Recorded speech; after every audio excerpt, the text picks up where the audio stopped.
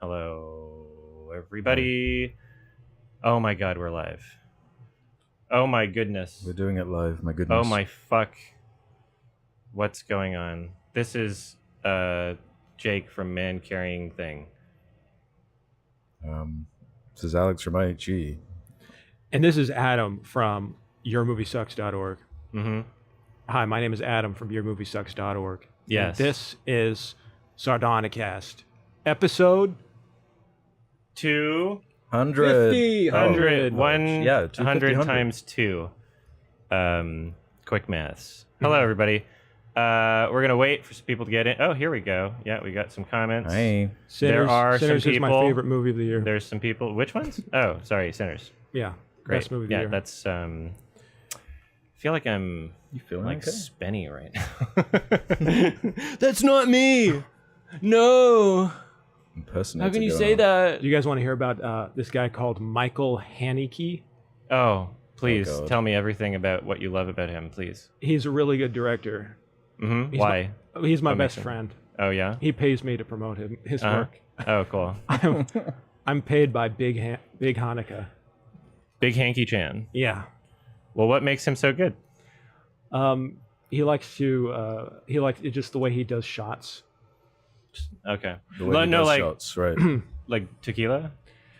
Is this in 4K? This is 4K, right? We're streaming to 2K. It's a 4K This is bullshit. camera, but like, Okay. you know, I'm like doing 4K as or much as nothing. I fucking can with my equipment. So I'm doing that much. I think it should be better. I think it should be better too. If everybody donates like a fuck ton of money, I can buy another computer and then True. This is It'll be really a trend of the year, right? Like the duo characters. Hmm? Like loads of movies have been doing it. Like, Oh yeah, this is know what I'm saying? Sinners. This is Sinners right yeah, now. I'm like in Sinners right now. This is crazy.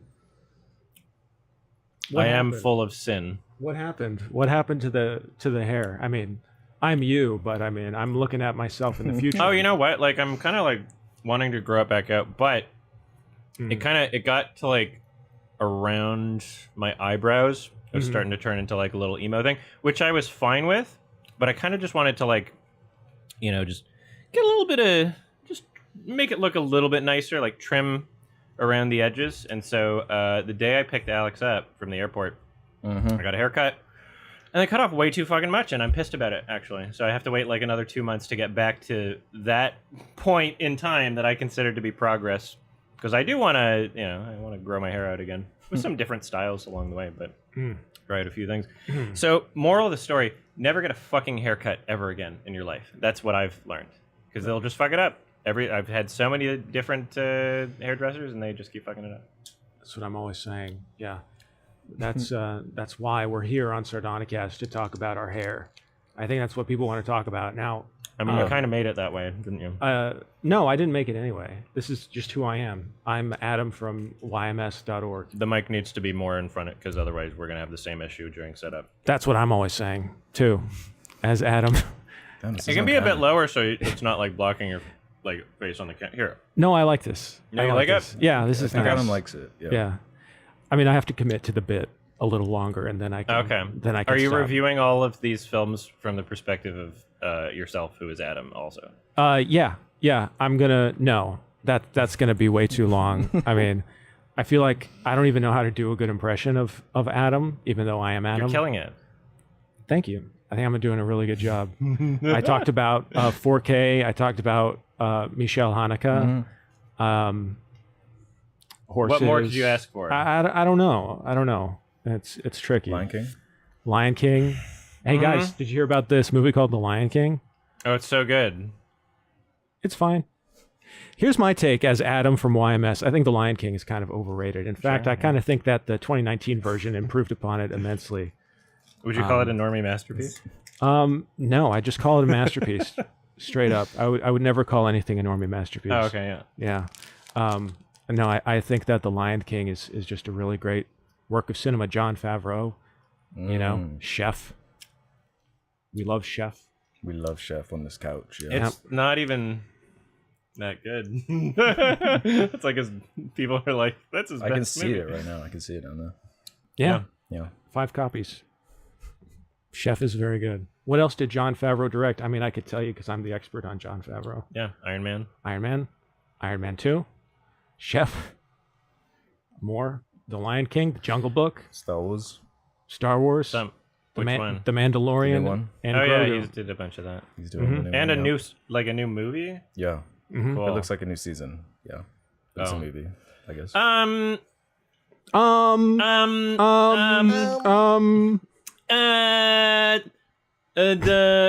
So when I picked up Alex yeah, Mm. and that's what I did. we hung out for a bit, Mm. got some pizza, and then the next day I was limited to just liquids and laxatives because I had a colonoscopy the day after. And so we just hung out here and like played I introduced Alex to Cursed Halo. Mm. And we didn't stream it because I was just like I was feeling so shit. And whenever Alex got hungry, I would order him food and just smell it and not be able to eat it. And it was Yeah. very I felt sad. bad. Damn. But Yeah. I finally got the colonoscopy I've been trying to get for a year. And they put me on fentanyl. So now I can say I tried fentanyl. Nice. Yeah. I'm a fent boy. Oh, yeah. I hear that stuff is kind of addictive. It's fine. Just be Just a careful. little bit. It's just an opioid. That's it. No, yeah, it was kind of weird. Just like I didn't plan for that to be a part of the trip, but they were like, "Oh, this is the soonest you can do it," and then, yeah, if I didn't do it during this week, it would have been another couple months or whatever. So Hmm. Mhm. I had to do it. But it was better suffering with a friend. So thank you. Yeah, well, I just got to play Curse Halo and eat yummy food, so Yeah, just had really a good sweet. buffer day. yeah, needed it. Hmm. I mean, I just got here. I feel like I walked in onto a dynamic that's very special and unique. Uh-huh. You know, you two have It's a special bond. You know, and you guys kind of gave me dirty looks when I walked in. But you guys have been really nice to me ever since I put the wig on. So Yeah. I'm always nice to Adam from Your Movie Sucks. because that's who I am. I'm Adam from yourmoviesucks.org. Yep. I really love the work of Derek.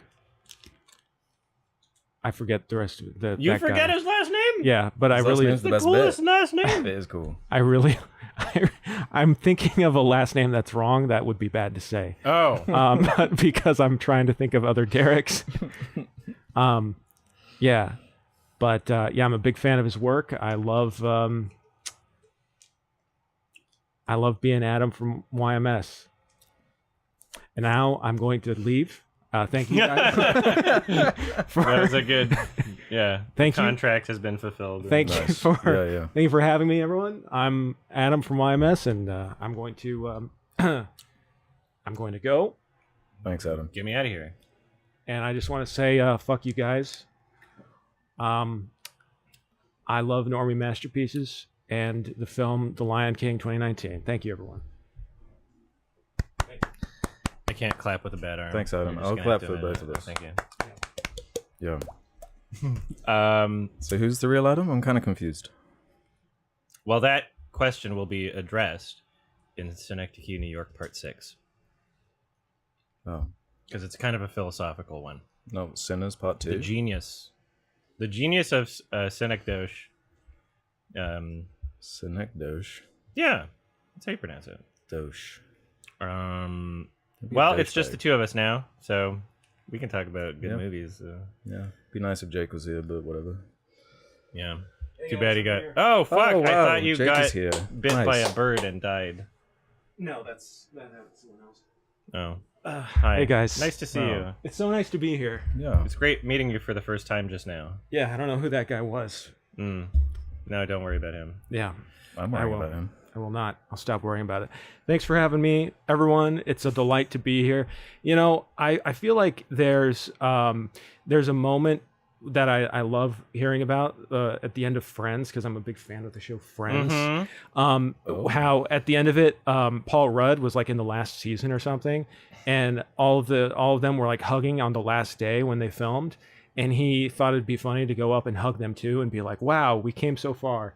And they didn't think it was very fun. I feel like Paul Rudd in that scenario, because you guys have done a ton of Oh. episodes Oh, I see. with Ralph and then on your own. And now I'm here to just kind of like, bathe in the victory lap of episode 200. And when I've done like 4 episodes. So Do you want the 100,000 subscriber plaque? yeah, that'd be Later? nice. Yeah. I'll just take it Yeah. and then I'll quit. No, I mean we love having you.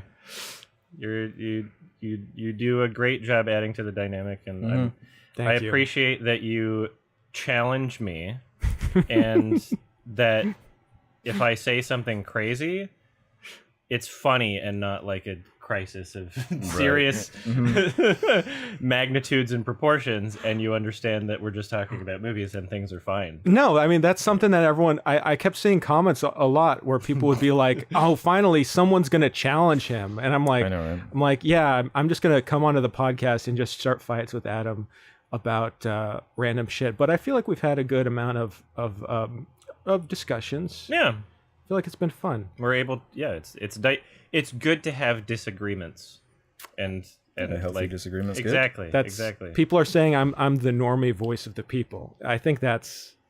A lot of people are saying this. I feel like that's a huge compliment. I like that. Yeah, Yeah, I'm just a normie. A normie. yeah. We all have our strengths and weaknesses, and I'm the normie. Adam, you are the weird one. I'm the fucking freak. Yeah, and I feel like Alex is just like the most. Yeah, what am I? You are like the perfect combination of the two, where it's like Oh, you can dip into the freak world and come out I like that, unscathed yeah. and be zen and just be a nice, lovely person. I mean, I have to say, folks, ever since I got here, these two have been very nice and friendly. Aw. A little shy. And kind of standoffish, Oh, yeah, especially yeah, when sure. I was looking at Adam's Blu-rays and I was about to touch one and he was just like, Not and that I was one. like, Yeah, I don't have to do that. They're not for watching; they're for collecting. Okay, that's why none of them are open. they're all sealed. Yeah, They're gonna become more valuable one day. Uh-huh. There's like a DVDs, couple yeah. that I have that are like that. Don't worry about that. That just Oh, happens. okay. Yeah. I gotta fix that. Someone says, "Is this the sexuality spectrum sofa?" Yeah, Oh, okay. probably maybe. Okay, Sure. it's interesting. I'm seeing a lot of R.I.P. Ralph comments. I just want to say, Ralph is not dead, unless is that canon to the podcast? I don't. Well, people Something to do with have Jenkum. different interpretations depending on the comments section. Okay, So okay, that's fine. yeah. Have you tried Jenkum yet? I what? Yeah, that was like an old meme. Wait, what? Yeah, I thought you were listening since day one. I lied. Oh, That's how I got on. okay. I yeah. just- Oh, you that's know. why you're on. It's because you proved your allegiance by saying you were listening. the I just Q&A. lied the whole time. Yeah. Yeah. I was like, yeah, I love the podcast and everything. And Adam's like, why don't you come on? And I'm like, great. I'll just steal that sweet, sweet AdSense money and be rich. The most lucrative money-making podcast of all time, as you know, true. because we're constantly doing ads, sponsorships, and Mhm. things, and paid product placements. Like every episode, we've done several, right? Uh-huh. Well, that's the big announcement we're doing, right? We're announcing we're doing it twice a week now. Mm. Oh yeah, no. The announcement is this stream is officially sponsored by Avatar 3. I mean, it genuinely Fire. is. Yeah, straight up is. You guys, if you say anything bad about Avatar 3, I swear. Well, that would be a breach of contract. We're not allowed to. Yeah, We all signed it. Disney's not having that anymore. That's kind of like keeping me, honestly, that's kind of keeping me sane for the rest of the year. I'm like, Really? Avatar 3 is coming It's out. keeping you going. I'm like, Yeah. I can last until Avatar 3. Then things will be fine. Yeah. Nothing to live for after that point. You know, my family and everything, they're cool, but Avatar 3, it's kind of But important. then you got Avatar 4 and 5 as mean, well. It's keeping yeah. you going for years. There And- better be a good fucking cliffhanger. If I don't support Avatar 3, they might not make Avatar 4 and 5, and then the series wouldn't be complete, and we don't know what would happen Don't to say Jake that. Don't put Sully. that energy out there. It's just, man. Mm. You know what's funny? I got a lot of Avatar vibes from a certain film that we're going to be discussing today. Ooh. Interesting. Okay. Mhm. Okay. Well, we can start the film discussions at any point. I have my notes. Yeah, we can do that, or we can address, you know, the various topics that need to be addressed. Mm-hmm. Mm-hmm. Um, Homelessness. Homelessness. Avatar 4? Avatar. We discussed that. Avatar actually. 5. I think we covered that as well. Oh, Yeah, shit. it was a pretty thorough discussion. So it's- Yeah, but I want to hear. I have some questions for the two of you. 'cause Please, you Oh, yeah, guys, please. you guys have been doing this podcast for a while, and in Mhm. some way, I'm like the audience avatar because although Oh yeah. I haven't seen every episode, I've seen a fair amount of them. You know, when I was very depressed back in the day, I used to listen to this podcast a lot, but I was very depressed. And that's why. And it was, you know, so what is it like? What has changed over the years? What has been some of your favorite memories doing this podcast? That's my question for the two of you, Alex and Adam. Favorite memories? Well, I have like the advantage of being able to come and visit Vancouver. Hell So yeah. That's Mhm. got some Okay. cool memories there. Going Mhm. to Seattle and everything. hmm Yeah. That's your favorite memories of doing the podcast. Well, no, like, Of I not gotta- I doing gotta the think, right? podcast. I don't know. Traveling. The work expense trip, the little vacation. No, but like to be serious, like the friendship's really Hell cool. yeah. To, yeah, just being able to combine something you're passionate about and Exactly. have conversations you want to have, and Yeah, the reason why all three of us are doing this is because we just enjoy it, right? I enjoy talking about movies. I enjoy getting my thoughts out in this format, because I already have the like edited, stuff. But like, yeah, it's a different medium, and I like having a real discussion with other people about movies instead of just like throwing my thoughts out. And sometimes it, something someone else will say will help me form my own opinion a bit better, right? Yeah, there's been a lot of great moments. That's very sweet. I like when people get mad on the subreddit. you like that. You like Yeah. that? That's your You're into favorite that. part? Yeah. That's my favorite. Yeah, where's the Normie Masterpiece merch? I feel like that's got to come. soon. Yeah, I need to. Yeah, I've got a lot on my plate. Yeah, that's really stuck. Huh? Mhm. I do agree. We need some. Well, I've got to say that I do really like the podcast, just doing it, because I'm here for the money mostly and for the Appreciate the honesty. Yeah. I just got to be honest about that. But second to that, I really like talking about movies with you guys. I think when I did the guest episode, that was very fun, talking to you because it did remind me of kind of being back in college where you could just spend 3 hours talking about great films. And then I discovered that you guys mostly wanted to recommend absolute dog shit. And then Look, one of us. yeah, one of us. And then that was part of it. And I kind of like the back and forth of trying to fill up, an hour of conversation about some of the worst movies I've ever seen. And but I'll say my favorite episode I think we've ever done was the Funny Games episode Nice. because it created such an interesting conversation. That was actually one of the more interesting conversations Good. we've had. Yeah. Yeah. I felt challenged. I'm always feeling challenged mentally. What is that? Not what we're saying? And I felt kind of hurt by that episode in a good way. So yeah. Like a spicy meal. Yeah, you could say that. Yeah. Mm-hmm. Well, that's what I love to challenge people mentally. Have them This is the kind of experience- podcast chemistry that you can't make in a lab, folks. No. Uh-huh.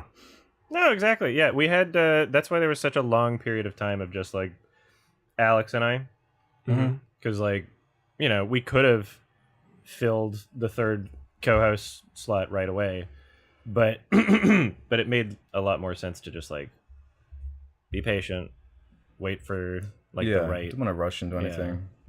It's nice that we have all these different eras now. It's been going so long. Yeah, like Taylor Swift.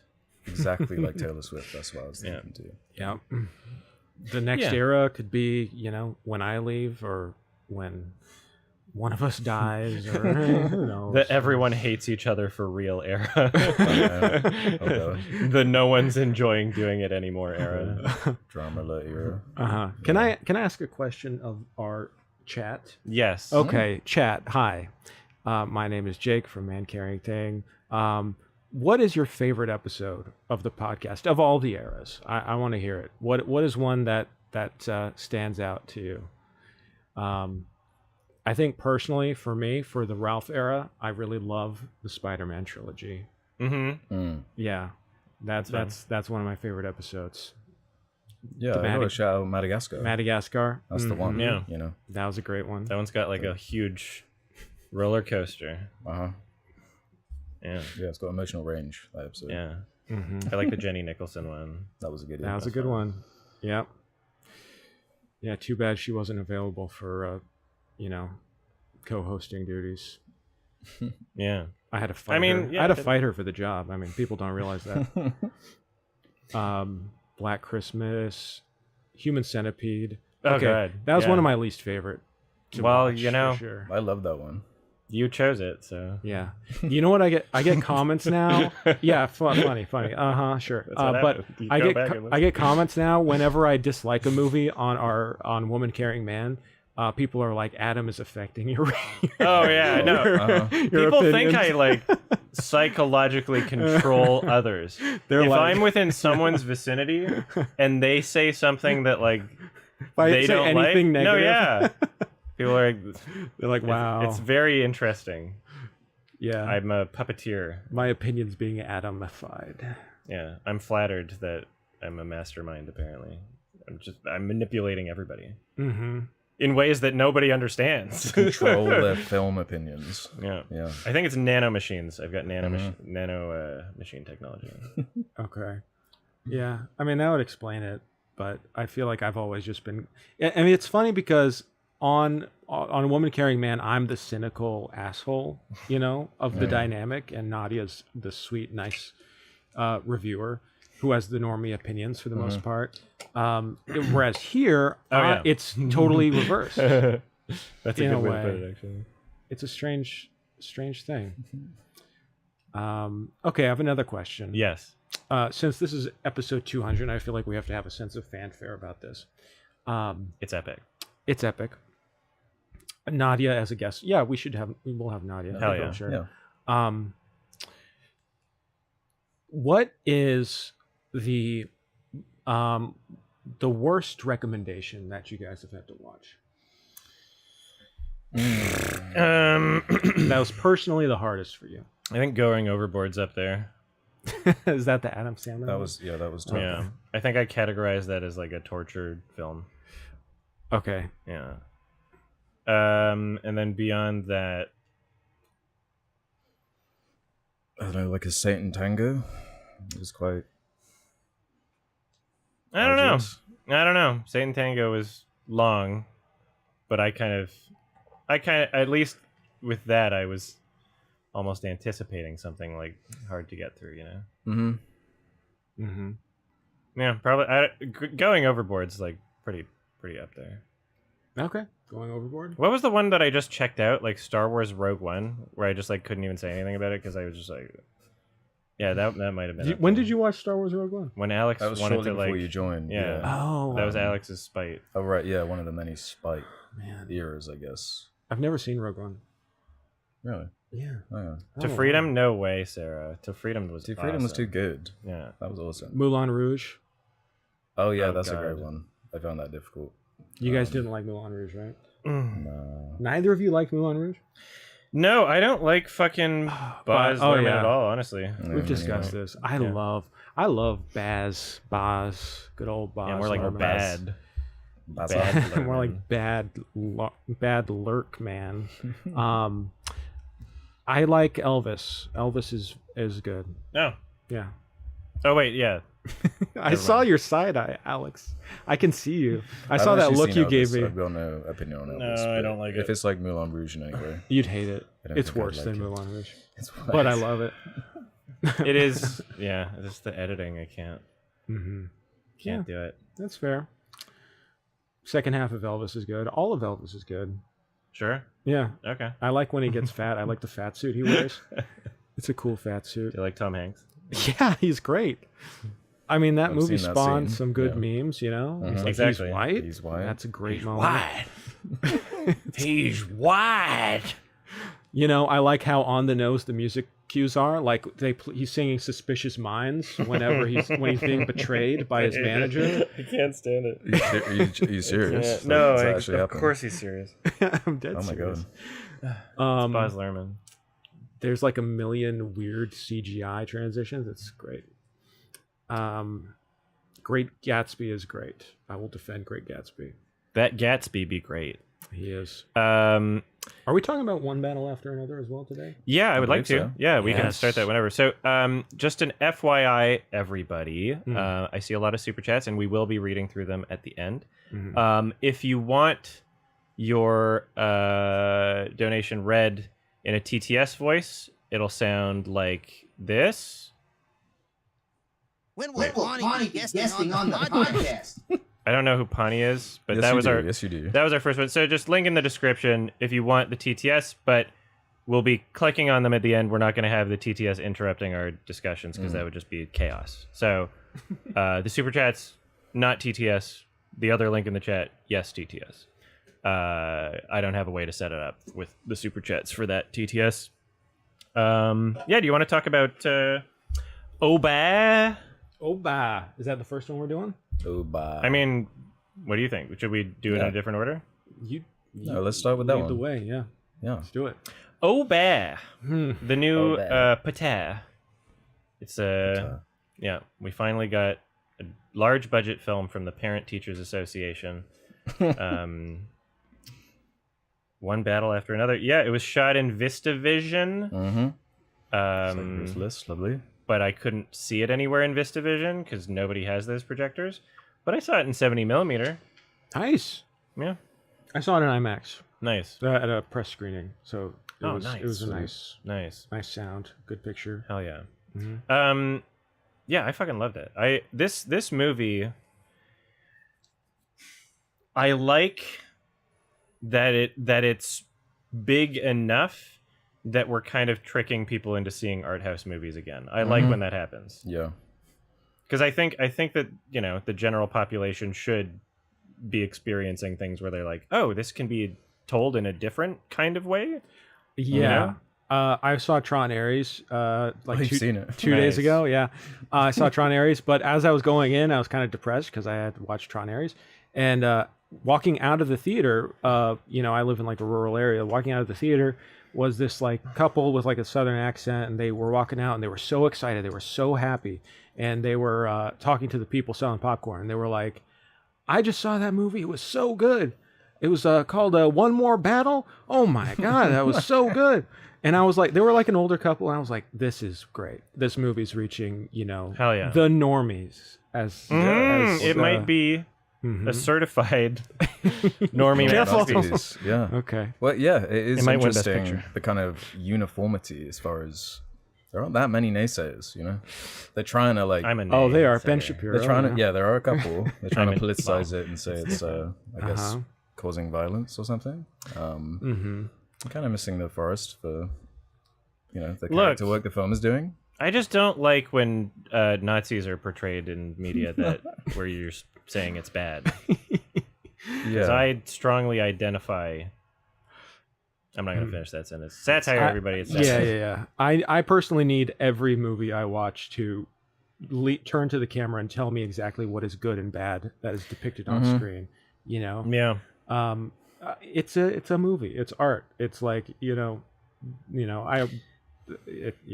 It's not just a movie and art, but it's also like absurdist satire. exactly. Yeah, That's it's a another comedy. That's Like, it's the hilarious. biggest thing that I think a lot of people are missing. half of Ben Shapiro's review was him complaining about the names in the movie, as if like he just was like, "Oh, right. that's a silly name. I can't think of a better name than Lockjaw. Perfidia." Yeah, I know. Jungle Pussy.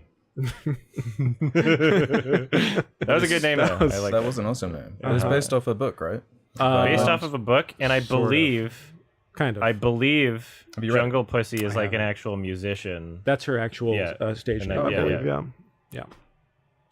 No, it is based on the book Vineland, sort of. I guess PTA for like 20 years had wanted to do an adaptation of the book Vineland by Thomas Pynchon, which is kind of about the revolutionaries of the 60s becoming washed up in the 80s and kind of like transposing that story into the modern age.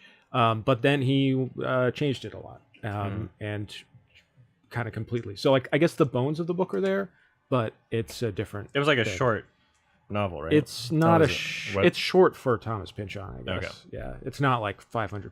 It's not like 1,000 pages. Okay. I think it's like 300 pages or something. But And so you read it? I have not. Okay. I just know this. Okay, cool. Yeah. Yeah, I pretty immediately from watching the film, I was like, oh, it's kind of going for like a weird grindhousey thing. Because, yeah, like a lot of, not just it being shot on film, but like a lot of how things were framed were kind of like atypical for a PTA movie and seemed very intentional, but intentional in kind of like a we're going back in time a little bit kind of way. Where like the framing, there's a lot more like close shots. And even though I was never starved for like, what the room felt like it's not like we had a lack of establishing shots in their entirety. There was definitely there were definitely choices where I'm like, okay, this feels like kind of like almost like a medium classic kind of 70s film, even though it's not set in the 70s. I feel like it's very much going for like this very subtle layer of like grindhouse cheesiness, while at the same time, obviously, successfully presenting, serious tones and emotions. I consider it to be like kind of like a grindhousey No Country for Old Men, where it's like neither of those things are contradictory somehow, but with any other director they would be. I love like what you mentioned there about the how he's very spare with like how he uses the camera, because there are scenes where you think there'd be a bunch of different setups for a certain moment, and then I think back to the actual scene and how it was shot, and it was just one shot. Or like a close-up of DiCaprio for the whole conversation. You don't even see the reaction shots of the person he's talking to. It's just all in our head, and it makes the movie feel much bigger than it is, because he's so specific about where he's pointing the camera that it's like there's not a million setups for all of these action sequences. It's very deliberate and kind of I don't know. It's very unique. But we mentioned like the comedy satire element, but at its core, like it's still a tense action movie that's 2 hours 40 minutes long. And it manages to maintain that tension all the way throughout. A couple moments where it releases some steam, but like it almost like throws you off. Like, oh no, you've like been building this momentum for so long that it knows when to just bring it back, how to keep it going. It just makes it so satisfying. The way it builds on itself, it's never boring. It's like not a bad character or scene.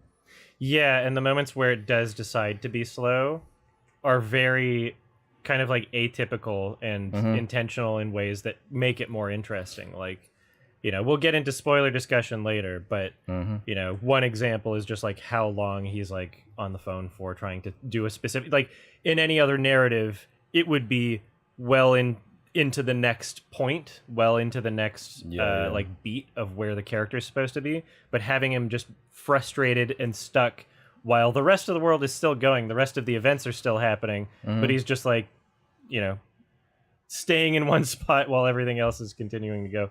I love that, and it creates not only like an increased sense of dread, but it's very funny. It's very funny. That's hilarious. It's a very funny movie. And yeah, I mean, I went to the screening with my mom because Nadia couldn't go, and my mom maybe sees like 2 movies a year, and she loved it. She was like, that was so exciting and entertaining, and I was worried like partway through. I'm like, maybe this is boring. Is this going too long? But no, she was like, that was super intense.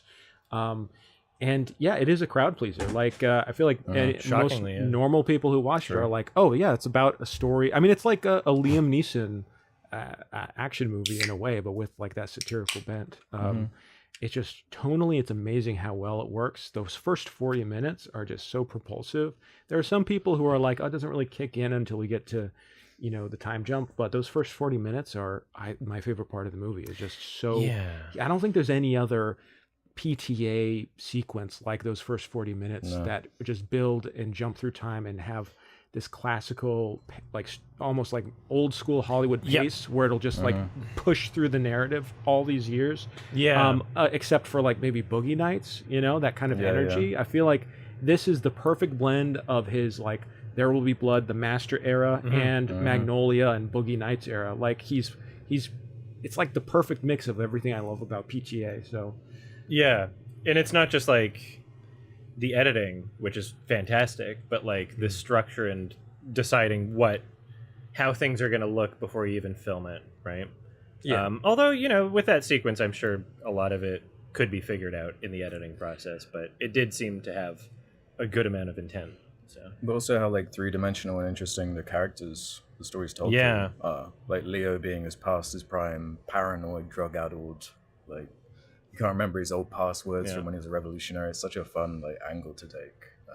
Him scrambling around, and then him up against Sean Penn, who to me just stole the show. Like I hadn't seen him in anything since I Am Sam, I think. So I'd forgotten like what he's capable of. But that character was like it's an I Am so fucked up. Sam-esque performance, you could say. I mean, it's very big. Oh yeah, but hilarious too. Like how insecure that dude is, and how the whole mission, the way he overlaps with Leo. We're not talking spoilers yet. Like the way that goes, the way that develops, so unexpected, and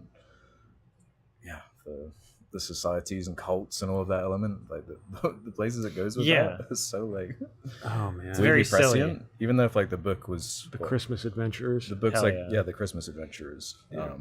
If it was set during like 80s second term Reagan era or something, Yeah. then it kind of carries on that energy and still feels like prescient as to what it's going for.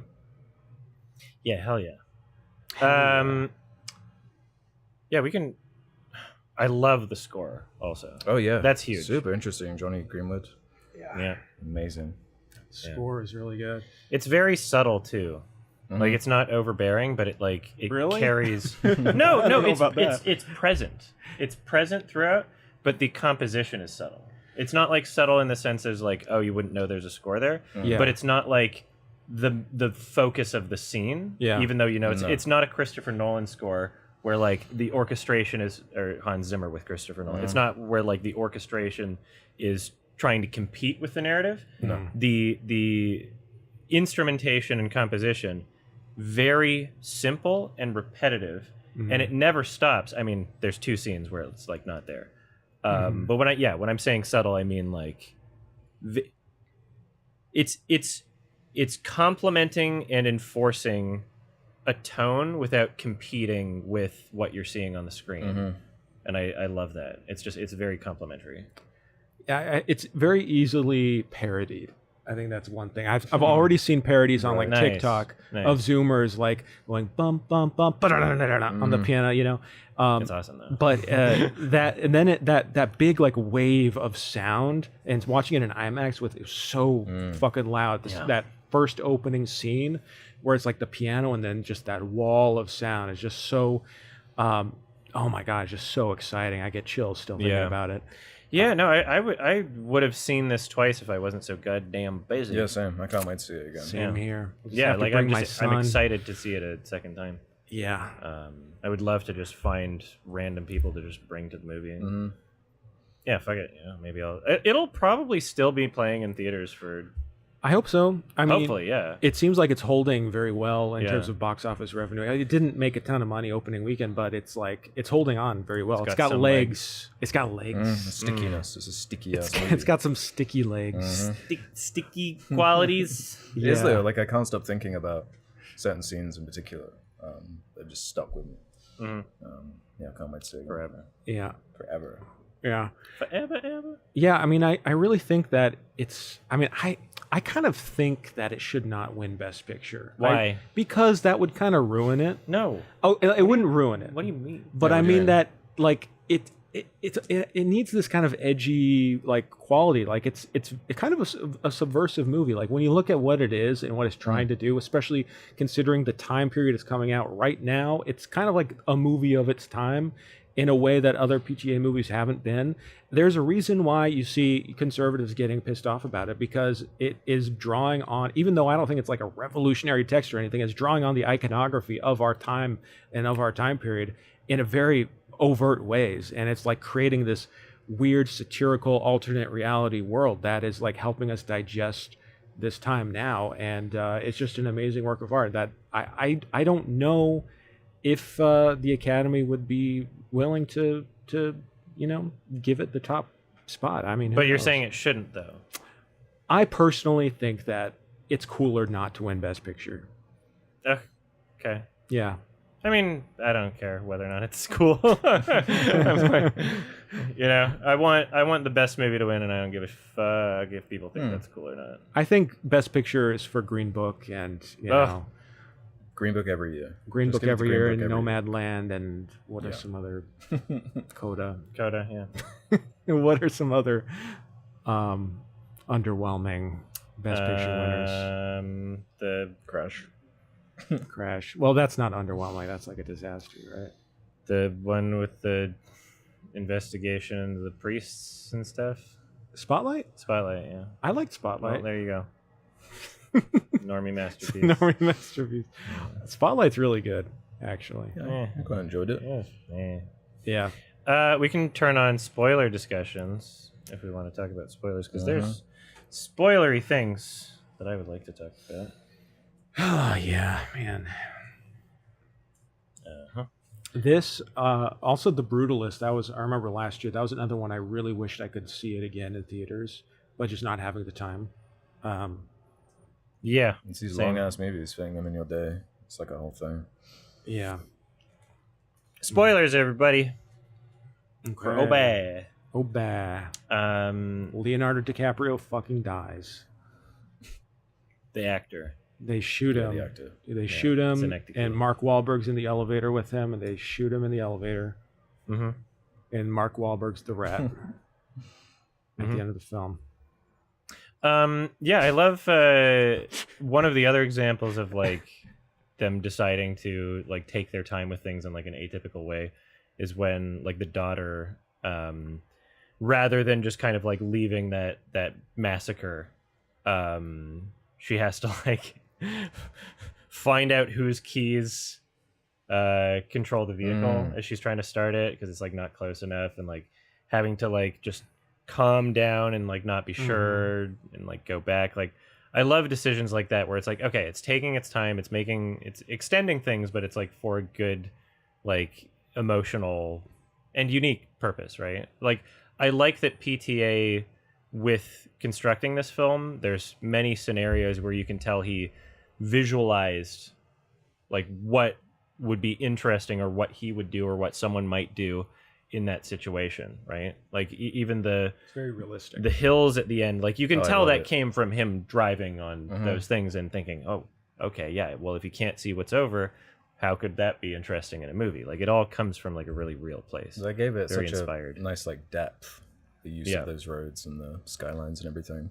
The ingenuity of the daughter character, how she deals with that chase and that mess. And like when Sean Penn was taken out in that car crash, part of me was like, oh no, I feel like I needed more of this guy. Like, Oh, yeah, me I too. feel like unsatisfied by this. It knows and addresses it shortly after, and he gets the best conclusion possible. I was really kind of annoyed when that happened, because I was like, Yeah. he needs to have a showdown with Leo at the Yeah. end of the film. And We need but something. I really like too that like Leo doesn't really do anything. Like he doesn't even like save her. She saves herself, and comes up with the idea to crash the car basically. And yeah, it was just great. And the final sequence, shout out Jim Downey of the legendary Saturday Night Live writer. You guys know who Jim Downey is? No.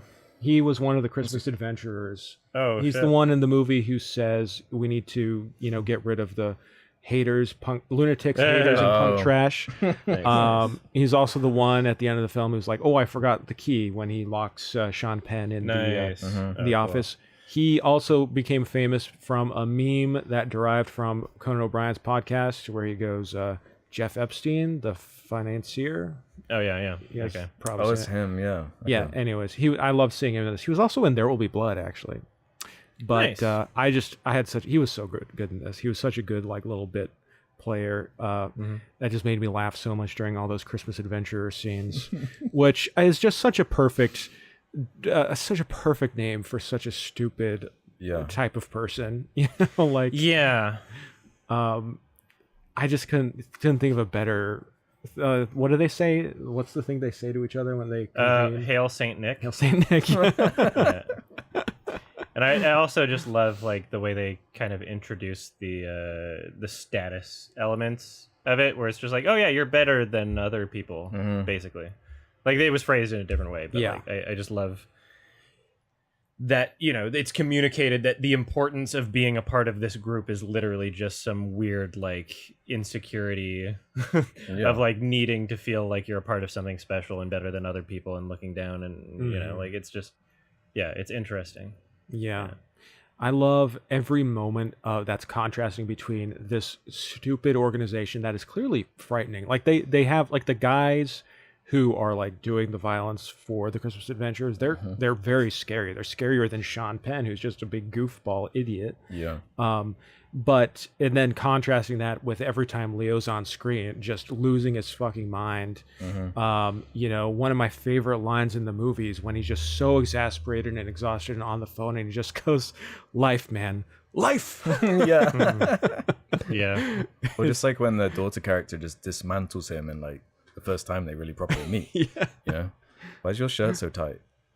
And he's just immediately like, I'm not gay. That's what you're asking. I'm not gay. yeah. I loved that exchange. It's so funny. Yeah. Some people are like legit like that, and it's funny to see this film that is so clearly, you know, an absurdist satire. Things are just like they're extreme, but they're also very real reflections of society and things that we can see, right? Like it's just more of an absurdist take on it, but it's still real. That's why there are people getting upset about the Christmas Adventurers Club. Like, Oh yeah. it's like That's just me. Them projecting, Well, I've seen critique, honestly, from both sides, Same. because people are like, "Why isn't he explaining the most effective way for, you know, revolutionary action?" It's just like, it's like I don't think PTA is trying to go into the details of how an organization functions. Like, it's very clearly he's using this as a framework to talk about like fatherhood, about time, about you know, life. I mean, it's a satire. I mean, so much of those early scenes are so funny, and Perfidia Beverly Hills is such a great and interesting character that contains so much within her that isn't just like, this is why these groups are evil. You know, it's like there's a lot of complexity that the movie's trying to you know, deal with, and it's looking at these people as human beings more than anything, which is something I always love about PTA movies. It's that Altman-esque you know, humanism that is like taking these characters who could be total stereotypes and you know, goofy broad characterizations, and honing in on what makes them people. Because even Sean Penn's character Lockjaw, as insane and goofy he feels like a three-dimensional character. He doesn't feel like a real cartoon person. Yeah, it doesn't feel like preachy or condescending, even with the charged topics that it's playing with. It's very confident in like the tone it's bringing there. Yeah, and like a character doesn't necessarily represent all of one thing, right? There's enough of like variety of different people. I've seen some criticisms, like, you know, with like the I forget her name, but the Leo's like love interest, and just like her problematic elements, and some people interpreting that as like, you know, saying that that's like something to be said about all black women or something like that. But I feel like there's enough, you know, like black female characters in the film that are, you know, pretty clearly not that, and also kind of like caught off guard by her like problematic nature as well, that it's like, you know, it's not painting a brush and saying everything is this or everything is this or everything is this. Like I think it's handled well enough. I mean, I don't know. I mean, there were things that I didn't notice as being potentially like, you know, I understand why there are critics of that, especially black critics who are looking at this and going, why is she characterized this way? Why are these characters portrayed this way?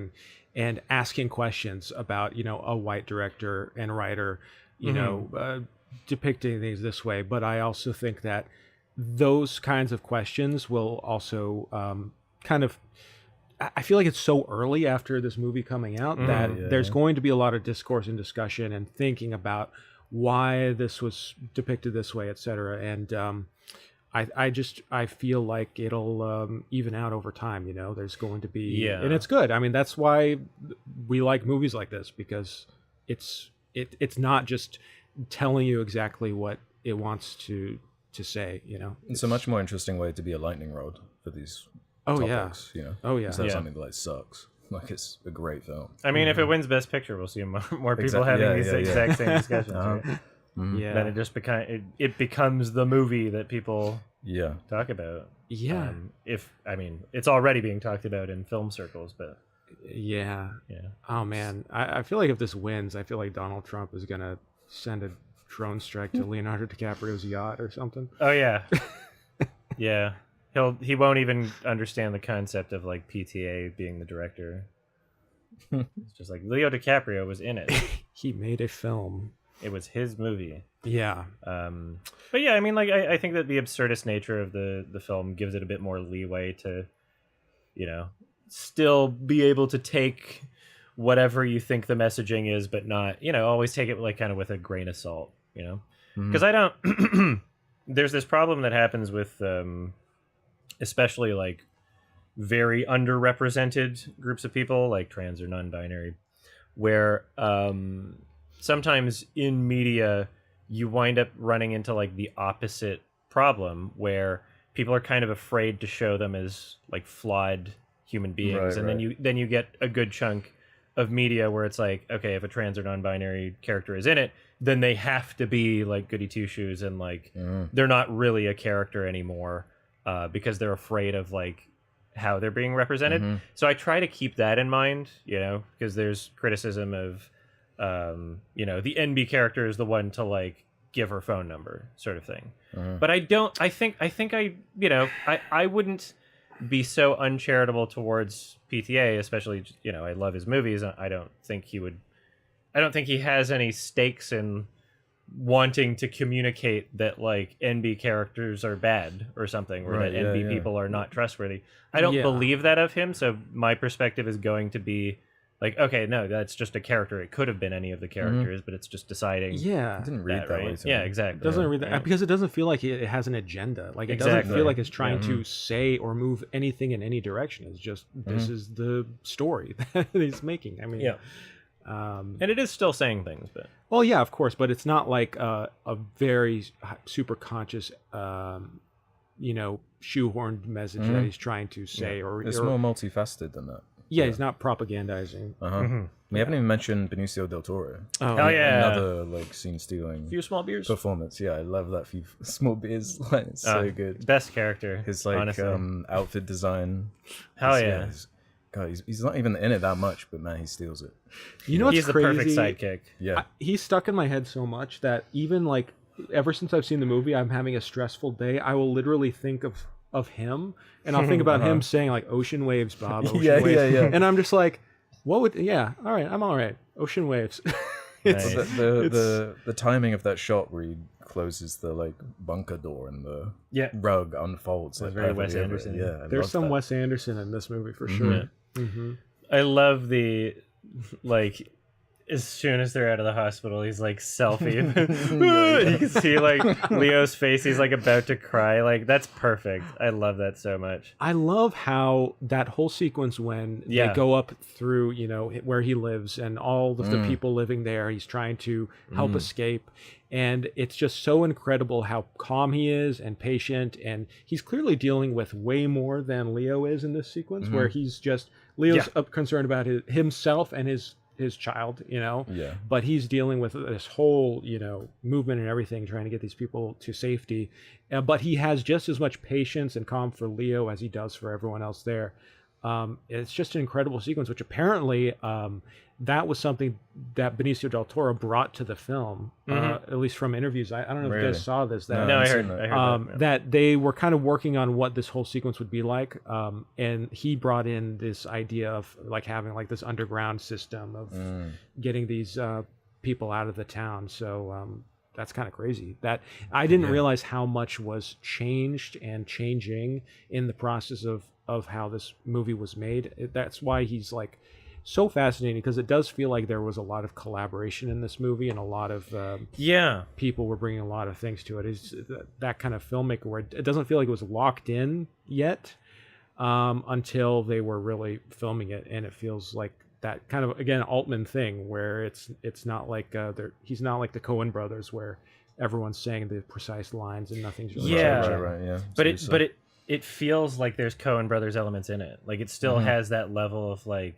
meticulousness, at least from the perspective of watching it, right? It feels like things are planned out to such a ridiculous degree. But then you like, I was listening to like an interview of like a gaffer on the movie, right? And he was saying like, I was shocked, like showing up to this film set, and there was a point where like Paul Thomas Anderson asked me, "Oh, what do you think of this?" And for like just him to have had his opinion be considered as just somebody that's one of the lower jobs in terms of like decision making on a film, like he was just kind of taken aback by that. And so it's an interesting window into like the process with PTA, at least at this point in his career.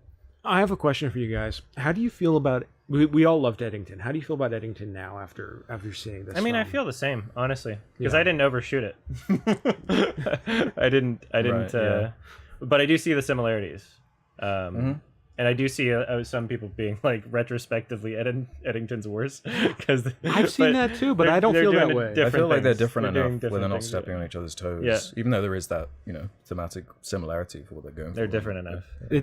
It's two directors dealing with the present day. That's the only thing where they're like really similar, because I think Ari Aster has a very different perspective on life and people and humans. Like his movie is kind of, it's hilarious, but in a totally different way, in a way that like makes you feel bad, Like you watch this movie and it's dark and upsetting in a lot of ways, but you come out of it on a high with the thing about Tom Petty, needle drop at the end of the movie. Like it's very exciting and makes you feel good, but Eddington makes you feel like a piece of shit, and that's why I love it. So how do you feel about these emotes that Fanboy posted?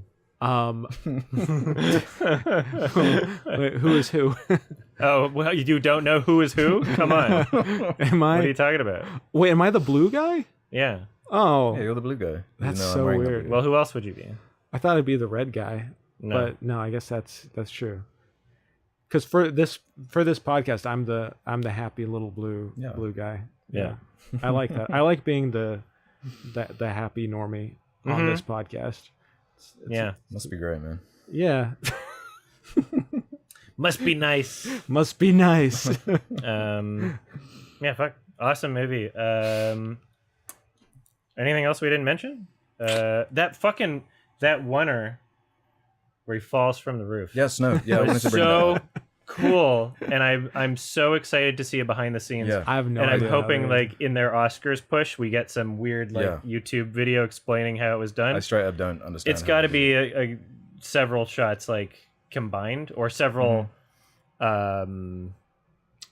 like actor actions. Like there's a stunt, but the transition into like him being clearly Leo, maybe they like composited his face onto the stunt act. Maybe the stunt actor did the entire scene, but then they got Leo to do the same motion and then like digitally put it, because it's dark too. Like, I think they just pushed Leo off of a 40-foot That's building. exactly what it looks like. Oh, exactly, right? That's why it's so cool. Yeah. And then he gets tased right after. That was God. Like stunt Leo stunt all in one shot, and it's just it's really, really cool. As archetypal as this movie is with like the plot beats, it also feels just as unexpected through each moment. Like I don't know, like there's gonna be some kind of showdown between him and Lockjaw, that he's like basically doing like Taken and going after his daughter. But those moments that just throw you off totally, and he ends up at the hospital and he has to escape the hospital, and like it's just man. super unpredictable. It is Yeah. very unpredictable. I love Tom that fucking in Cruise. the we're given like an idea of what the character's goals are, like where he's trying to get. Yeah. Very clear, very simple to understand. But the timeline of him getting there is like just in one spot for so long, and then like makes a little bit of progress, and then just like whoop way back, like Yeah. and then like has to correct. Like it's just a movie of him trying to fix all the mistakes he's made throughout. Like the runtime and before, even. Yeah. Do you guys have any interpretation about the end letter? Do you think it was legitimate, or do you think Leo wrote that? Oh, that's a good question. I wonder. That's interesting. Because I like that we don't really know. I mean, I like the idea that it could be that, but I do feel like the movie really sells that it is her because of her. She reads it, right? We hear her voice, so it does. True, that does kind of enforce it. But... I wonder. I do think it was her, at least in my reading of Yeah. it. But yeah, if it isn't, then that's just a different read. I don't know. I mean, I do think that moment does help, like, bring her character full circle, because I do think, like, in her world, in Perfidia's world, she made a huge fucking mistake and now can't do anything about it. She's out of the country, out of her child's life. And I think the whole movie is really about how DiCaprio being a wonderful father and taking care of her daughter, that is doing good in this world. That's not a useless action, showing love to his child and raising her to be the next generation to do better in the world. So I'm so glad they didn't try and force in a like mama reunion. Yeah, I know. For how crowd pleasing it is, like they never go to that level. Yeah. That would just be too corny, too convenient. I wasn't left like feeling like something was missing. No, from the experience, no, or really like the complete. loose ends. Everything felt like a choice to like not include if it wasn't, and one that works for it. Yeah. Movies, man. Life. Freaking movies, man! Life. Fucking. The heck are these Life. fucking pictures? You take 24 of them every second and it turns into a moving image. The problem with doing one battle after another first is that we're really like peaking now. Sure, but who cares? me? Like I don't care. What the fuck is wrong? We peak with the questions, okay? The questions are what. That's true. Most Someone important. said Jake's fit goes hard, guys. I'll take it. There you go. I will fucking take it. This was just random. This was all the clothes I had that didn't have throw up on it. Cool. What do we give? Oh, bah. Oh, bad. I give it a freaking 10 out of 10. Yeah. I'm Hell just yeah. a smidge under. I'm at a 9 out of 10, 4.5 star. I Yeah. don't know, it might go up. Need to So, see it again. yeah, well, I'm future-proofing my rating because it's going to be a 10 on my second watch, too. Hang on. But you're going to have to correct I'm yourself. gonna have to rewrite history. Yeah. 10 out of 10. I mean, out of come 10. on. What do you guys? What do you, Hey, Yeah, that's this fine. hater something right we can here. do live. That's fine. Yeah. I'll be the Whatever. he hater. really does hate everything. I'll be the hater. That was a very strengthy, strong Yeah, I could like feel fist that. bump. Like, That was Really? that was a punch. That was a punch to my knuckle. Are you okay? I'm Are you okay. hurt? Well, because that was my good arm. Okay. But if it were my Oh, other, nice, I yeah. was careful not to use my bad arm. That would've been a I like disaster. it when you like movies. That makes me thank you. happy. Yeah. Yeah. I feel like I if also you like like it when I like something, that's a good thing. Yeah, I think it's same. But someone says, is it better than War of the Worlds? And I think that's an That's not good. interesting question. Let's not go crazy. In terms of enjoyment, I really enjoyed War of the Worlds. I don't know. I mean, yeah, they're all great. Mhm. I gotta pee. Hold the fort. Typical. I gotta pee. Right Okay, I'll now. hold the fort. All right, pause the podcast. We're not pausing. Someone push pause. I thought they were hitting Alex. Oh yeah, that must have looked like you were like crushing my head between your fists. Thanks. Well, now that he's gone, we can finally talk about what we want to talk about. And we can be honest for once. Yeah. Be honest for once. We can talk about Normie Masterpiece quick before he gets back. This is usually, this part usually gets edited out of the recordings if the pee Adam breaks. goes somewhere or something. But that's usually when we talk shit about him. Yeah, it's like So- venting time. Yeah. So Get out of the system. you've been here for, you've been hanging out with Adam for a while. What's his deal? What's going on? What is his deal? Where do I even begin? That's a loaded question, man. You're too nice. I'm too nice. Yeah. I mean, I feel like you guys are just having a good time. The good vibes are here. I'm just chilling. Man, that's great. That's what life is all about. That's what life is all about. Someone said blink twice if you're held hostage. I think they're talking about you. Yeah. Okay. Watch my eyes. How was Tron, by the way? Tron. How's our boy Jared? Jared. Tron was fine. Was the music good at least? The music was great. Okay. Yeah, That's that why kind of that's why I'm made gonna the see it. movie. If it wasn't there, it'd be like a 4 out of 10. But Wow. with the music, it was. I gave it a 6 out of 10. Okay. But I do think the movie kind of broke Nadia because we did a recording and she Oh, no. legit was like something snapped. Such a weird franchise. It seems like no one really cares about it. It's My a franchise. Tron. We're talking about Tron. I don't care about They're like these tech demo movies. They it. are I hate them. okay. They are not good movies, but I like Tron. I like. Yeah, I enjoy There's it. something like corny and fun about it. Sure. Okay. But then having Daft Punk and now Nin, it's like, why you do? Why you have to have these amazing soundtracks in the most mid films ever? So, Yeah, I know. I think the first Tron is kind of bad, but Tron Legacy. yeah, I found is, that hard to get through. for Tron sure. Legacy is kind of good. Yeah.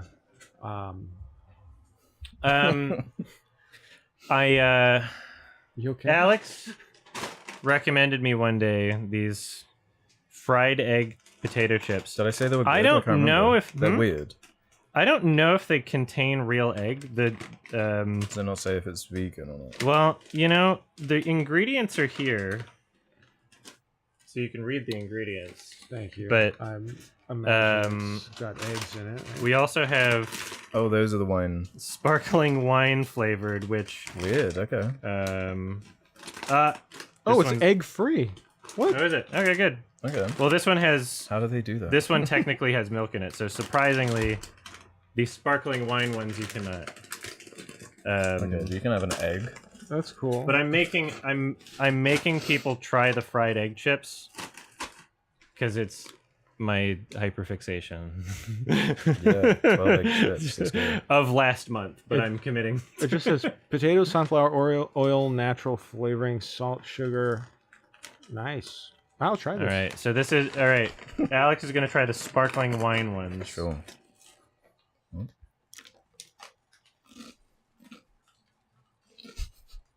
I know, right? What the fuck? I know, right?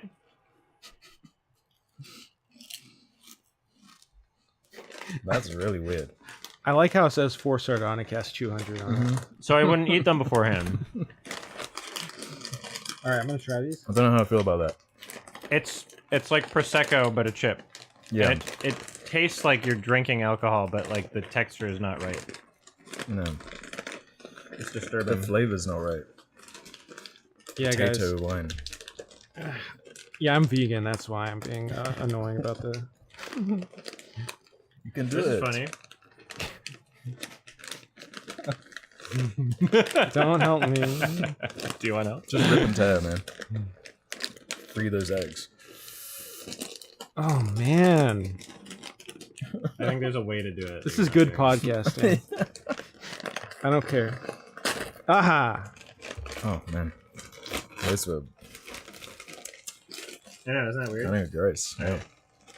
Egg chips. I like the egg chips. The fried egg chips. Someone said, "Jake, you're American. You can open chips."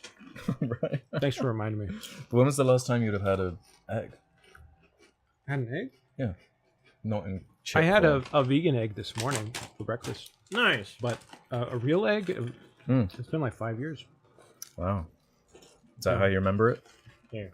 It One of these guys? tastes pretty good.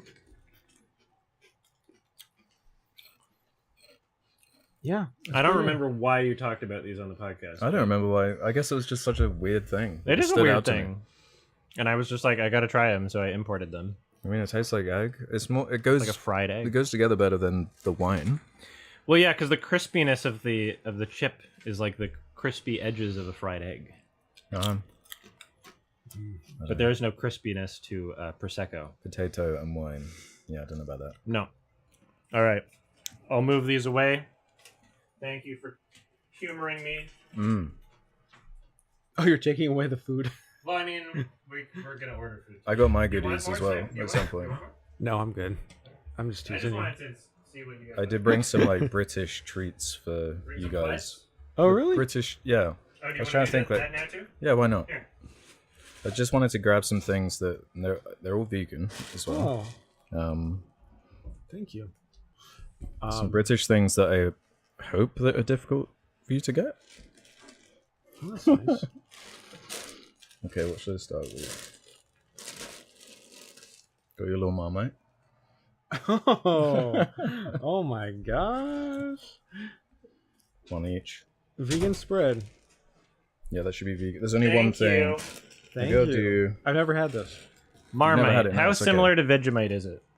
It's quite different actually. Oh shit! Yeah, I'm excited to try and this. you know, But they're both. you're either yeasty. gonna love it or hate it. So It's rich in B vitamins, yeah, like berry. it's pretty. Yeah, it's pretty strong. I Okay. don't know, you might hate it. I'll eat anything. Yeah. Normally you'd have it on like some toast or something with a bit of spread. Sure, no, I'll do it. I'll do it raw first. Because yeah, I'll be going in. Are they going to stop me at the border for this? No, right. it's processed. No, that's fine. All right, we're doing some Marmite yeast extract. yeah. I'm curious Spread. what you'll think. Yeah, This use is only more. the Odal Bungo says Marmite tip only use a very small amount. It's very tart. It is. Did you eat it like It's like kind of similar to. It is Vegemite, similar. but But like Yeah, it there's, is different though. yeah, the tardiness is. Tardiness is. Yes, I did bring it in a Tesco bag, Mm. Jimmy Ma. So I'll do some experimenting. I'll fuck with it. I'll put it on toast and stuff. That's kind of interesting. Yeah, that's weird. I suppose these kind of go with it. These are like the Mm. most British Twiglets? Twiglets. Oh my god. You heard of What these guys the before? frick? I got you guys. Oh, I've these never are heard of a good. twiglet. Again, I don't know if you. you'll like them. Oh my god. High in fiber, oven baked, not fried. Yeah. Twiglets. Nadia's going to love Chinese. Entertain your senses. Only Twiglets give you that distinctive knobbly shape, combined with a zingy taste and Knobbly? crunchy bite. Knobbly, yeah. Okay. Crunchy bite for all-round sensual. Sorry. Does Yeah, it say- Whoa. it Does says it really say sensual on it? sensual What? satisfaction. We just built I different. don't think we okay? can eat these on camera. Yeah. Wait, can I have one of those spoons? Yes. Oh, you got to Oh try wait, it. that was the one that I used. I don't think. Don't just It's because strong. I did that doesn't mean you should. Oh, really? No, you got to try it. I mean, go for it. Yeah, gotta just try it. no, it'll be fine. Yeah, I'm I mean, curious what you I have think. no idea what it tastes like. Whoa. I had a lot of that. I'm built Oh, different. God. I'm. What's your guttural reaction? That's great. Yeah. Look, I tried to warn you, but then Yeah. you That's just did really it I mean, anyway. like, you know, it's used as a you either love it or hate it term. I feel like I would enjoy it on toast, but yeah, on its own, it's a It's, bit of a. I personally wouldn't do that. What the heck? This is a weird fucking flavor. The fuck is this? I haven't had a Twiglet in forever. They are quite Are they weird. all this weird taste? New and improved taste. Before here, let me try one of those with soy. Yeah, I'm yeah. gonna Please, yeah, open the yeah. bag. What the hell's going on here? So do you purposefully pick the weirdest tasting things? Yeah, one of the things that you wouldn't be able to like get Sure. easily. Yeah, fine British cuisine. Oh yeah. It just tastes like burnt. It does taste like a burnt other It thing. smells kind of burnt, yeah. No, yeah, it does taste like burnt. Does it like Wow. taste like Marmite? This? Is this supposed to be Marmite? I don't know. That's how I remember them. No, it to. just Let tastes me like try one. burnt. I haven't had one in It just like tastes like forever. It tastes like It tastes like if you burnt your meal and then just like ate the burnt part. tastes like the scrapes does at the taste bottom of a grill. You know? Yeah, no, this is fucking fascinating. I that kinda this is a like it. thing. Wait, let me have I a don't few know. Oh, I'm glad you like it. I don't know if I like it. I don't know. That's all right. I'm shocked. weird. I'm shocked that I was able to handle the Marmite. It is really spoon weird. Better. I like that. Yeah, I'm not even gonna go for more. Actually, I'm just gonna leave it. Right. Just gonna leave it at that. I had to get you some condiments. Please. Thank you. HP. HP sauce. Hell yeah. It's like You a like this one? barbecue. Wait, this is for me. It's more like yeah. Holy shit. That's all yours. Thank you. Would go well with those eggs actually. Mhm. You have it with your your fry up, your breakfast stuff. Legit, Nadia's gonna love Okay. trying Awesome. these. That's good. Thank you. Tastes good. Mm. Do you want to let Jake try some of that one so he doesn't Yeah, have to sure. open his one? Yeah. By appointment to Her Majesty the Queen. Yeah. Purveyors of Heinz. Well, the Queen is dead. Sorry. Yeah, can you Sorry, everyone. Yeah, I'll pour some in your She spoon. fucking died. Oh yeah. Some Try some of piece that. I think you'll like that a bit more. I didn't make that noise. That's I not was appropriate. struggling. Ooh. Harry Potter sauce. What do you think of that? I like that. That actually would be good with eggs. That's yeah. Very sweet. Yeah. Uh-huh. Thank you for these wonderful weird gifts. Sure, Thank yeah. you. And the last is like the national treasure, I guess. Ooh. Sweeties. Percy Pigs. What the? Fuck? These ones are vegan. Oh, So I got thank those you. ones special. Oh, there's a special And version of the it. default ones aren't. So Oh Okay. my god, Does this it is feel? so cool. Made with real fruit juice. made of real pigs. This is so odd. Man, I'm not. They're a even national gonna go, treasure. I'm not gonna go to camera 2. Sorry, you guys are gonna have to zoom in. Okay. You're gonna have to. Everyone loves fucking Percy's. I'm more of a Colin the Caterpillar guy myself. Zoom but in. Percy Pig. It looks nice. Okay. Percy Pigs are actually so legit. Nice. I'm diving in. Oh, Have these normal they're British so snacks. cute.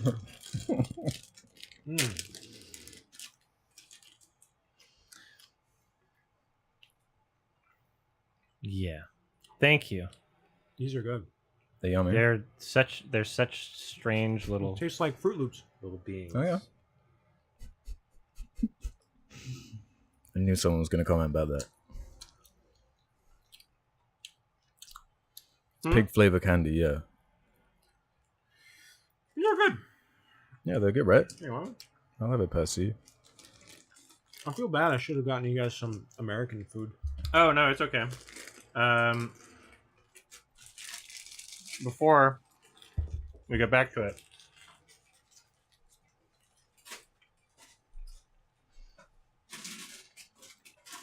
ketchup flavored Cheetos.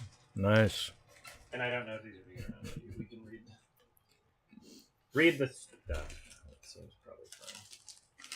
What's all this French? There's like French everywhere right? over here. I know, right? Boo. Yeah, this looks good. Cool. So Canadians love ketchup flavored things like Yeah, I've chips. noticed that. It's yummy. To be So fair. regular chip brands will go, oh, let's do a ketchup flavor kit for Canadians because they'll buy it, those idiots, and then I buy them because they're delicious. They're actually, I love them. Canadians love. Crunchy. Oh shit, that's actually really good. That fucking awful.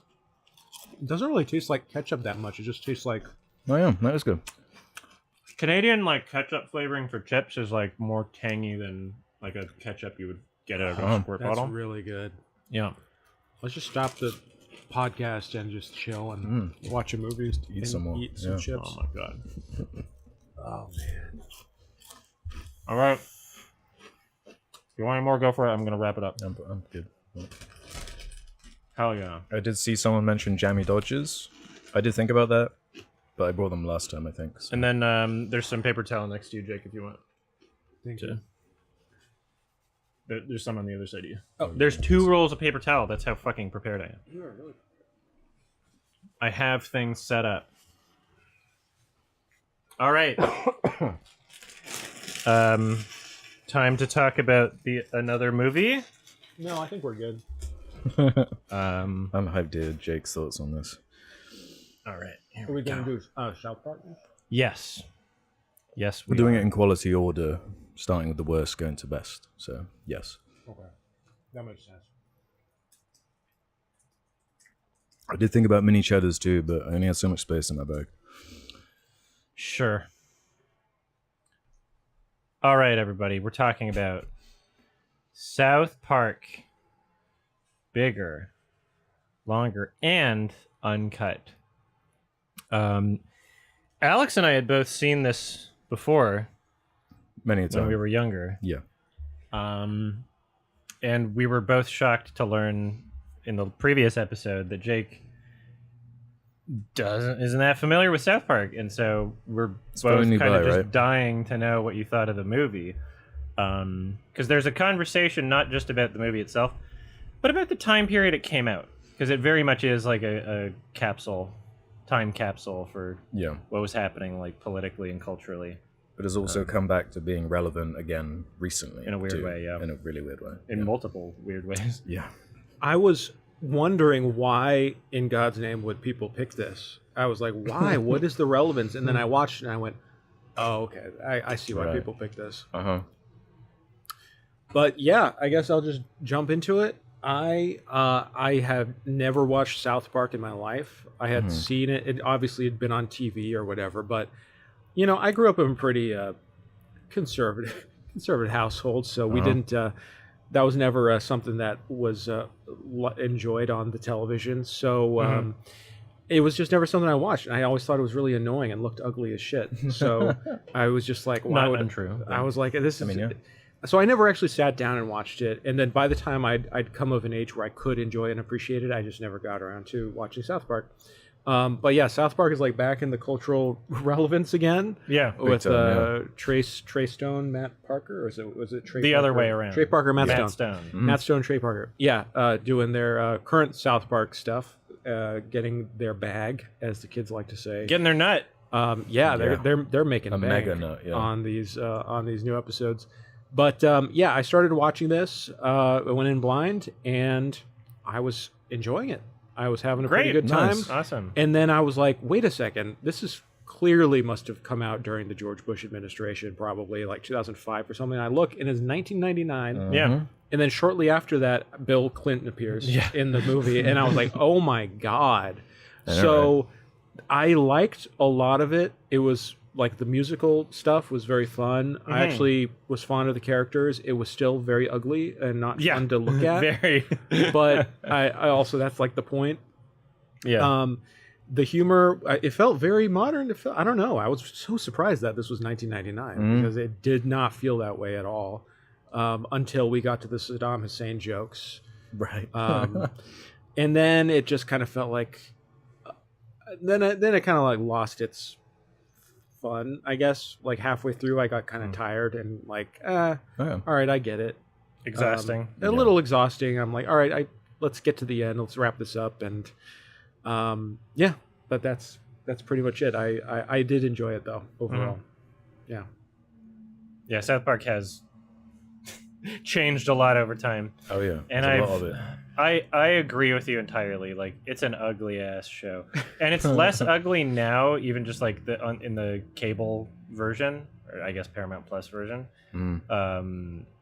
It's kind of funny that like, you know, the film came out I think between season 3 or 4 or whatever, and 3 and 4. Wow. It was around that time. They're on what, 20 something now? Like, I don't know. It's like what- 27 or something. Yeah, Can't they're like believe it's way so up old. there. It's wild It's that they've been ridiculous. around this Yeah. long. And it's funny because we watched the 4K HDR Yes. version, and it did not help. It bet. did not help with how ugly it was. It might have made it look more ugly, honestly. Yeah. Did you guys watch it here? Yeah, we did. Nice. Yeah. We watched it on the stream, It's and like you can go watch Alex and I watching it at YMS Watchalongs. Wow. YouTube.com/ Plugging another At channel on YMS Sardonicast. Watchalongs. You know what? I'm fucking allowed to do that. Okay. I just gotta say, this is like the biggest TV I've ever seen. That's Good. why we Yes, keep same. staring. I'm like seeing myself in a higher resolution than I've ever seen myself. Yeah, this is a nice TV. So you guys watched this movie on this television, and you both have seen it. Did it get better or worse in your estimation since About the same, watching it? I think. Yeah. I remembered it even better than I thought. Okay. Because like I'd always watch the songs. Everyone like the playground was talking about these songs and repeating and quoting it constantly. Like, so I was the perfect age. Yeah. Like when this was coming out, everyone was just Just repeating like the it. characters. And that's like, yeah, exactly. It's part of what the film is about.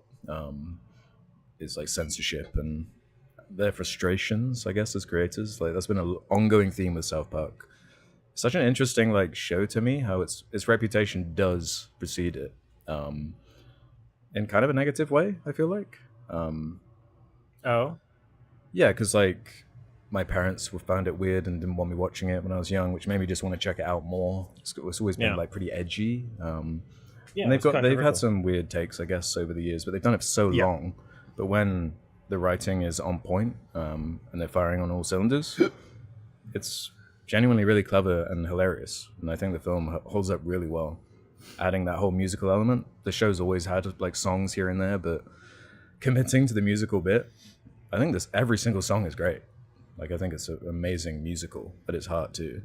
So earwormy, and it's so short for me. I know you're struggling to get through at a certain point, but it just flies by for me. I don't know how much of that is like the nostalgia, just like of when it came out. It was just such a good lightning rod for me and where I was. But I don't know. I felt like it held up. 'Cause I haven't seen this in probably decades, like 15 years maybe. Wow. Yeah, I'd never seen it in that clarity, like the 4K, like all the. Not that you really need to. No, The film makes it's it an makes odd fun of thing itself. to exist in 4K. But, Yeah, you know, yeah, yeah. It's self-deprecating as it always has been. But yeah. the animation is crappy, and that's part of the charm. I mean, If it yeah, connects with you. Yeah, yeah. And I mean, the crappy animation. They literally say it at the beginning of the film. You know, the Terrence and Phillip just being the stand-in for South Park and the crude humor and destroying children and Terrence and Phillip was my favorite part. That was like I was legit laughing every Yeah. time they were on Canadian stream. humor. Yeah. It's funny because it's one of those things where it is like, you know, obviously, I don't even think it was like trying to satirize anything. I think they were just like, yeah, this is just what Canadians watch. But I don't think it was based on anything. But then, you know, sometime after that, like within the same decade, Kenny versus Spenny was on television. They literally have like the fart challenge episodes and right. stuff. And so I think about those things in parallel. Like, oh, okay, yeah. I mean, like this is one of the better Canadian shows, and it literally is just that. So, at the time, anyway. And I would also, since we're talking about this, I would like to offer my perspective as a Canadian. No, we're good. Thank you. All right. No, okay. Go we ahead. don't need to hear that. Well, there's a lot of people that might say this film is racist against Canadians, right? But I think part of the joke is that there's an absurdity towards America being racist against Canadians, because Canadians like the global stereotype is like politeness, where you say like words weird, right? Sure, Canada has its own fucking skeletons and controversies and history of terrible things and et cetera, et cetera, et cetera.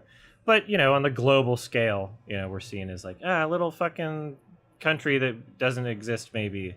Who cares, you know? So like the idea of there being like a war against Canada where it's being blamed for corrupting children, et cetera, was absurd at the time, and now it's kind of happening a little, like with the new Trump. And so it's like the something that was at one point seen as just like so ridiculous that was the whole reason why you could make the plot and have it not be racist, right? But now it's actually like, oh, okay, there's some small portion of the U.S. population that's growing that's actually being weaponized against Canada, and that's kind of odd.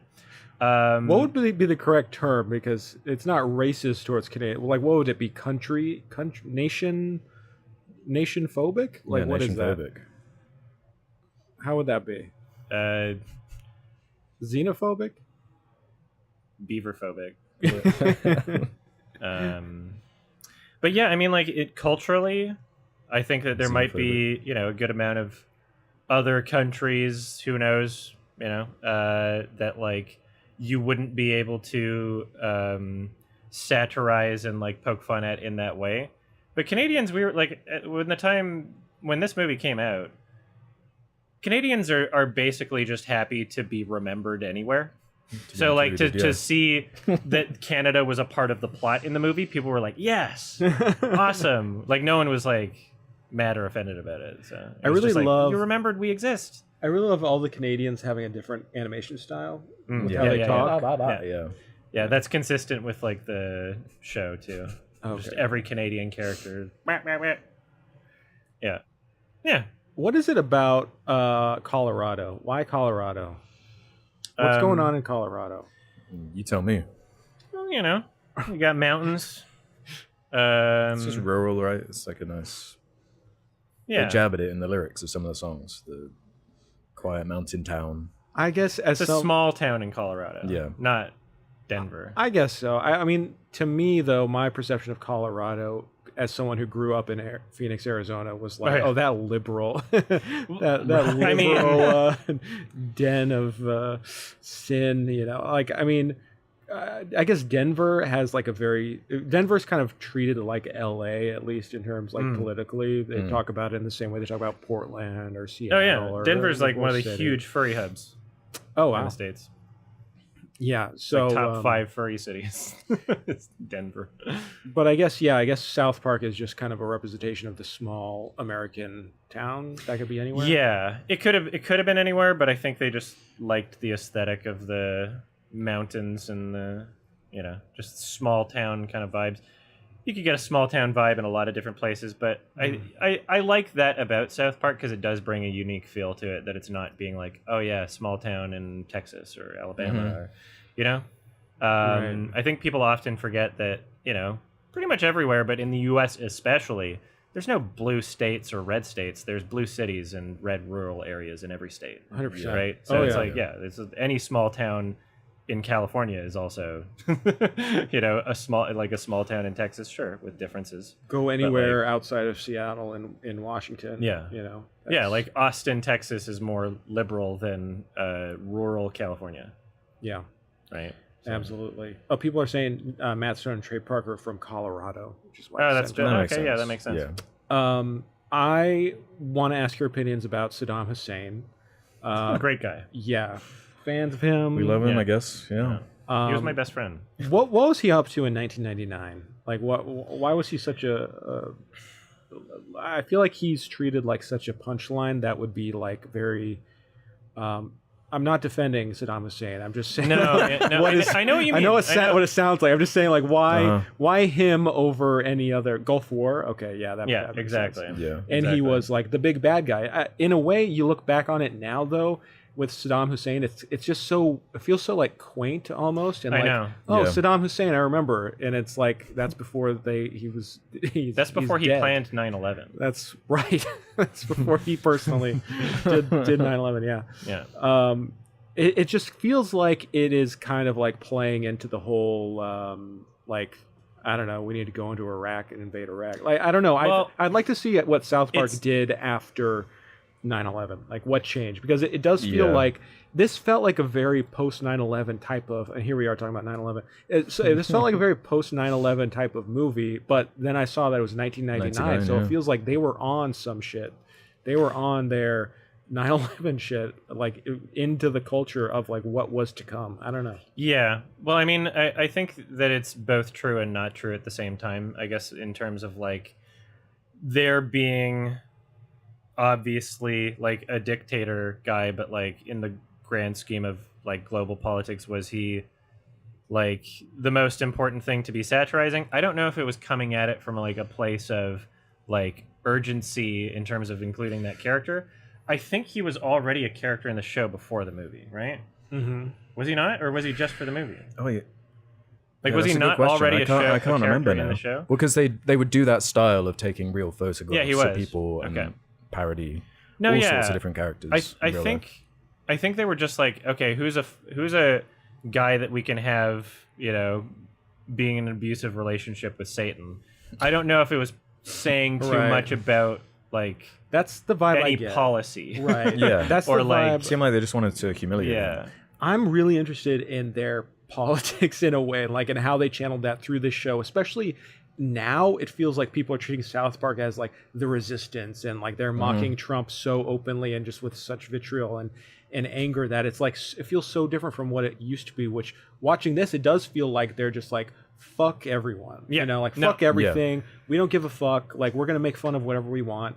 screw the people trying to censor us, the people trying to shame us for wanting to do or say whatever, you know. Well, that's why they are turning on Trump now, because their anti-censorship philosophy and principles are like the most important, right? So during the Clinton administration, right, culturally, South Park, like Marilyn Manson, Eminem, like all the big things were being like, fuck you, you can't tell me what I can say, and like they were this is when they were like legislating like the explicit content warning labels on CDs, right? All of this legislation was being passed, and there was a serious conversation about whether or not people would be able to have freedom of speech and freedom of expression that, you know, seemed like a right that was potentially being trampled on in some way if things continued going down that path. So there was a big countercultural backlash, which wound up, you know, making those artists that I just mentioned very popular.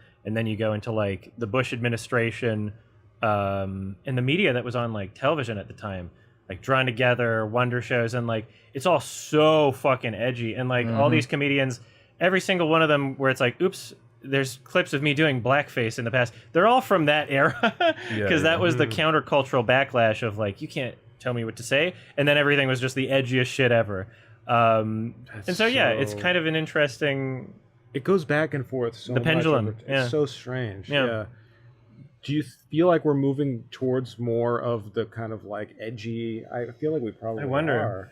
I think like 2016 through 2020 was a lot more of like, you know, self-censorship and a lot more like being careful about what you say. And because I mean, like pre-internet is also like a very important thing to remember here too, because like we didn't have that direct feedback of like everyone's mad at you. And like what people consider to be like socially acceptable, or like what, you know, if you're kind of detached from certain groups of people, then you might not have like a good understanding of like, you know, is it okay to say the N-word if I'm quoting someone else or singing a rap lyric? Like that was a conversation, right?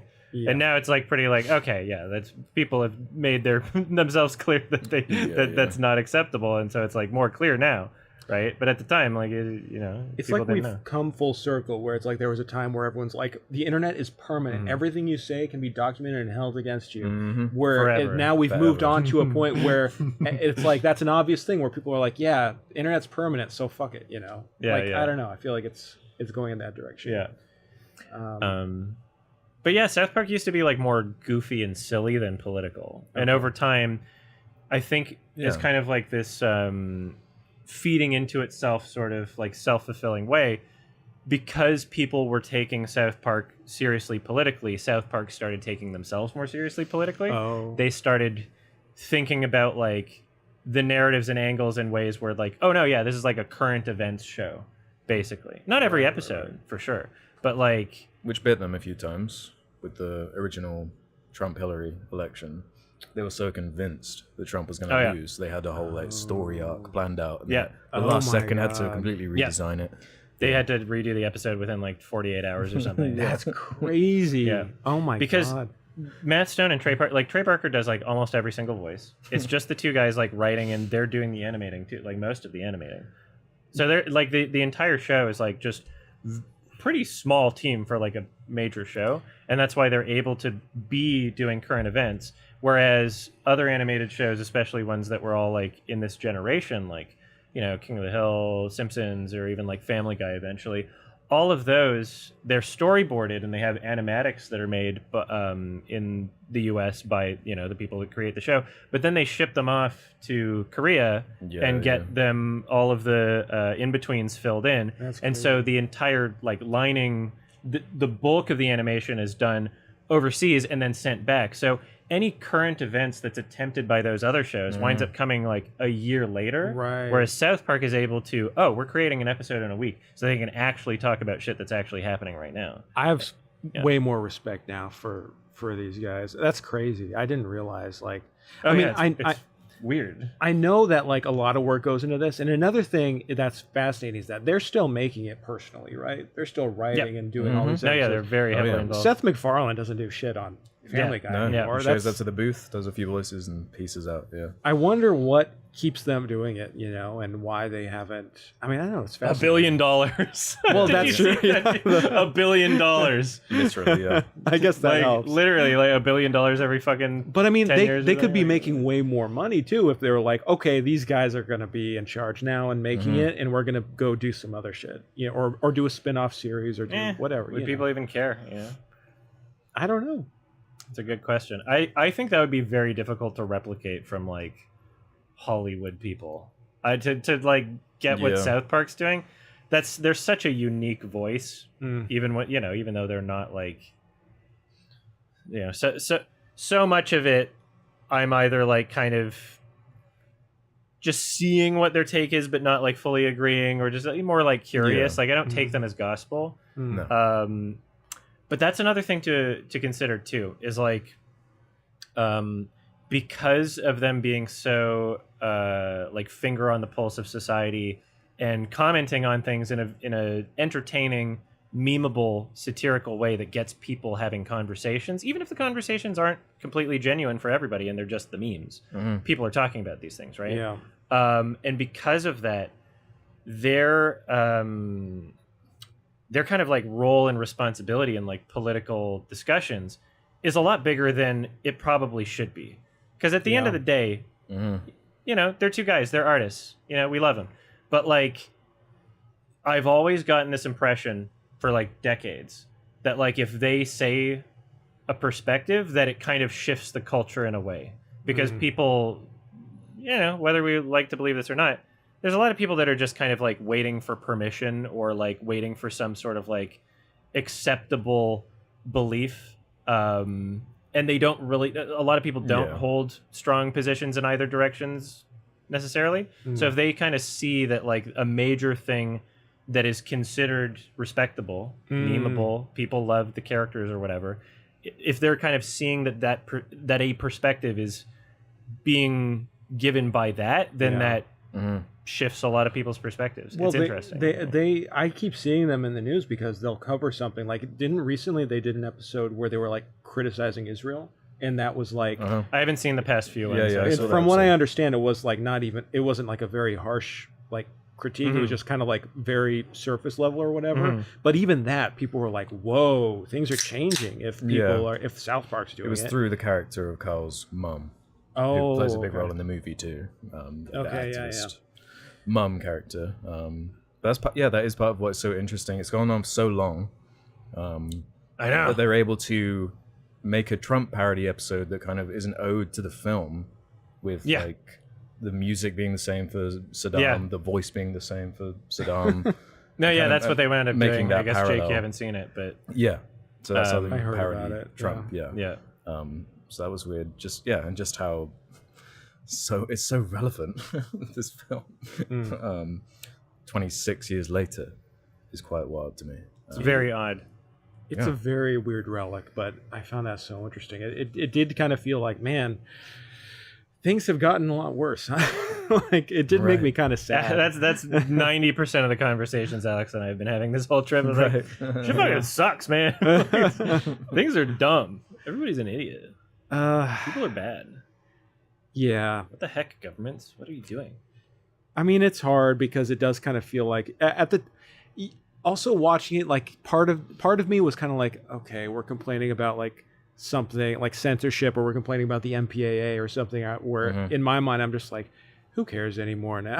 Like, everything's so much worse in a million different ways. But nobody could have predicted, though. No. But I mean, at the end of it, it was like, this is fun. I get why people love this. I get why kids would be obsessed with watching it, and I also get why it's annoying. Yeah, I think the biggest reason why I never like feel like rewatching it, even though in the experience itself, I'm laughing. It's fun. There's good jokes, but I think the biggest reason why I don't like personally connect with it in a way where I'm like, yes, I want to go back to it, is just because of its being so ugly. Like I'm just like not a fan of the look of it. But even though that's the point, sure. But like, it doesn't speak to me. They didn't even do the meme of having like slightly shadow of the animated characters. You know, I mean, even now, like I've seen the movie once, but in my head, it's stuck in my head now. Just thinking about it, is the da da da da da Uncle Fucker, da da da da Uncle Fucker. Yeah. Like, it's very catchy. Like they're very good. They did the Book of Mormon, right? Hell yeah! Did you see Book of Mormon? I've never awesome. seen it. Oh, it's so good. Yeah. Well, if you're ever in New York in the future, or they do tours other places, got to see it. Yeah. I would highly recommend. I've It seen is it twice. excellent, I've seen yeah. it twice. Nice. So Nice. Yeah, I should see that. yeah, Have you please, seen, please prioritize it. I think like it's genuinely awesome. It is It's awesome. like one of the best music. Like unironically, one of the best. No, but you're talking about, you're curious about the post 9/11 stuff. There's Team America, obviously. I've not seen Team America. Yeah. Yeah, that one's kind of fun. I would, from memory, I would say like that's a better film than the South Park movie. However, as like a musical, the South Park movie's way better.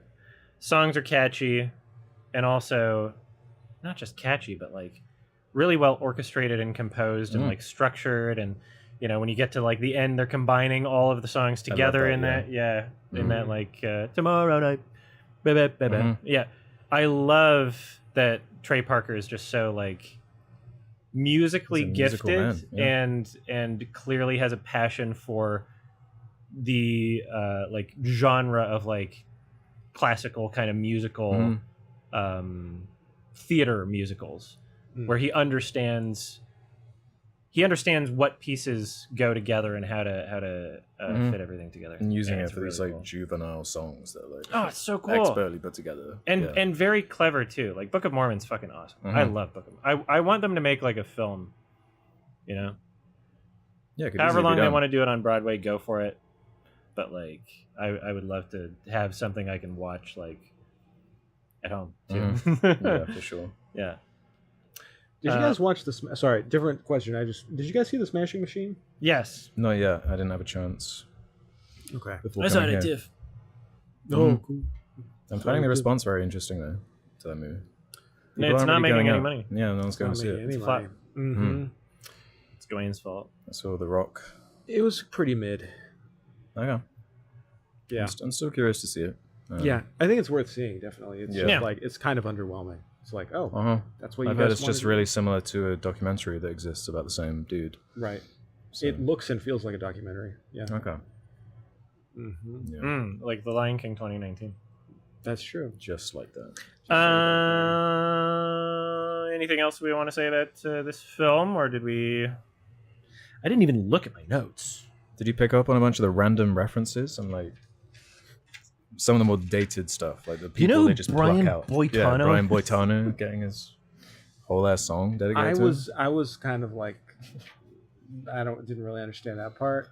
I mean, I like when they blow up the Baldwin's house, but I was also like, Yeah. why? Yeah. Why? What does that have to do with anything? I really didn't get that. Some fun lines from the film. They say they're seeing a foreign film from Canada. I find that to be like a funny commentary on Americans and their experience with film and foreign films, especially. Yeah. Newly appointed Secretary of Offense. I liked that line. Right, That was yeah. fun. Another kind of like, thing of its time that's important to mention about this film is that like they couldn't say any of these swear words on TV, and so that was like this film was like the first time you actually heard any of these characters saying fuck or whatever, right? And so that's why they were doing it so much, and that's why there's the whole plot line about the swear words and shocking electric shock or whatever. Yeah. But it was considered like a big deal at the time, and this was just their excuse to like, oh yeah, we're making this uncensored. It's a film, right? I have a question. The character in the hoodie, was he in the show prior to this? And is he gone from the show? No. So the running gag of that character for the first 6 seasons, at least, was that he would die every episode. So he keeps coming back and he keeps dying in different ways. And they go, "Oh my God, you killed Kenny, you bastard!" They say that line every time. So that's kind of funny that you asked that question because you wouldn't know if you weren't familiar with it. There are a few things like that, like the whole what did you think of the Mr. Hat thing? I was just like, okay. It must just kind of Yeah. come out of nowhere if you've never seen the show before. Yeah, yeah. I was like, all right, Yeah. sure. So, what is Kenny dead then for the rest of the series? after No. I think in season 6 they go he really died, and then they bring him back. there or were something. points where he wasn't in it for a while. Yeah, I think he was gone for a season as like, okay, yeah, he's really dead now. Oh, and then they brought him back, but they stopped doing the killing him every episode thing because it's just like, how many Yeah. times can you do that? Like, it's the same joke every time. It's not like a Because new because it's thing. gone on so long. If they made a South Park movie now, there'd probably be other characters that would get more of a focus, like a Randy or a Yeah. Butters, who are like fan favorites now. at this Hell point. yeah. And I was actually thinking, like, if there was something that justified making a second movie, it would be this and not The Simpsons. But Yeah. at the same time, South Park has made a bunch of essentially 3 episodes, and we're calling it a movie on Paramount Plus or whatever. Yeah, I've seen a Just couple of stitch those. them together. But at the same time, throwing something in theaters and having like the whole musical element and like more showy of a production, I wouldn't mind that for another South Park thing. Simpsons movie at this point seems like a big waste of everyone's time. Where's and the money. Family Guy movie? I'm surprised they haven't done that. They had Yeah. a straight to DVD Stewie Griffin Untold Story.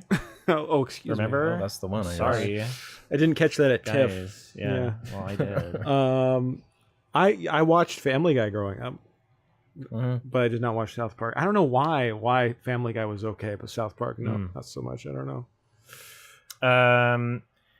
So this got nominated for an Oscar for Best Original Song, Blame Canada. Oh wow. So Matt Stone and Trey Parker were at the Oscars, and they hate the Oscars, and they hate Hollywood, and that's why, like, every opportunity they're just like, if they mention a celebrity, it's like, they're gonna like kill them or like just Yeah, embarrass mock them. them. Like, they hate celebrity and celebrity cultures. They hate everything Hollywood and LA. Oh yeah, your drink. And they went to the Oscars, and they exploited their dress policy by both of them dressing up in like fancy women's dresses. And their argument was like, okay, well, yeah, if women are allowed to wear this, we can too. And it's not like they're NB or anything. It's not like they're trans. Like, they were just kind of like taking the piss out of people at the Oscars. Right. At a point where, like, dressing up as the other gender would be seen as like, haha, funny or whatever. It's like they kind of wanted to get kicked out, but they wanted to Yeah. like have the argument if they did. And they were on acid too, right? They're on Yes, they acid. were also tripping balls on Yeah. acid. Yeah. And refused Literally. to acknowledge it. Whenever they were asked, they would just say, "It's a wonderful night. Oh, it's such a good night. It's an amazing night." Yeah, yeah. It's a really good clip. Yeah. Watch that on YouTube. They talk about it. That's it. Very funny. Very funny. Move your mic a little bit closer and a little bit to the left. Oh, sorry. I think And we then should. push the top part of that down. I think we should take this on the road. I think we should take this podcast live on We the could do road. it. Tour every city. We could do it. You know, be gone for a year. Exclusive. Yeah. Yeah. Cool. What would we give it a movie out of 10? You know, there's not much I dislike about it because it's just so quick, so brief. Yeah, it looks like South Park. That is obviously the biggest criticism to do with it. But I think what it achieves with that music, that score, Thank you. I think this would be like a it's solid not- 4-star that's for me. better. 8 out of 10. It just flew by. 8 out of 10. Yeah. Nice. Adam. I think probably a 7. I think a 7's fine. There's like I enjoy the experience in terms of like the laughs and just admiring what went into it, but at the same time it's ugly as fuck, and I just like I don't want to revisit it ever. It's like way uglier than the current show. It just Yeah, I'm between 6 and 7 for me. Sure. I'll do low 7. Low 7, yeah. Low 7 is very fair. Just because I do think it's good and it's interesting, but it just wasn't like my jam. It just wasn't personally that. You know, fun of a yeah, I'm watch. glad you enjoyed it still. Yeah, I Like wasn't you- sure if you're gonna hate it, to be honest. Yeah, honestly. Yeah. Now we people are had no idea. spamming 6-7. Fucking. Oh God. What are they? Generation? Is this Generation Beta doing this meme? Is it Yes. Alpha? Who's doing this meme? What's 6-7 again? I don't know, but it's the worst generation ever. You know, if we're allowed, if the first named generation got to call themselves the greatest generation, Yeah, we it's not should fair. be able to call someone the worst generation. Like, we should be able to just like, all right, we're gonna bully this one. We're already doing that with Generation Beta. Like, nobody wants to be called Generation Beta. Excuse me. Oh, you know what's You should funny? get to decide the name for your own fucking generation. The greatest generation did. These fucking idiots. My son barely avoided becoming Generation Beta by like 25 days or something. It was like Yeah. it was getting close. But Oh my he's God. the last of Gen Alpha. I'm so happy your son's an alpha. I know, me too. Barely avoided being a beta. Damn. So we're doing super chats at the end, right? Yeah, we're reading them at the end. Okay, lots of nice Yes. super chats. Yeah, we'll have a bunch. Bion. We aren't ignoring you.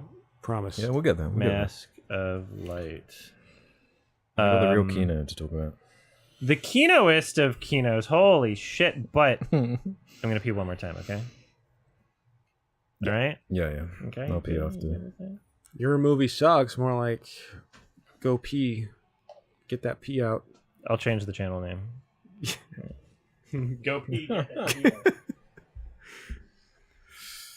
All right. How's everyone doing? How's chat doing? You guys Yeah. having fun? You guys chilling? What are you up to today? Watching this, I hope. Yeah, maybe. Maybe they're watching this. Yeah, Smashing Machine was great. Yeah, you're really selling me on it. If you like your praise. bad movies.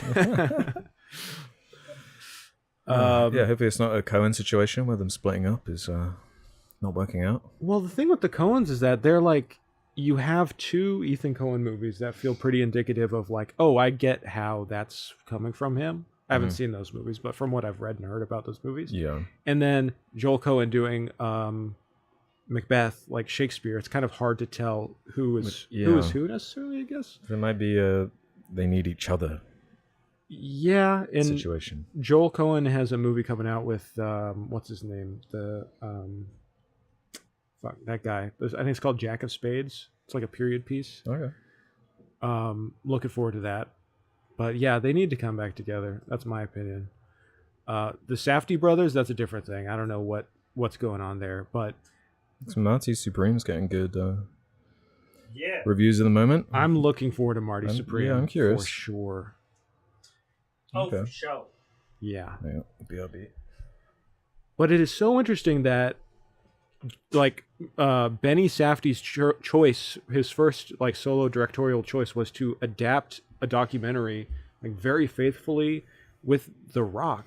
And You know, the movie in itself is kind of about like failure and accepting failure. Like it that's felt a funny very, thing to consider, actually. it felt very meta in a sense, how like, not to spoil the movie or anything, but like the catharsis is very similar to what I feel like the dynamic between like him and maybe Josh Safdie, with Safdie premiering his movie Oh yeah. on the weekend that the Smashing Machine is bombing, or at least very close to it. Oh yeah. No, that's kind of funny because Strange. yeah, Benny's the one who's been like getting all the acting roles. Because I don't know if Josh is even trying to. I don't think so. But Benny's a yeah, great like actor. yeah, no, he is, and I you haven't seen The Curse yet, have you? No, Curse is fucking incredible. I know. So like, yeah, I you know have to you watch that. it. But yeah, even The Curse, like, I don't know if that was considered like a hit or any. Like, it has a strong fan base, but Yeah. like, didn't get any Emmy noms for some reason. Like, Emma I mean, Stone, it should have, honestly. It's Yeah, crazy. Yeah, yeah, like that's insane. I don't know why. I know. I don't think the Safdies have been recognized like in the Oscars ever, despite like ever. Uncut Gems didn't get any. No, noms? no noms for Uncut Gems. Completely ignored. That's crazy. So, I know, right? Like, and even before that point, they should have been recognized. Mhm. Yeah, Well, we'll for see, I don't many know. many different reasons. But yeah, if Marty Supreme is like the one that like they're gonna have to not ignore. I mean, people are then- saying Marty Supreme is even more intense than Uncut Gems, and that might just be hyperbole. But Yeah. even getting compared to Uncut Gems and being in the similar vein is like got me hyped. I love Uncut Gems, so yeah, it's crazy because the Smashing Machine is like the opposite of Uncut Gems. It is just like vibes and very chill. Like for a movie about the UFC, it's very like very chill and quiet. Like Oh, really? I liked it, but not, it was like, always like that. that's Oh, it's it? just not as good. Yeah, I liked it, but Yeah. it was just like How was The Rock though? he's fine. If he gets a good. nom, it won't be a real one. Right. It's Just not. 'cause It wouldn't it's be The because Rock of his doing- acting. right. Yeah. It's kind of the perfect role for him because it is kind of hard to tell if it's like he's a really good actor and bringing it for this role, or if it's like he's channeling his persona and like breaking it down, because like the character he's playing is like this very nice outward person with a lot of like guarded anger and sadness underneath, and it is kind of like, okay, here's the Rock persona, let's look under it a little bit, but also like hiding it for most of the movie, like there's not a lot of breakdown moments or scenes like that. It's like a story about just like a nice guy who just doesn't really like reveal his struggles outwardly that much. I don't know. Yeah. Strange one. Yeah. Yeah. I'm gonna Yeah. You go. Get out Get of out. here. Let us know in the chat if at any point the microphone audio desyncs from the webcam video, because sometimes over long streams that has happened, depending on the setup, depending on the day, and the fix is very easy. I just have to know that it's happening. So if things appear to still be in sync, then we're good. How was the like addiction stuff in Smashing Machine? So I thought that was interesting in premise anyway. The parallels with steroid abuse. I mean, I didn't see anything like improperly handled about it. It was an interesting element. Yeah. I didn't know anything about the guy before going into it. Right. I didn't see the documentary. But yeah, maybe my opinion of the movie would change if I did see the documentary, if it is that similar. Yeah, that's kind of the biopic risk. If you're making films about real people. Your issue is that there's ads playing, interrupting the stream. Get fucking YouTube Premium. Jesus. I have it Best set to subscription. medium. They're automatic and they're not so frequent that we're bad people. Okay? Bad people. The echo overlapping with the... Oh, yeah. No, if I turn... Oh, no. Okay, yeah. I can turn off the desktop audio and then the echo won't matter. Thank you, Ghassan Jabri. Does becoming a member make the stream ad-free like Twitch? I wish that YouTube would implement that, but right now that means nothing, and I don't know why. I wish that there was a way... I wish they gave me the option to make that possible, but that's YouTube, so I have no way of doing that. I don't know. Medium means that your mind and plays an ad when you least want it. Well, I don't fucking know. What do you want us to do? Not monetize anything? Guys. Come on, guys. Alex flew all the way here. Yeah. And it was funny actually watching... I don't really like watching movies on planes, right? I like watching how other people watch movies on planes. Same. It's always the most bizarre stuff. There was The selection. Yeah, there was someone over here who watched the entire Matrix trilogy. Someone in front of me who, the way they were watching films was they'd go on it, they'd scroll to about a third in, watch it for a minute, scroll another half an hour, watch it for a minute, and just do that for like 20 films. Yeah. So weird.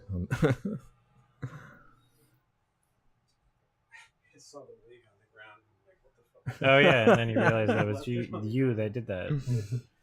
All right. One more film. Should I have the food show up for like right after we're done talking about the next movie? Is that fine? Sure. whenever. And then we can do food/Q&A or whatever. Perfect. Sounds good. All right, Bionicle Mask of Light. That's what everyone's waiting for. Takua's in chat. Come on. Tequila! Oh, I realized we didn't do our normal quotes Shit, yeah. when we started. Who and I was going to cares? do Takua. That was going to be mine too. yeah. You Oh, you can do get it it right in now. there. Do it right now. Takua! Tequila! Takua! Nice. He doesn't do that. Yeah, the first Lego movie. That was me though. Okay. That was unrelated. Okay. It was just a noise that I make. There is some crazy ass lore in this film. I know, right? It's so complex. It's like so fucking boring. What? Yeah.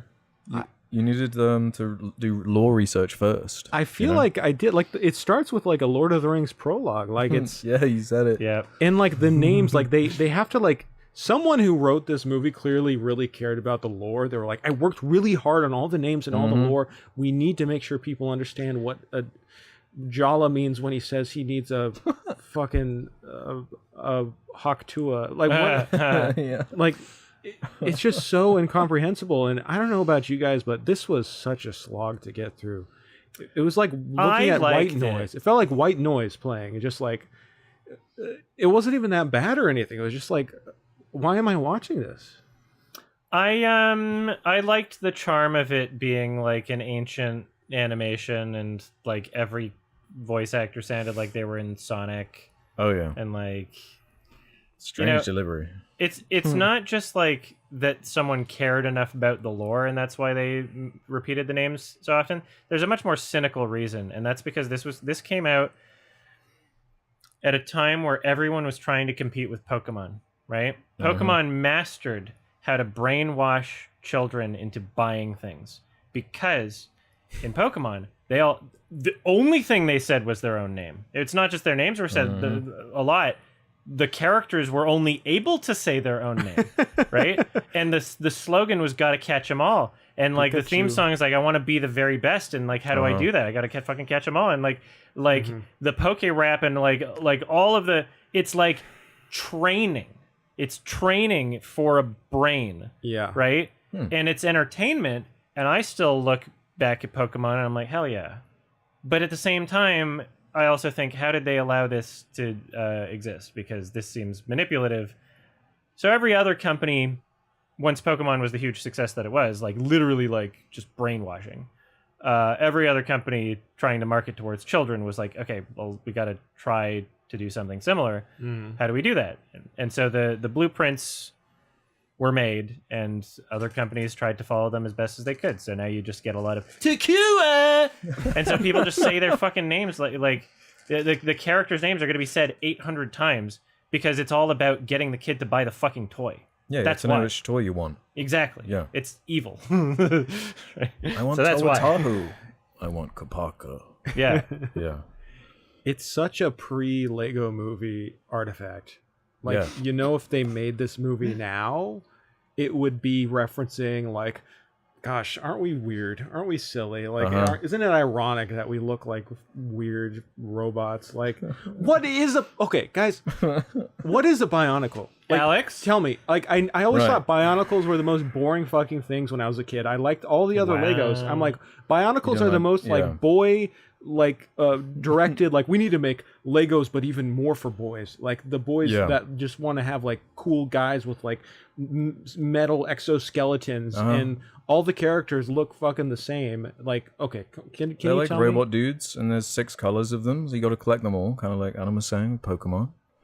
Yeah, you have to collect them or else you're a baby. Yeah, I will say that the way they tweaked the designs for this film universe is quite interesting. They gave them like 8 packs. Baby. They gave them kind of like fleshy, organic stuff going on, whatever that means. So I don't know about that. As far as like, You're not selling me. I like how the Lego movie looks, you know, where it's actual like bricks and stuff like that. They could have done something like that. Oh yeah, no. Why do they have this purple, muscular and like system and abs? the plastic of the mask is more like jowls. So like if they're falling, for example, the jowls like shake, and it's, I don't know, kind of off-putting. But I don't know. There's a lot of nostalgia here for me. It was unlike you, I thought it was the coolest thing, you know. Just like I was the perfect age for the South Park stuff. Yeah. Bionicle as well. It was radical. You know, there's lots of surfing in the movie, skiing, lava just surfing, rad. Yeah. The people clearly agree Irish with guy. you. They're roasting me for hating Bionicles. Exactly right. People are quoting me out of context. They all look the same. I don't mean they all To me they look okay. I'm not even gonna get into that. Yeah, what the fuck? It's hard to discern who's speaking. I sound racist towards. I mean, no, Bionicles. I did get confused about different characters existing, and I was like, oh wait, so one's not there anymore. I thought that was the same guy. No, doesn't matter. Yeah. But the most I wasn't egregious invested in the lore. the most egregious thing the film does is kind of just ape Lord of the Rings. You mentioned the intro, Yeah. but the whole film is like so. The Mask of Light is just the ring, the Yeah. golden ring. The small characters like the hobbits, like the whole poisoning thing, like the sword and stabbing Frodo, and It's even literally the Sam music. and Frodo. Yeah. Yeah. Even to the music, like there's some the like ditty in the score. Oh yeah, They're doing the Hobbit theme basically, like throughout the whole film. that was a weird thing. Yeah. But it's as far as like an animation, as far as the animation goes, bizarre. Like the timing of everything, the way like shots will just linger for 3-4 seconds, too long, Awkward. Yeah. super awkward, kind of like badly storyboarded.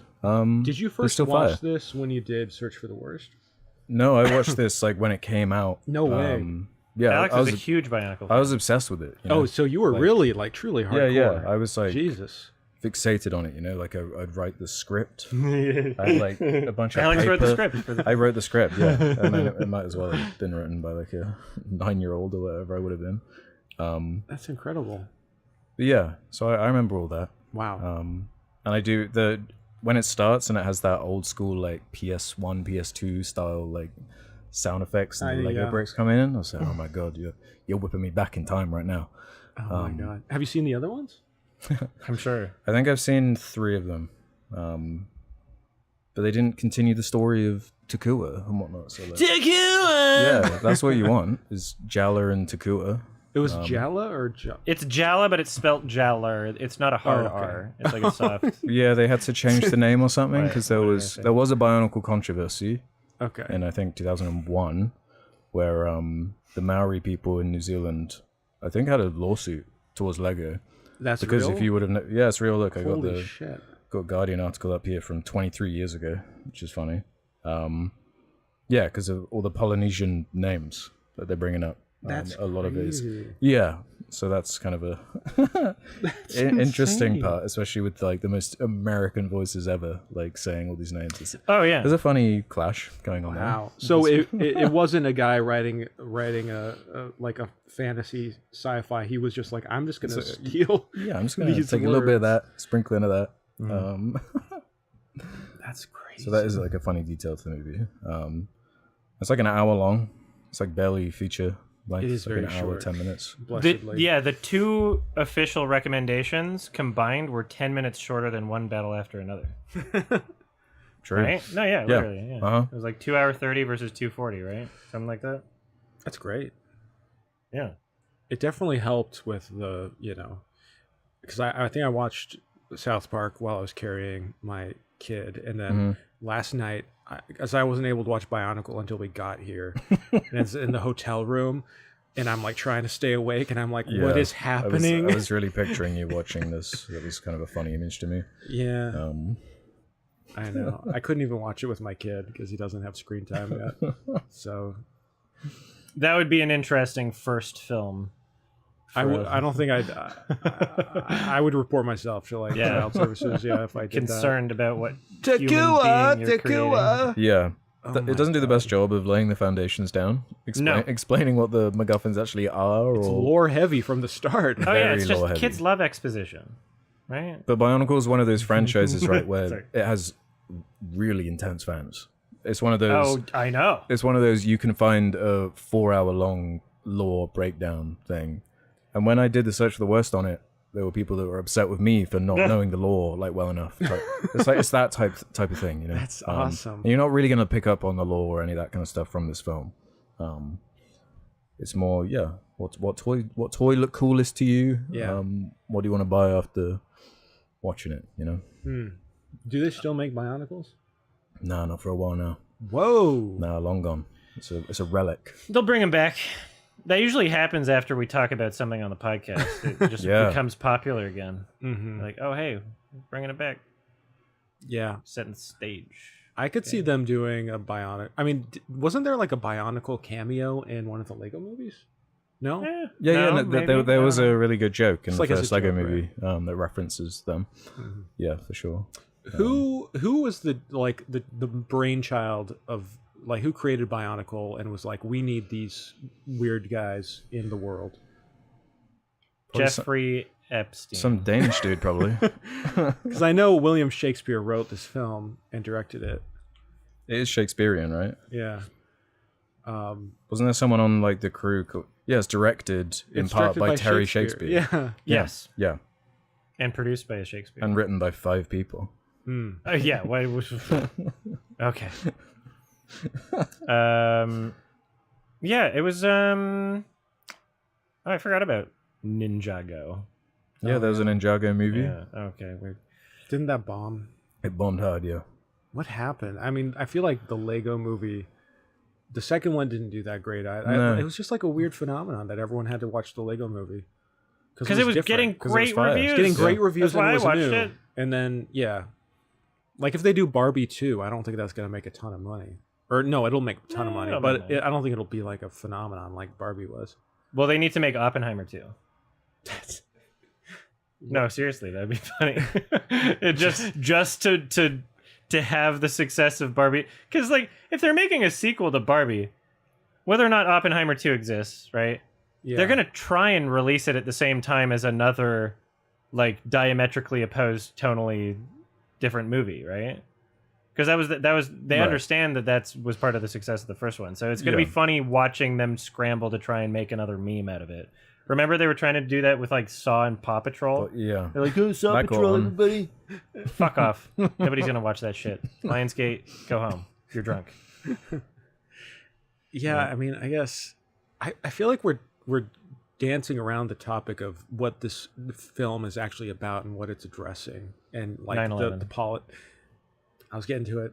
You You can't be less predictable. You got to let me get to it. Fucking whatever. When did this come out? 2003. 2003. So it was fresh, yeah. Fresh in the minds of the people who made this would be 9/11. You know, so I think that Takua, in many ways, is the represents in a lot of ways the spirit of New York City and the. Now you say that, yeah. I mean, there are some beautiful moments. I think when Jala,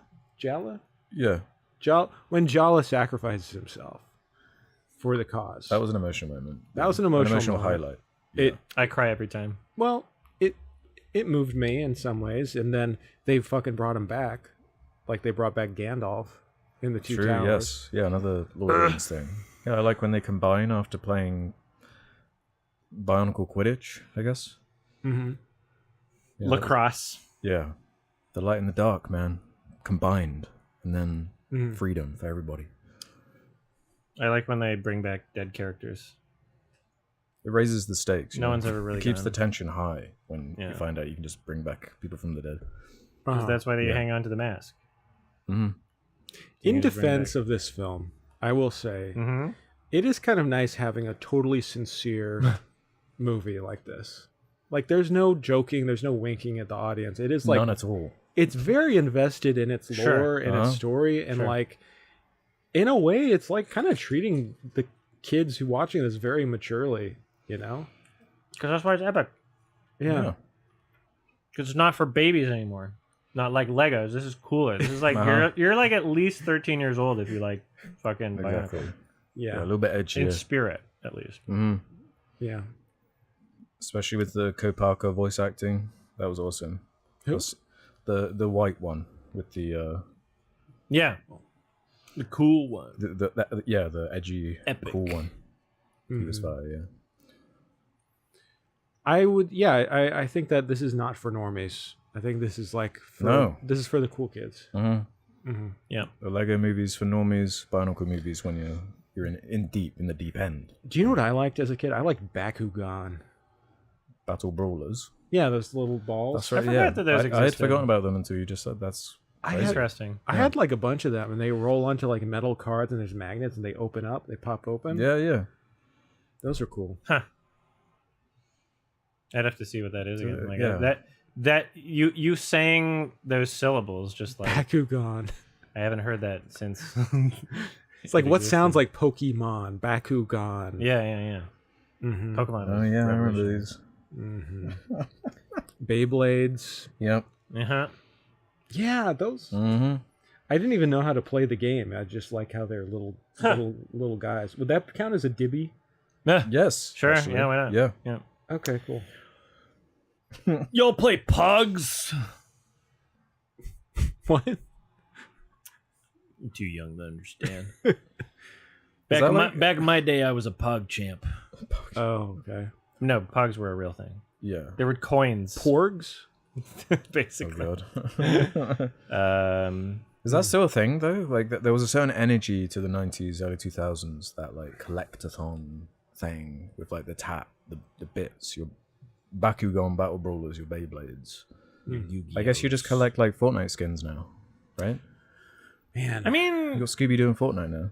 You don't need no Bakugan. yeah, I guess to purchase things digitally is a lot easier. And so if it gets Yeah. to someone's wallet that much more quickly, then that would be where it goes.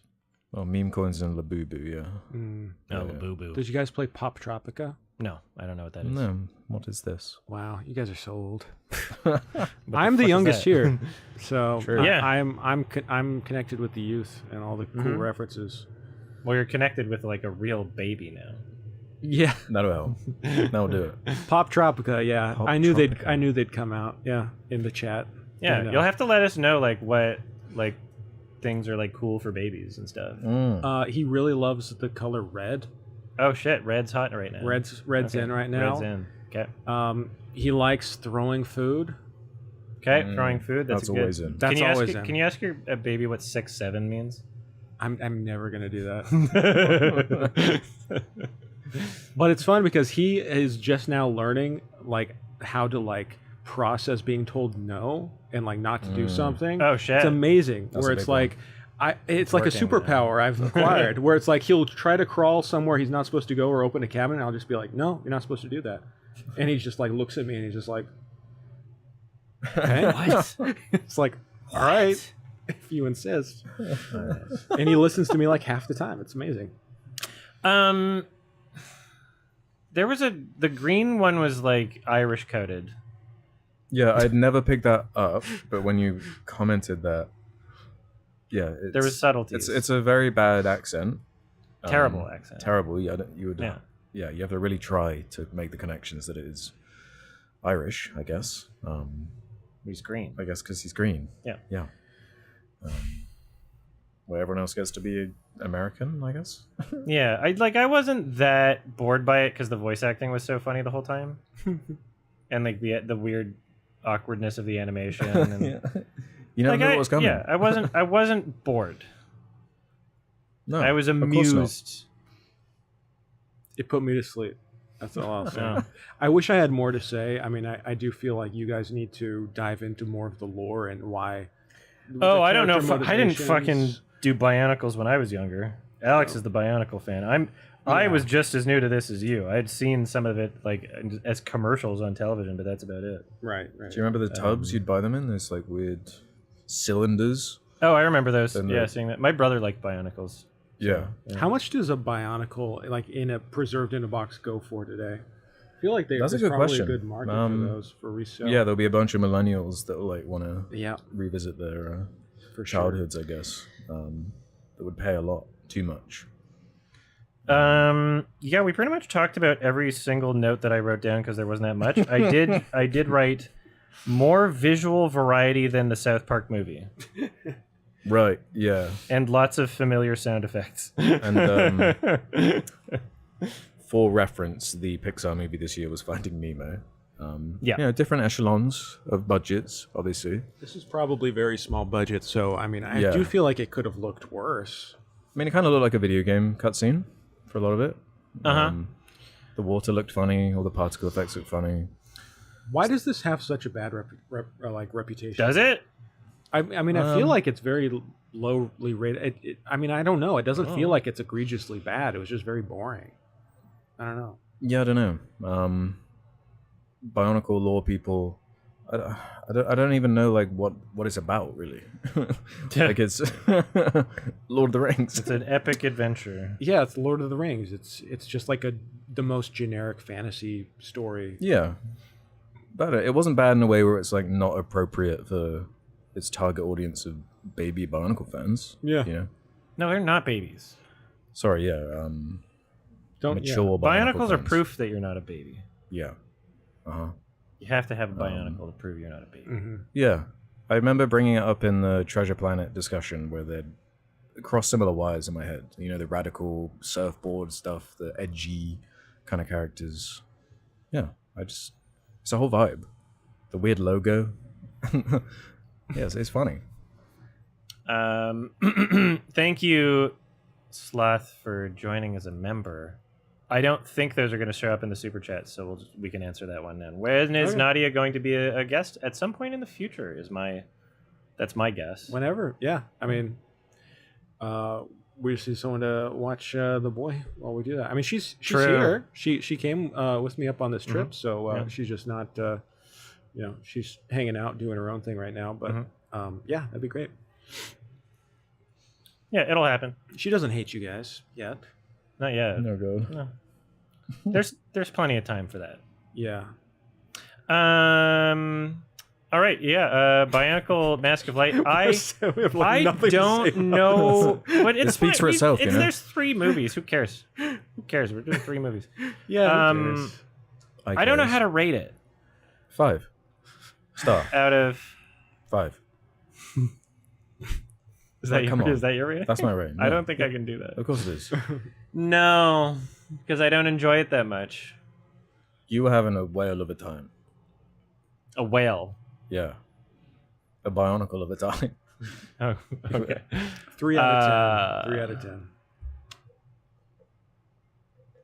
Sorry. What do I do? What do I do about this? How do I rate it?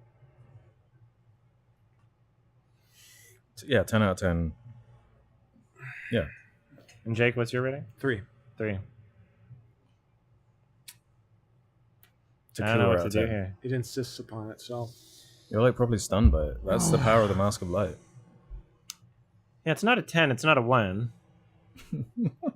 It's not any of the numbers in between. How do you What the fuck is it? ironically rate a bad movie? But it's not so enjoyable that it's like a Neil Breen or anything. Right.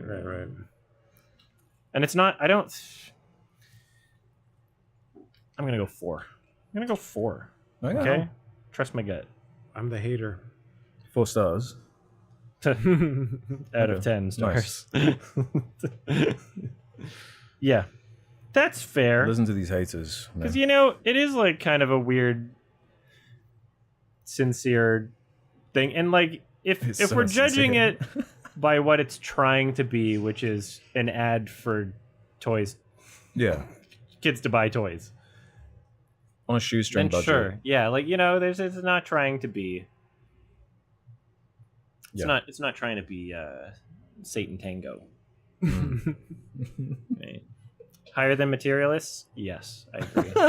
Oh, It sucked. I haven't seen it. Materialist. I finally watched it. It sucked. Wait, I didn't realize you watched it. Yeah, it sucked. It's awful. I'll have to talk to Awful. you about that Really? later. I fucking hated Materialists. No, I I hated saw it was there on the plane, but I didn't watch it. Oh, it was genuinely bad. You should watch it.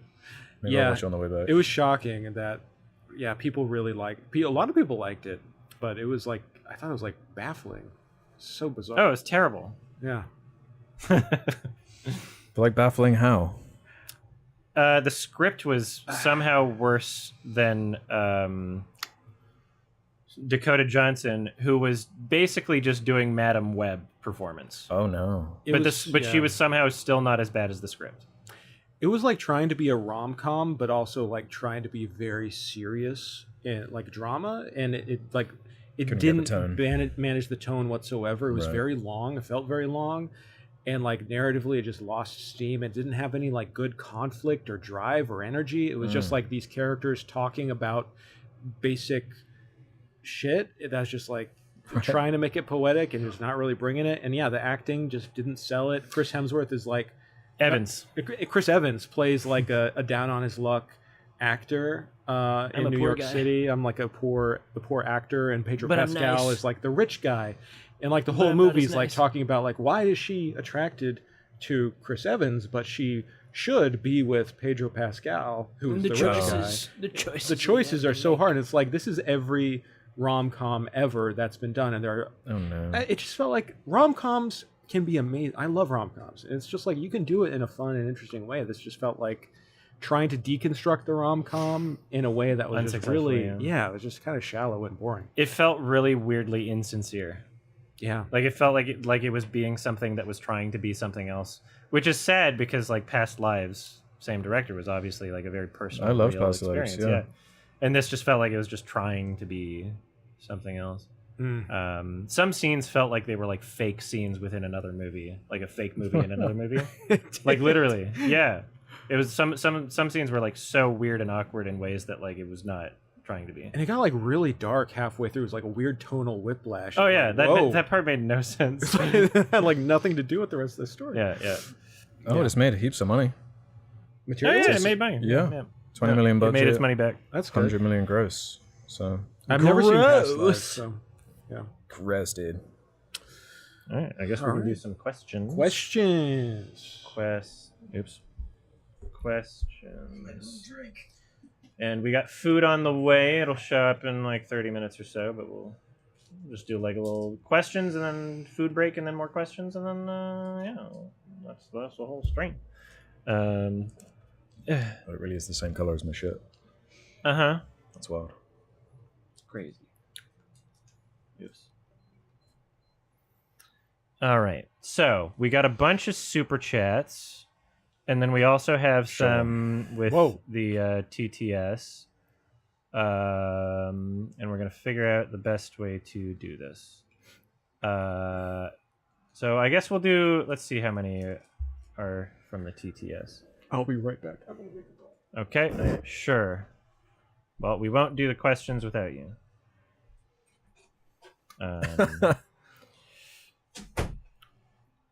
Well, this one's just for Alex. Which one? Tell Alex he peaked when he made him only SpongeBob. Yeah. Mm-hmm. I mean, you're not wrong. I'm only. I like It's Hard Being Drake.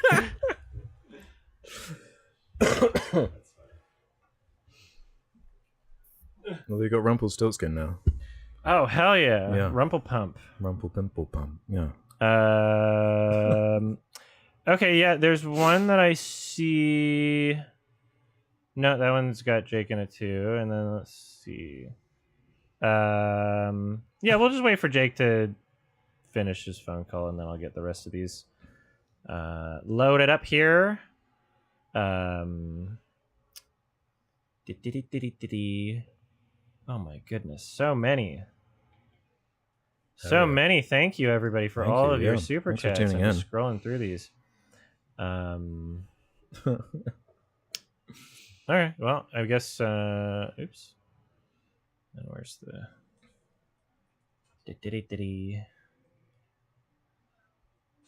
Hello. We're just about to start doing some questions and everything. Awesome. Awesome. Freaking sweet. Freaking epic, dude. So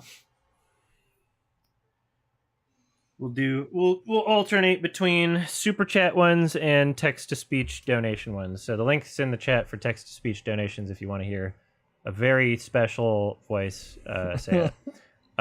Levi Turner, thank you so much. Which one's the real Adam? Well, that'll be answered in Synecdoche Gotta Part break it down 6. frame by frame. Yeah. Mm-hmm. Jormbus, poop farts, love you boys. Thank you so Nice. much. Nice. Procrastinators, man harrying thing. Pretty great. Thank you so much. Mm-hmm. Smart. I have hair. Insane Incorporated. Thoughts on Who Framed Roger Rabbit? You might appreciate it, Adam. If not, a bit annoyed. You seen Roger Rabbit? Yeah, a while ago, and I remember enjoying it, but not like soying over it, sort of thing. I've never seen it. I dig it. Yeah, there's I some kinda really saw cool over it, yeah. animation stuff. Zachary Marsh. Just saw the movie Good Boy, and there was a featurette after the film that mentioned the Kushlov effect. What are your favorite uses of the effect? Now, without even looking it up, I think I know what you're talking about. Do you know what the Kushlov effect is? The Kuleshov effect? Yeah. Kuleshov, thank you. Yes. So I believe, and I could be wrong, but my guess is that it's basically if you show something and then someone's reaction to it and cut between in a film, your brain fills in the gaps of interpretation.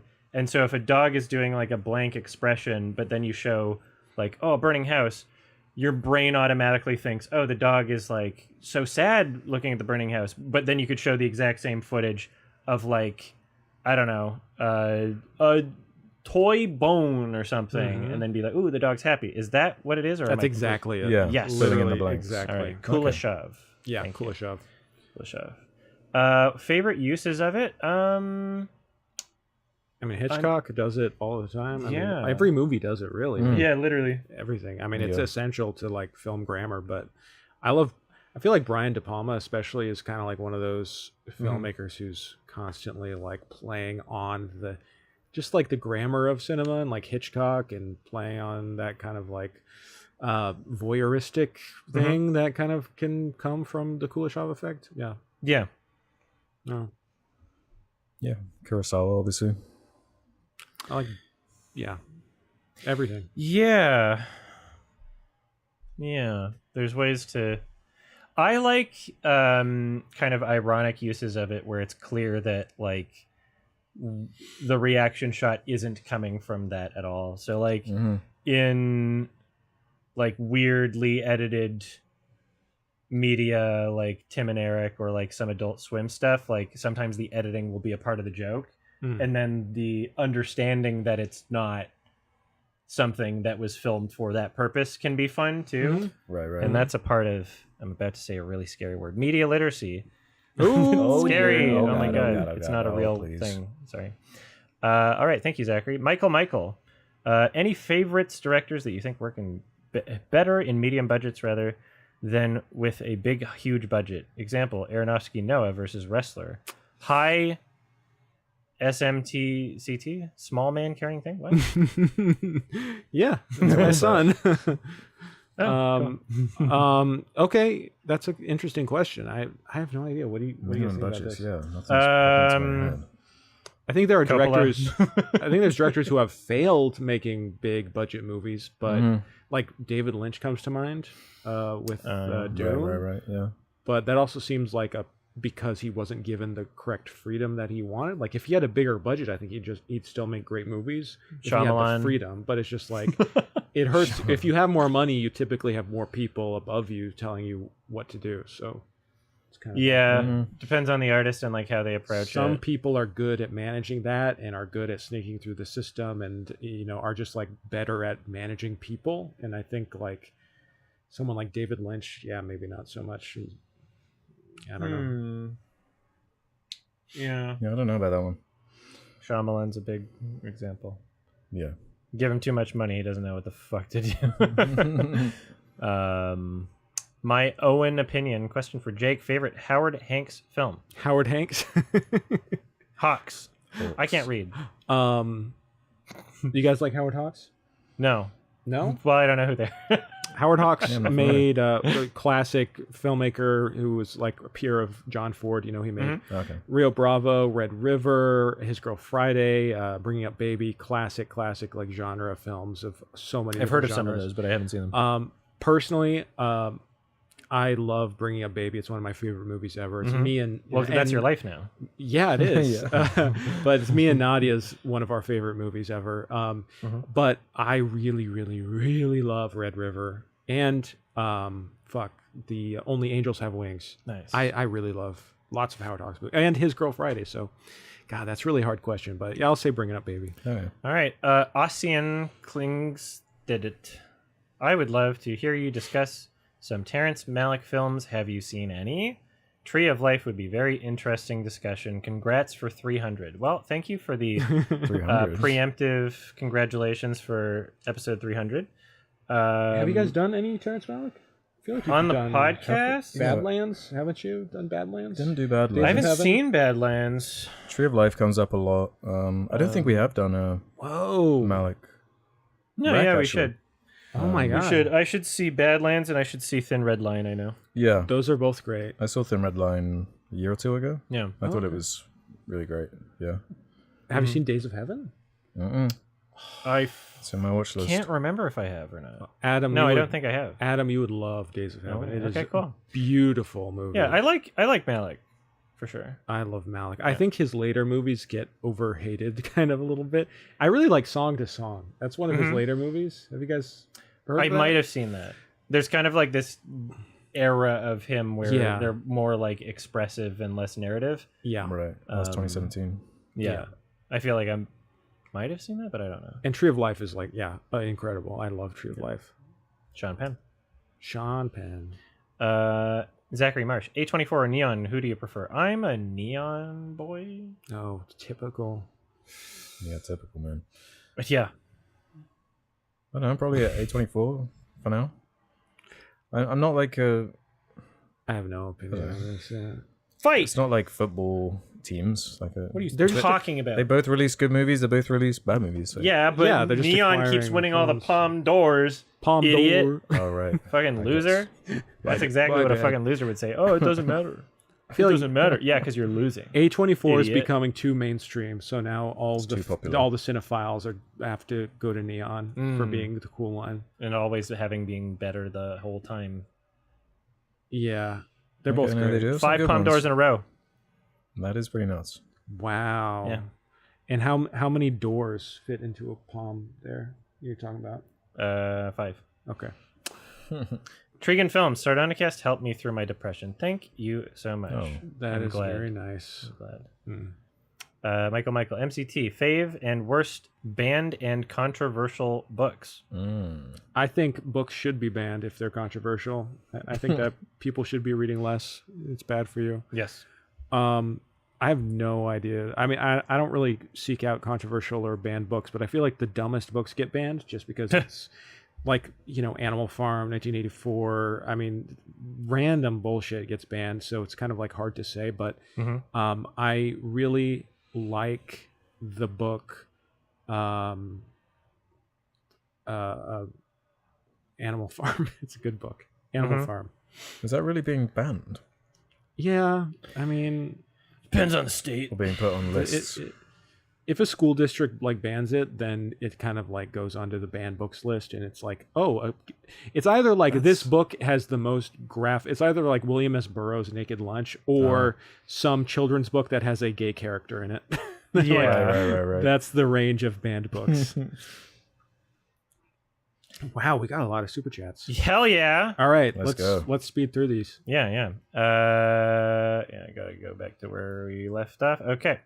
Hey guys, I've been following since episode 1 when I was 15. I am now a Holy shit. grown ass man. Whoa, Ass man. Okay. An ass man. Cheers on 200. Thank you so much, Toasty Jackson. thank you.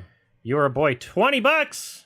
Holy shit. Thanks, Whoa. you are a boy. Uh-huh. Sorry, Jake, but you won't be an official host until you watch and review the Madagascar Kinda trilogy. true. Fair. I mean, that's always, you guys can always play that card if you really want to. Then do I have to review it a second time? Yeah, that's the downside. Yeah.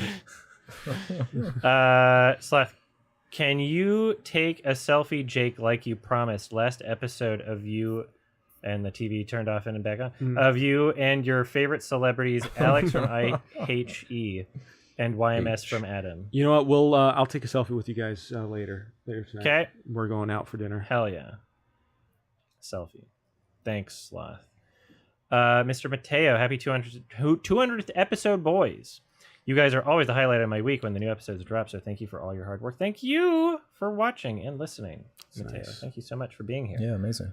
Broderick K, been listening to the podcast since it started, but kind of fell off when Ralph left, then came back when Jake became a host. Thanks for all the episodes and making me aware of some great movies. Nice. That's nice. Thank you, Broderick. Jelmer Joy. Oh, and Yam- Adam, if your voice gets tired, we can always switch. And I appreciate it. Thank you. Yeah. If all three of you are trapped in an inescapable arena, who wins the death match? One weapon of choice and prep time is allowed. Officially power scaling Sardonicast. now. Okay. Weapon of choice. Gun? Okay. Yeah, that seems unfair. With bullets in it? A rifle? I kind of feel like Alex would kill us. I don't know. You reckon? I'd kill you with kindness. I know you would try that, but then I think Alex would just like slaughter you so brutally. I feel like there's a darkness in there that would just is waiting to pounce. But you wouldn't do Let's it because find I'm out. so kind, and you'd Yeah. No, be he'd like, still I couldn't do do it. that. I like how just you were on screen, just the sight of you. Yeah. Fascinating question. Fascinating. Well, thank you. We always want to know who wins in a fight. Me. Mm-hmm. Shall I read the next one? Sure. Thank you. When the fuck are we getting the Men in Black International episode Justice for Pawnee? Thank you. Yes. I don't know what that means. Finally. Is that a meme for you? Yeah, that's Okay, one for Pawnee. me. All right. You Thanks, guys don't know Toasted Pony? Jackson. Okay. My Little Pawnee? Yeah, he's just as famous and well known as MLP. What is it? 2019 film Men in Black International. Kumail Nanjiani played a little creature called Pawnee. Oh, is that a dibby? It is a dibby. He's like a pawn off a chessboard, hence the name, Pawnee. Sony's trying to make everyone forget, but I'm not letting them forget. Wow. You know, Don't hold them to the you fire. got to keep the memory alive of Pawnee. Mm-hmm. Fuck you, Sony. To Pearlhead F asks, congrats on the 200th episode. You guys would have films of the year, but what about albums of the year? Mine is Black Magnet and Deftones. Album of the year? What new albums have I listened to this year? Here's some stickers. There's some of Whoa! some of mine and some of Alex's. Thank you. What? Wow, so many Tims. Why'd you give me so many? I don't know. I have a bunch. I just have a bunch of pictures now. Wait, yeah. Keep holding them up. I'll make it zoomed in a little. I love this. Yay! I'm just gonna put these all over my fridge, Hell yeah! and my family's just gonna ask, "Who is that?" Who's that man? He looks important. Yeah, Who's that he's important an man? important man. But yeah, Thank you. You know, everybody needs stickers. They're important. That's what I say. Yeah. Yeah. Album of the year. I don't know if I've really been listening to many new albums this come year. out this year that I've been listening to? Yeah, I don't really listen to any new stuff. I mean, like my last year was Brad, and I loved it. I know I Oh, you did like actually Brad? like. No, I actually did. It was a lot, fire. Yeah. I've seen it live twice. Oh fuck! Damn. You go to the expensive concerts. Yeah. What came out? There's like a new Bright Eyes EP that I haven't listened to yet that came out this year. I have been listening to the Tron soundtrack, actually. Oh yeah. I've been listening to it without the good. context of the movie. You don't need it. Yeah, I feel like there's a You better better story going without. on. Yeah. Yeah, is there anything I've been listening to from 2025? I can't say I liked the whole Doechii album, but I liked some songs off of it for sure. Oh, yeah. Yeah, I might have to do a rain check on this question because I don't know. Unless we're counting soundtracks, then what movie came out with a great soundtrack that I was listening to this year? 28 Years is a really good one. Yeah, I mean, there's good songs and stuff. I don't know. I gotta figure it out. Oh yeah, I might like the Gaga record. Well, yeah, her single was pretty good. Oh, yeah, I've heard a few of those. They're good. Hey Adam, just your guess. You think we'll do like another hour probably? That would be a guess. Yeah, Okay. like probably an hour and a half if I were to guess. Like, just there's like a lot of super chats. If we'll try to be as quick as possible. Okay. Is that fine? That's fine. Yeah, cool. All right. Thanks to Pearlhead, and then Jormbis. My favorite episodes are when Alex is the angriest. Nice. Yeah. All right. Oscar Meeker. Congrats on 200. Thank you so much for the €5, Thank you. which is approximately 100 Canadian dollars. Wow. Thank you. Bernardino Novais. Love you guys. Would you guys consider having the Oscar expert on the pod, especially since award season is around the corner? we're not like trying to do guests at the moment, but we're thinking about it. So I don't know if we can commit for anything like this year. Maybe we're just gonna kind of play things by ear. My arm is fucked. I just did like a colonoscopy. I'm trying to get back into like all my health and like trying to get my channel off the ground again and like get back into like big projects. Like I don't want to coordinate that right now, but we've been talking about some guests for the future and Keeping things chill for now. So I'm going to say probably not the Oscar expert before the next Oscars, but it's not out of the realm of possibilities for the future. I'm not too familiar with them, honestly. Mr. Mateo, out of all the Sardonicast episodes, which episode would you choose as the normie masterpiece of the podcast? Madagascar. The Madagascar one, maybe Lord of the Rings. Lord of the Rings, for sure. Sure. Wiki. Now with Jake, are you still going to keep your deaths in the podcast if they happen while you are recording? I don't understand. I think that's something we referenced earlier. That must have been something we referenced earlier. Oh, yeah, if I die during the recording. Yeah. Sure, yeah. Do you have strong feelings about that? What you'd want to happen? About our deaths? Yeah, like, I'm kind of like... I want you all to live long, if you have the happy recording lives. of me dying, like, live, you know what? Just use it for what it's worth, you know? If one of us dies on the podcast, if any of us dies, let's agree we're going to make content out of that. Yeah, exactly. Yeah. Like, soundboard. Yeah. If I do, like, the Halo death sound. The clip. Yeah.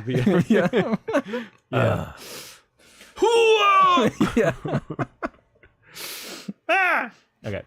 Michael, thoughts on Glitch Oh, you Studios? missed one. Ian Kim says, congrats on 200. Jake and Alex, thoughts on Vancouver? Sorry, sometimes I accidentally skip them. Yeah, cool city. Sorry, thank you. I like the vibe here. Vancouver is fine. It is fine. I like it. The SkyTrain's really cool. Yes. It's very nice and Everyone's very friendly. pleasant. Yes. I like it. Yeah.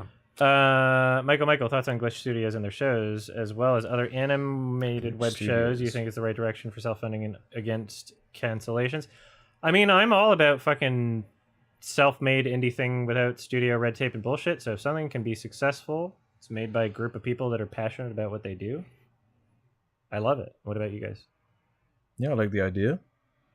I'm not familiar with their output. Yeah. I have no idea. Glitch Studios, I think, is responsible for Amazing Digital Circus and Oh, right. Yeah. right?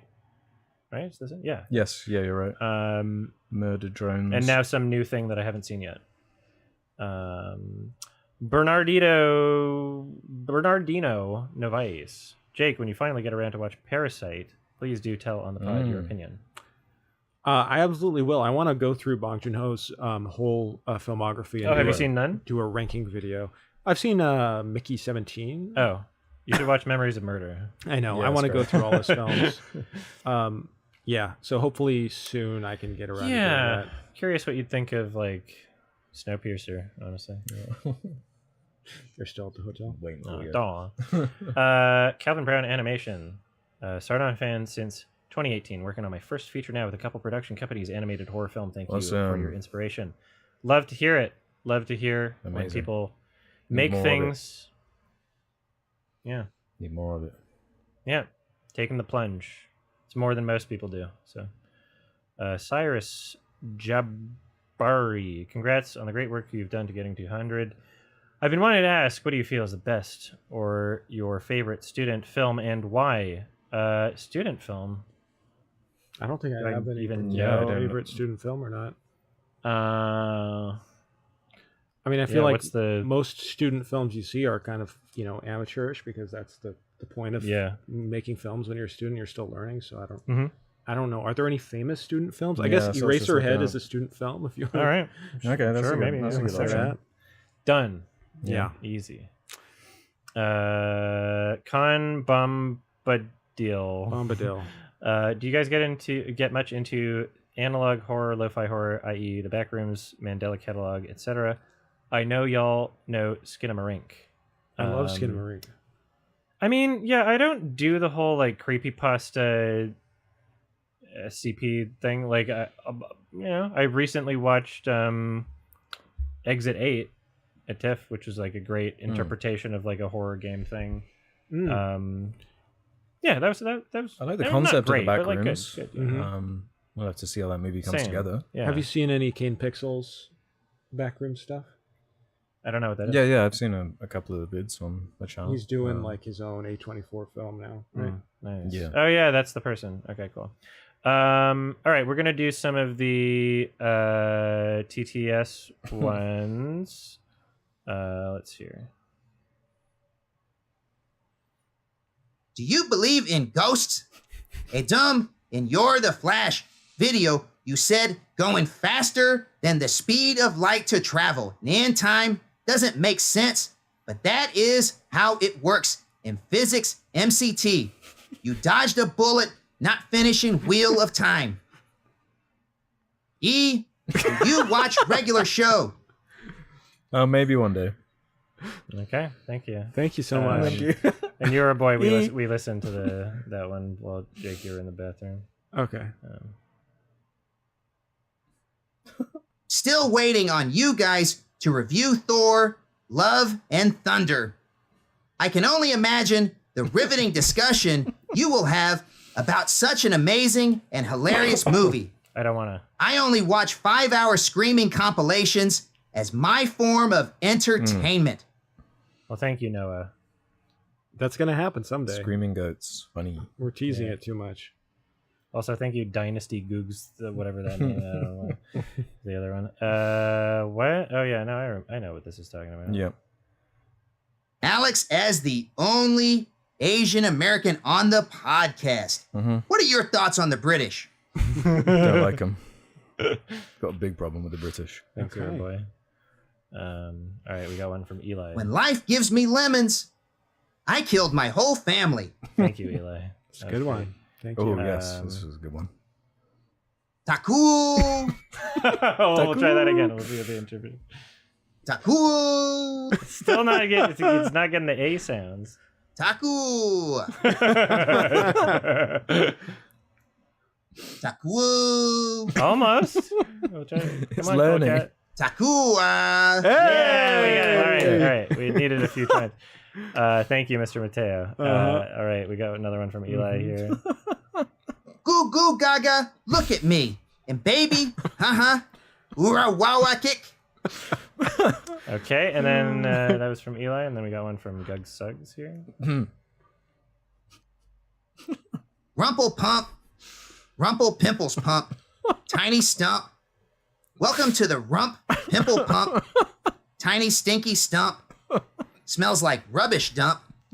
Rumple makes you jump. No need to sin.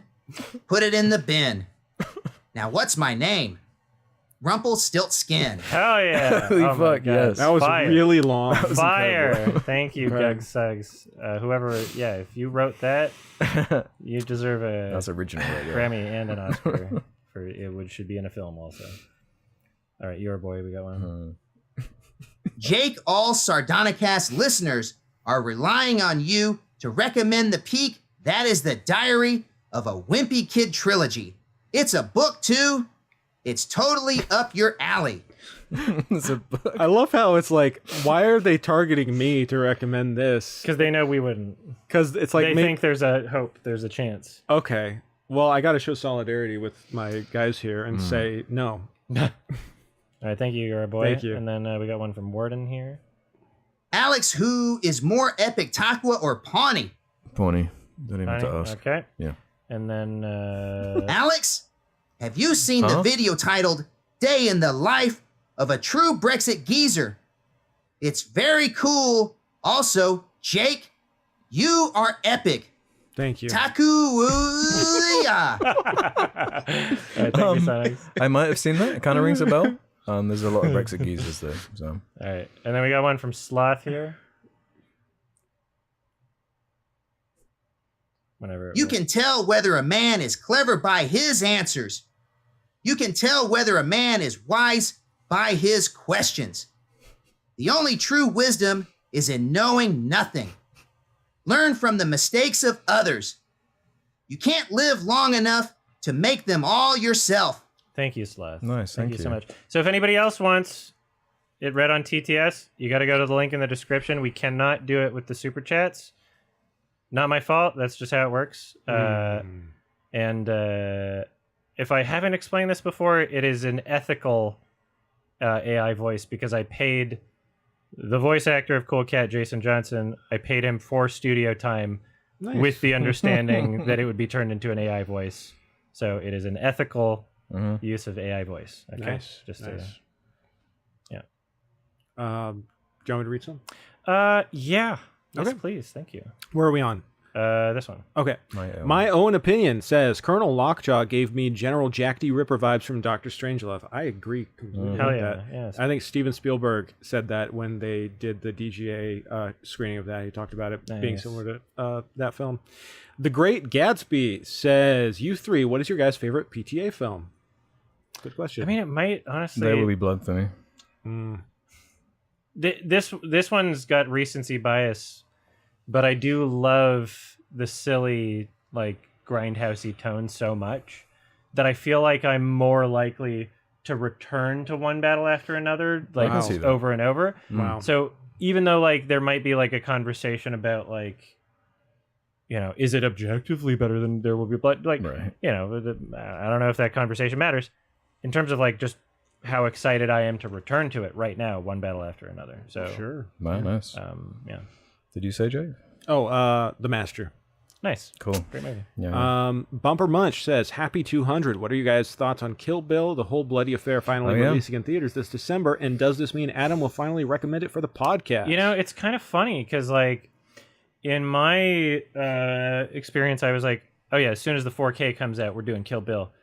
And then we were going to, but then Jake chose violence, and we did the Human Centipede trilogy. Remember? No, that's exactly what it would have remember. been Kill Bill. Okay, But Jake great. chose the Human Centipede I'm trilogy so instead. glad this is somehow my fault. Yeah. Okay. I gave you the choice. I Gaslighting. gave you all the clues, Mr. Policeman. Okay, yeah, sure. Um, I was new, and you took advantage of my innocence. Okay. Yeah. Um, But yeah, I guess if the whole bloody affair is being released in theaters and we're all able to see it, and it's not some dumb thing where Alex is left out, then I mean, It sucks you know, in the UK, man. honestly, let's move if here. okay, realistically though, you could just watch Kill Bill 1 and Yeah, 2 what's going to be that? because it's going to be different? like a 1 minute difference or something. Like, I think they're adding an animated sequence, right, to the new. oh, release? are they? Oh, I don't know. Yeah, that's but what I I mean, wanna like, yeah, we could maybe try that if we'll see what happens. We'll see Yeah, depends what on we're release. able to do. Thank you, Bumper Munch. Maelstrom says, favorite Fincher? I fucking love Gone Girl. Oh, I love that. I love Gone Girl. I love Zodiac, though, weirdly. I don't Again, love with the Zodiac procedural. more than Gone Girl. Yeah, I don't know. I might like them equal. Social Network. A classic. Alien Cubed. Alien Cubed. Okay. And another classic. Daniel Gogler says, what is the best concert you've ever seen or one you wish you hadn't missed? I've got some in mind. I saw the band Underworld, who did a bunch of music for Trainspotting, at a place called Wasing Estate, and it was awesome. It was like a perfect show, the perfect scale, not too big, not like a huge arena. You don't have that intimacy. The sound was great. It was kind of like buried and tucked into a hill. It was awesome. What a great show. Food's showing up in 10 minutes, FYI. I'll grab it when it goes. Cool. Took longer than expected, sorry. But one of my favorite concerts ever was Coco Rosie right after they released their album Tales of a Grass Widow, and they had like a fucking beatboxer playing with them doing the percussion. And before the show started, I was like looking at the merch table and I'm like, why are they selling Bus Driver merch? What the fuck? And then the guy selling the merch looked like Bus Driver. I'm like, oh, I love Bus Driver, but I didn't want to say I think you're Bus Driver because then if he's not, then I'm racist against black people and that would be terrible. And I was just kind of confused. And then he was like, oh, thanks. And then I bought a shirt and then he went up on stage and started performing as the opener. And I didn't even know Bus Driver was going to be playing. And I was the only person there who knew who fucking Bus Driver was because Coco Rosie's audience is just only lesbians. I was the only not lesbian there. And I was just fucking like, I went to the front. I started fucking rapping and singing along to Imaginary Places. I was the only person who knew who the fuck he was. And it was magical. And then at the end of the concert, great stuff by Coco Rosie, they all did like some tracks together and he was like rapping with them also. And it was just so cool. It was awesome. It was a great concert. Oh, yeah. Wow. And I saw Gordon Lightfoot, Canadian legend, 2015 at a trailer retirement facility home in Phoenix, Arizona. It was very great. Hell yeah. All right. Lovely. My favorite concerts are always the smaller ones too. All right. Just Too Good says, "Yay! What's the strangest place you've watched a movie?" Oh, didn't you do that bathtub? Not the bathtub, the hot tub. Hot Tub Cinema Club, easy. Yeah, That was great. I love that. Yeah, I made a video out of that. That was a great good video. Thank you for that. Yeah. I've not watched one in a hot tub, but I've watched a movie in the bath. That's pretty weird. Wow. Bathtub Cinema Club. Yeah. And now the business doesn't exist after I made my video. So oops. Yeah, bummer. I had a little portable DVD player screen thing when I was a kid. I used to yeah. watch movies in my closet in my house. Nice. It was closeted movie enjoyer. I was a closeted film fan, and I don't know why I did that. It's not. I think that it's strange. National Coming Out Day. Okay, well Literally. there you go. I watched film. I'm a cinephile. All right, Zach R. It says, "Do you guys feel that your content over the years has affected the new generation of filmmakers? Adam and his analysis vid had a big impression on me back then, and the reason why I'm an editor today." Wow. Nice. I mean, yeah, inherently, I think everybody has to understand that they have some impact on the world. You know, some people either overplay it or downplay it. You know. Some people are like, "Oh, you haven't done anything," and other people have been like, "You ruined movie criticism." So I don't know. There's somewhere in between, right? Depends on the person and what they're getting out of it. I've ran into plenty of, people that are now a part of crews of filmmakers that I love that literally said they're working with them because they found them through my videos, and that's super cool. That's amazing. Yeah.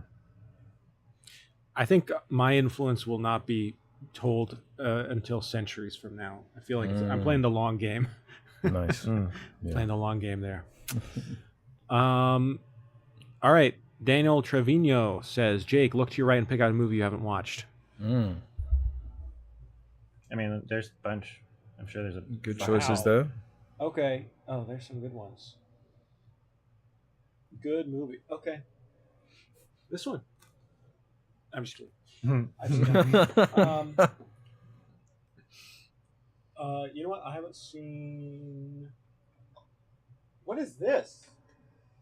What is this? Oh, Butt Boy? It's a classic. Okay, there you go. Alex and I talked. Yeah, Butt Boy's great. It's a podcast recommendation. Yeah, Okay. it was great. You should watch it. All right, there you go. Butt Boy. Butt Boy. Oh my god, that was a great one to pick. Yeah. Yeah. That was. That's a classic. Oh, Bahubali. Sorry. Next one is Dev Prasad Shetty. Guys, both Bahubali. Bahubali movies are being edited and remastered into one epic movie and getting released on 31st October worldwide in theaters. Will you give another shot? Nope. Sorry, not my maybe not. jam. All right. Thank Elisha Berthume says, "Hey, Thank you for $20. Oh, yeah. Hey, I'll just want to say I'm a huge fan and been an avid listener for years at my job. My question is, have any of you seen The Sopranos? And if so, what are your thoughts? It's my favorite piece of media of all time." Yeah, I've seen it. It's incredible. Love the ending. Love the characters. I also love the ending, but I've only seen the first season and a half and the ending on YouTube. Right. But not because I didn't like it, but just, I mean, it was a little slow in the first season. It was starting to pick up, but I got busy, and then I'll revisit it. I've seen like a couple episodes, and I have also seen the ending on Yeah. YouTube. No, the ending's great. Everyone knows the ending. Yeah. It's a good ending. Don't stop. Yeah. All right. Nieku says, "Happy 200.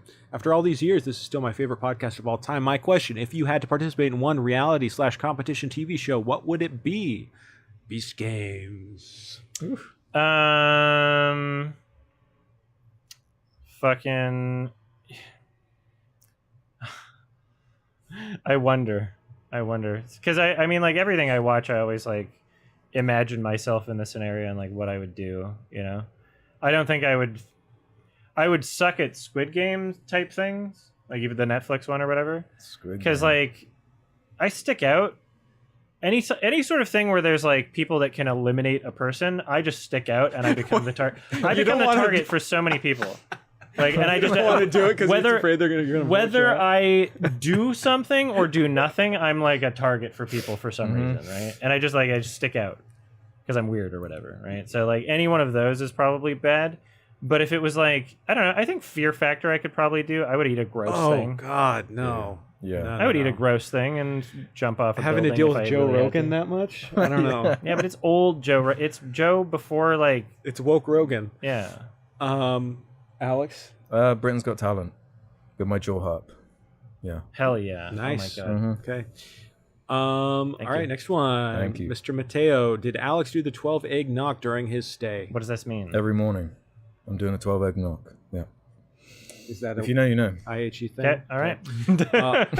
Parashast Pandy, you guys got to check out some Indian cinema, not the overindulgent maximalist RRR crap, but Nice. I agree. Satyajit I Ray, agree. Rocks. No, Raj I agree Kapoor, and Anurag Kashyap. I do want to see some Sajit Ray. I do want to see the Apu trilogy. I've seen. I'm looking. some You know, Ray. I'm gonna look up Raj Kapoor right now and Anurag Kashyap. I'll leave some tabs open because I'm like starving for some like good Indian cinema that's not like fucking Marvel movie equivalency. Like, you know, The Apu that's like, yeah, trilogy people get is mad when it's incredible. like, oh, you didn't like RRR, that means you just hate the culture. It's like, no, I just don't like Marvel movies. You made a Marvel movie in Indian. No, it's more Fuck. fire than that. Jeez, no, it's not. No, it is. I do want to watch the Apu trilogy. It's so, incredible. It's so beautiful. Oh, you've seen it? I love it. Okay, great. Yeah, love- I'm looking forward to that one. And then I also I'll- love Charulata. That's another Ray movie. There's quite a few on Criterion that you can watch. Okay, yeah, cool. Next I'll question. leave those tabs open, and I think, yeah, food's almost here. Marshall says, what are you guys' thoughts on documentary filmmaker Adam Curtis? He's most notable for making The Century of the Self, Hypernormalization, and Bitter Lake. Seen anything there? Yeah, don't well, I've recognize. seen a few, and I mean, like, dude's. It's someone who takes a lot of like complicated issues and packages things in like kind of a leading way, but doesn't really answer questions fully. But like you watch them and you almost feel like you're smarter after having watched them, but you're not. And it's just kind of like, I think that dude needs to like structure or write things better, or maybe have like stronger perspectives, because it really seems like he's just like asking a lot of questions and making a lot of like, you know, implications, but not really saying much. You know, that's my problem with him. Like, yeah, I don't know, the movie, they're like well They made. look quite interesting. Yeah, people love him. People love him. He's like a very underground kind of like. I mean, like he's popular on the internet filmmaker, right? And I think part of that is like because it's like borderline conspiratorial also, but not quite sort of thing. Like it's just not saying anything concrete, and that's kind of what I'm kind of wanting. If I remember correctly, because yeah, there was a point where I was getting into Adam Curtis just to see, and then I feel like I remember that. Amin Adbedrabo, thank you for $20. I think anything $20 or over, we shout that out. Okay. Would you ever have Ralph again as a guest for the podcast, or anyone else in general that you have in mind? Thanks for being one of my favorite background noise for assignments. You three have gotten me into film since 2020. Oh, Thank you so much. Yeah, we're not ruling it out. There's no for sure yes, there's no for sure no. It could happen. We don't have any plans to right now. And then I'm gonna grab that food, and we're gonna do a little food break. We're gonna scarf down some yums. Yeah. And then we'll get back to the questions, okay? And remember, if you want it read in TTS, it has to be using the link that Fanboy just posted in chat, or it's in the description. So I'll grab that food. I'll be right back. Awesome. Thank you. Oh my god, there's so many. Thanks for the turnout, everybody. Yeah, and also, if you want to answer some of these while I'm grabbing food, that's totally fine too. Should we do some more while Yes, we can go through them. You can just remember them if they're like Adam specific. Yeah. Absolutely. This if you want to. Oh, you got it. Okay, cool. All right, I can read through these. Elijah Berthium says the 3 most attractive boys of all time. Well, that's very Adam specific. Oh, yeah, true. Thank you very much. Lucas Oliveira says thank you for all the podcast love from Brazil. Nice. Brazil is great. Lewis said nothing. Thank you, Lewis. Radiation Bacon says been watching you guys since like 2012. Happy to see you're still around. 2012? Has it really been that long? I guess it's 2013 for me. Okay. Gotcha. What's your channel year? I did you didn't make? really start posting consistently until 2020. Okay. Yeah. Jake Dyer says, I dare you guys to do Ann Herbert, the pervert impression from Family Guy. Which one of you 3 are the best? Do you remember that character? No. Well, yeah, I guess so. I do a little bit. I don't know how he sounds. Though. Yeah, he kind of like whistles through his teeth. Oh, yeah, he does. Well, you're better at impressions. Yeah, I would need to like study that. Like, Sorry. and also, do I want that out there? Really? Do I want that soundbite out there? Pass. Sorry. Yeah. Devyan Yanch Bari says, love y'all. Adam Synecdoche Part 6 when? He's working on it. I'll answer on behalf of Adam. We should have the wig for so. Yeah, I should put it back on Yeah. and off. He'll do it when he does it. Erica, what's a book What's a book you'd love to get a movie adaptation of, and who would you like to direct it? Anything? You mentioned Animal Farm earlier, and I know it is getting an adaptation. Oh, really? It doesn't look great so Okay. far. You could do something cool with the animation. I don't know who I'd want to direct it though. Okay. I would love the book Butcher's Crossing, which I did a long video on, to get to be adapted by the Coen brothers. There you Wow, that would be a dark one. That'd be a fun one. Benicio Villarreal, when are they all going to start kissing? That's on a separate. Yeah, That's on a separate. that's the post stream. Yeah. Yeah. It went my away. God. Ryra the video guy. Will you guys please watch It's Pat 1994? Should I know what that is? It's an SNL character that became a movie. It's like a skit. The whole skit. Those is always that- work out, right? The whole skit is that they're non-binary, basically, but it was the 90s, so it's like a big joke, because like they can't tell Oh, so it's aged like if they're male or female, so it's probably aged horribly. it's. Damn. Yeah, this looks rough. Yeah. Have you heard of It's Pat, Adam? I've heard about it. It's on my list. It's apparently pretty not aged well. Well, I'm getting great ideas for stuff. Sure. For recommendations to torture you I'm guys. just gonna pop to the bathroom. Sure. I'm gonna put this up there. No problem. We're gonna munch. Someone asked when all the kissing starts, and I said that's on the post stream.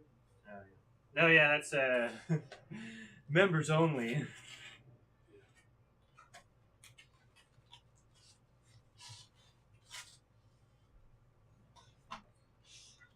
This one is beef, and this one should be yours. I think that's got some bean curd or something.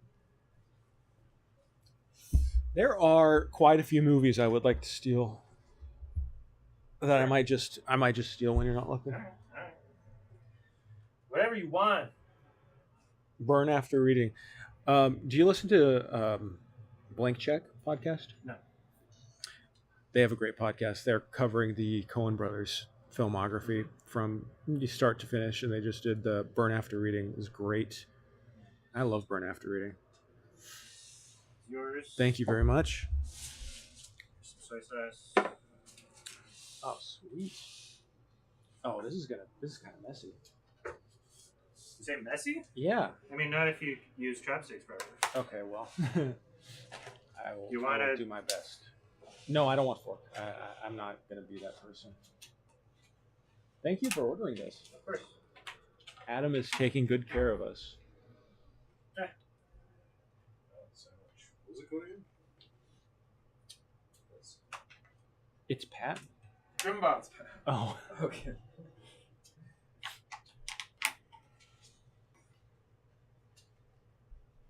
Wow. Wow. It's gimbap. It's Korean version of sushi. You guys start eating. I'll read through the questions. Just get going. Okay. All right. Michael Mann 2000 says thoughts on musical theater such as The Lion King, Wicked, Avenue Q, or Book of Mormon. Personally, I'm pretty picky, but I like almost everything with Andrew Lloyd Webber or Robert Lopez involved. I mean, I prefer the movie version of The Lion King, but whatever. I mean, yeah, the musical Book of theater Mormon can be rocks. good. I don't have like strong opinions. I love Book of Mormon though.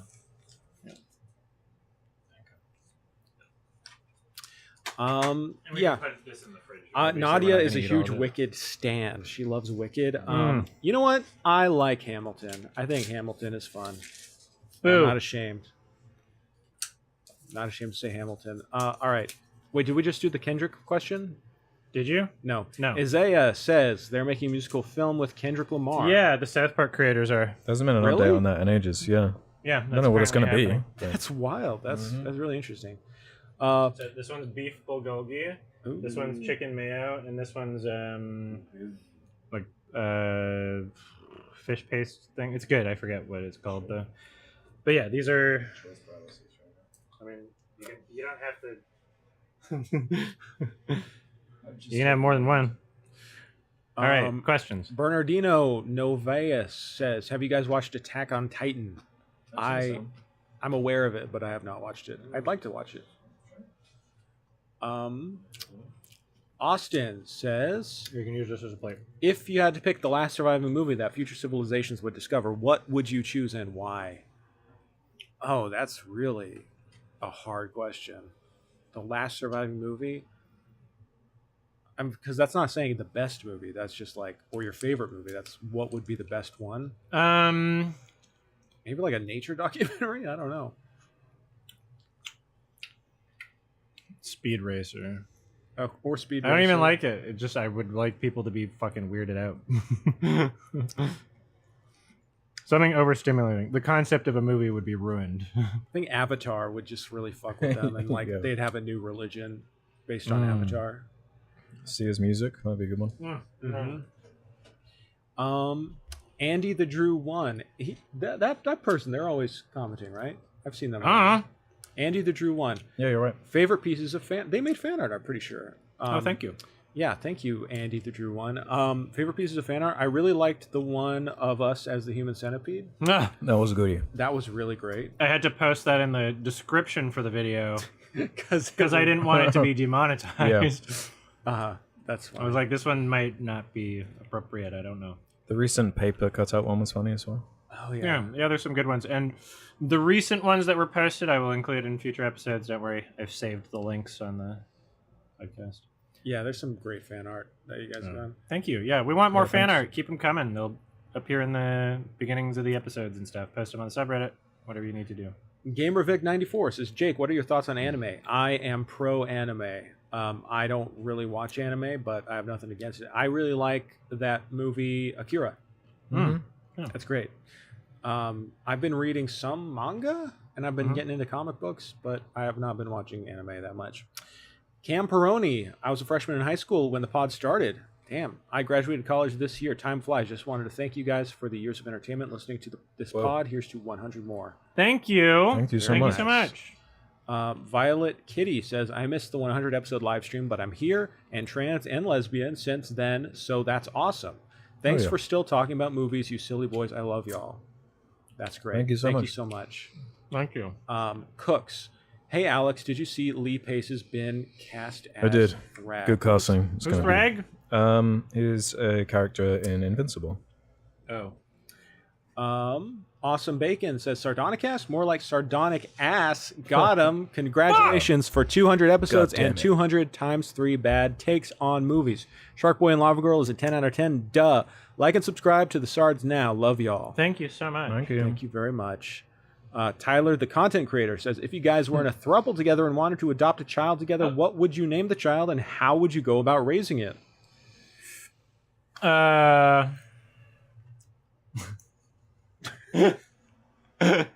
Names? Ass. No. No. But What name? But I like names that are like almost like other names, but they're wrong, you know? Like Tedrick. or like Tedrick. I like Tedrick. or like Bobbert. I like Derek. Hamilton. Yeah. Yeah. Derek. Tedrick Bobbert Hamilton. Okay. We've got it. That's beautiful. How would we go about raising it? With love. There you That's go. all you need, right? And That's all you need. positive physical reinforcement. What? You know, like a hit. You know, The but it's belt. like from love, and you're like, you can't go near the train tracks. It's not my fault you were there. Moving on. Mortial Kaiju 98 says, I think Alex is the only one to have seen Avatar: The Last Airbender. Since a new animated movie is coming out next year, I wonder if Jake or Adam have seen or will watch, so that you guys could have a show discussion and maybe cover that upcoming film. Are they talking about the full, like the original I animated think show? they're talking about the original, yeah. Okay, yeah. I'll I've watch it seen eventually. some of it. I've seen the first episode. It was good. It's really good. I can see why people like It's it. genuinely awesome. Yeah, Also, $50. Thank you, yeah thank Jeez. you. Marshall Kaiju. Yeah. Reality Goggles says, are the Sard Boys going to smooch? What is with this kissing? I mean, know, right? that's for later. You guys got to pay extra for that. Also, curious, your boys' thoughts on Zach Krager directing the upcoming Resident Evil reboot that's apparently supposed to be a return to form. Yeah, I mean, I'm excited for that. I like whatever that. he's making. I loved Weapons. Yeah. Yeah, I I'm have curious to confidence see. in him. Yeah. Yeah, and Resident Evil's like cheesy as fuck too, so I'm sure it'll be a good pick. GamerVic94 says, what are your guys' favorite and least favorite Adult Swim animated shows? Favorite? The Shivering Truth. Was Common Side Effects Adult Swim? I think. So. I think it might be. That could be my favorite. I love that show. I can't even think of any right now. Sorry. Least favorite, I don't know. Yeah, I don't know if I have a least favorite. All right. Well, thank you. Sloth, hypothetically, based on your personalities, if all of your names changed to Chad, who would be Chad 1, Chad 2, and Chad 3? I mean, We just go by age. yeah, I was the first. There you go. Warden says, when did y'all really start getting into movies/films, and what were some films that were influential and you started? What currency is cop? That's the cop currency. 10,000 cops. You gotta pay 10,000 cops. Thank you, though. Yeah, I'm curious about that, actually. When did you guys start getting into movies? Bionicle. Yeah, Bionicle. Well, Okay. one of my earlier memories for like how films were made. I think my brother made a comment, like watching, was it like Babe or something? And there was like a passage of time fading shot of like an animal like in a pen, and it was like, okay, yeah, they're pacing around and they're lonely, and you can see like time passing because of the fade effect. And I think my brother was like, how did they do that? And then I was like, oh wait, how did they do that? Sort of thing. Like that was like an early example of me questioning what the process of a film was rather than just taking it at face value. And then, yeah, I guess like specific films that kind of nurtured that, like Memento was one where loved that when I was like 15. I was really thinking about like, okay, it's not just the story, but it's like how you tell the story, right? And so that was really instrumental to the way I experience film. Nice. Alex? Bionicle genuinely is one.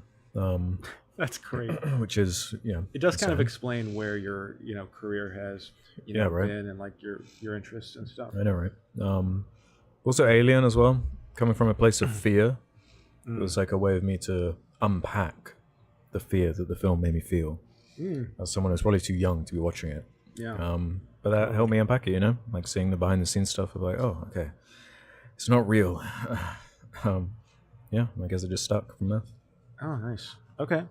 My film origin story, I was a book kid. I was super into reading, like in middle school and stuff. And I loved movies, like, normal movies and everything. But it wasn't until I read the book 2001: A Space Odyssey that I became obsessed with that series. I read all the books in that series from Arthur C. Clarke. And then I, of course, had to watch the movie. And I thought, this is the most pretentious bullshit I'd ever seen. I was like in middle school. I was like 7th grade. Yeah. But it stuck in my head like crazy. And I became obsessed with Stanley Kubrick. And I watched all of Kubrick's movies. And so that's just kind of how it started. Awesome. Yeah. So there you go. Radical Soda. Yeah. Will Alex ever continue the search for the worst? Also, what do you guys think of people that review cartoons for a living? Is it a worthwhile job? Yeah, maybe one day. They suck. Yeah. What the heck? Do something good with your Why are you life. reviewing a cartoon? Yeah, one. I don't know why they're singling out cartoon reviewers. Yeah. No idea. It's fine. Like, Yeah, why not? talk about what you Could want be to a talk worthwhile about. job. Yeah. There's enough animation that you could do it forever. Yeah. So like, yeah, why not pick a niche or like a genre or whatever? Yeah. Search for the worst. You'll. I don't know. Maybe. All right. Yeah. JoJo's Crazy Channel. Well, y'all ever watch Gendy Tartakovsky's Primal? Yes, eventually. I've seen some of it. What I is love that, the actually? animation. You know, Samurai Jack and Hotel Transylvania. Fixed. Fixed is the latest one. I wouldn't recommend that Yeah, one. people though. don't like that one. I didn't but like it. yeah, he's It's usually pretty reliable. It's got Yeah. a very distinct got a art voice. style. his style. Did you see that recent thing he leaked to try and get a project greenlit? No. It was kind of cool. Like an adult themed animated thing about like a knight in like giant armor. Oh, cool. It looked pretty cool. All right, JC411. Hello, Sards. Can you guys, being old as fuck, give some advice to someone who's going to be entering their 20s? TMMRBTW, please wish me a happy birthday. I need acknowledgement from strangers. YWAM. What does TMMR mean? Is that Thank Do they mean Mom, Mary, Wreck. tomorrow? Tomorrow. What? I don't know. I don't get it. YWAM. What does that mean? You're welcome and murdering. Happy birthday, Happy birthday. JC411. Advice going into your 20s. I mean, it depends on what you want to do, but like, Don't be too hard on yourself. the world's changed so much. Yeah. Remember that no matter how difficult things get, that oftentimes it's a lens through which you're perceiving your own reality, and it's very difficult to remember that while you're in that moment experiencing a lens of something like depression or anxiety, even if it lasts for a long time. And once you're out of it, it's very easy to look back at it retrospectively and go, oh, okay, things weren't as bad as they actually were. But it's difficult while you're in it. So try your best to remember that that lens exists. And perhaps it might not be something as, basic as like, oh, just exercise more, or like, get more sunlight. There might be like, there might be like a chemical imbalance. Like I found out I had ADHD at like 4 years old, right? So a lot of shit I could have been doing before that point that would have helped out. Yeah, the older you get, the more you experience, the more you figure out. It's good. Good advice. Yeah. No. Anything? Yeah, don't be too hard on yourself. It's fine to make mistakes, Everyone says that 30s are better than 20s anyway, so just stick it out. You're going to learn and change a hell of a lot. That's for sure. And I'm going to say very specifically, you have way more time than you realize. Yes. You're going to think you got to rush to do all this stuff. You have so much time. Like, seriously, just, you really don't have to rush anything. And it's also very normal to like start over throughout your life. Like, you're kind of always starting over at something throughout your life. I went back to college late. Like, you can really do anything. Like, after a certain point, no one's gonna judge you. No one's judging you. Like, for that. I mean, Morgan Freeman didn't even like become famous until he was like 60 or something.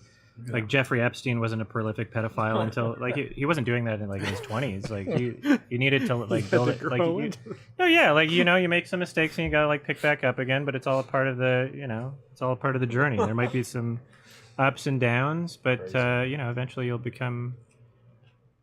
Hopefully not like Jeffrey Epstein, but you'll figure it out. Colin Mays, you have one task: add Cool Cat to any movie in order to make it better. Which one are you picking? Elephant. Gus Van Sant.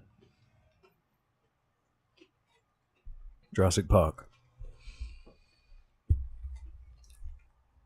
Saving Private Ryan. Nice. Julian Martinez, question: favorite Nickelodeon movie? SpongeBob, right? SpongeBob movie, yeah. Pretty easy. SpongeBob. Yeah. All right. Roy Cock. Love you guys. Alex and Adam are my childhood favorite YouTubers. Q. Wow. What's the most embarrassing movie/scene anyone has ever walked in on you watching? I was watching Eyes Wide Shut in like high school, I think, and I was like getting to the really, the juicy parts, and my dad walked in to the house as I was watching it. I'm pretty sure I was anticipating. I knew he was coming over, and I was like, I know I have to turn off the Blu-ray player at some point. And I hear the door open, and I just throw the remote because I was so nervous. Yeah. And my dad was like, "Oh, you must have been watching something really interesting, huh?" I was like, "Yeah." I wonder if I've had one of those moments. I don't know if I've ever like been caught watching something that I shouldn't be. Yeah, for me it was more like when I was watching a bunch of like anime or like Japanese video games, and like my parents would always come in when it was like the, like in the cutscenes where they're going and all this shit. So that was like hard to, I guess, explain. Yeah. I have so many. There's like way more of awkward moments like that. All right, Golden Tintype says, favorite canceled after a 1-season show. I have to think. I need to see a list or something. I guess Arrested was canceled after 2 seasons, right? Then brought back. Yeah, which which ones even exist of those anymore? Because like Clone High got another season too. I can't really think of one. Only 1 season. Yeah, I wonder. I'd have to think about it. Sorry, most of my like short running shows are like 2 seasons that I love. All right, JM Film says, what's your favorite example of retconning in a movie, show, or game, and what's one that you can't stand? Everything in every Saw movie is my favorite, and also one that I can't stand. If I can say games, I'll say what they did to Halo. Oh, That was Oh, what they retcon with Halo? like everything. Like in the show, or All like the games when 343 took over. Oh, Changing the Forerunners and oh yeah, they did everything. I hated everything in the Rise of Skywalker. Oh yeah, Nice. yeah. Nice. Blue Space Dog, congrats on 10 years of Sardonicast, boys. Alex, what is the best Bionicle? Kopaka, Which one's that? the ice one. Oh, the white one, you mean? Yeah, the Yeah, white one. The white one, sure. Yeah, The classic. Christmas. Okay, Alex. All right, Jane Pro. Go ahead. Jane Poe. You guys got to watch Four Lions. Unironically, might be the funniest movie I've ever seen. It's awesome. Yeah, I could give it another shot. You don't I like didn't. it? Well, I don't know how far I made it. I didn't connect with it much when I watched it when I was younger. So, Shai Zohar. In Caught Stealing, the Twin Towers show up in the background of the shot where they are going to the storage facility. Jake, is it a 10 now? Yes? Okay, Yes. perfect. Esoteric videos. Adam said a movie can have nothing wrong with it and still not be a 10 out of 10. I agree, by the way. What movies would you rate relatively low but still feel are basically perfect for what they're going for? Bionicle. Mask of Light. The donkey movie we did. That's how I kind of feel. Oh, yeah. Balthazar. Oh, Ow Hazard Balthazar. Yeah. I wouldn't say Funny Games is like a 10 out of 10 for me, but I get like it's achieving what it's trying to do. Yeah, perfectly. exactly.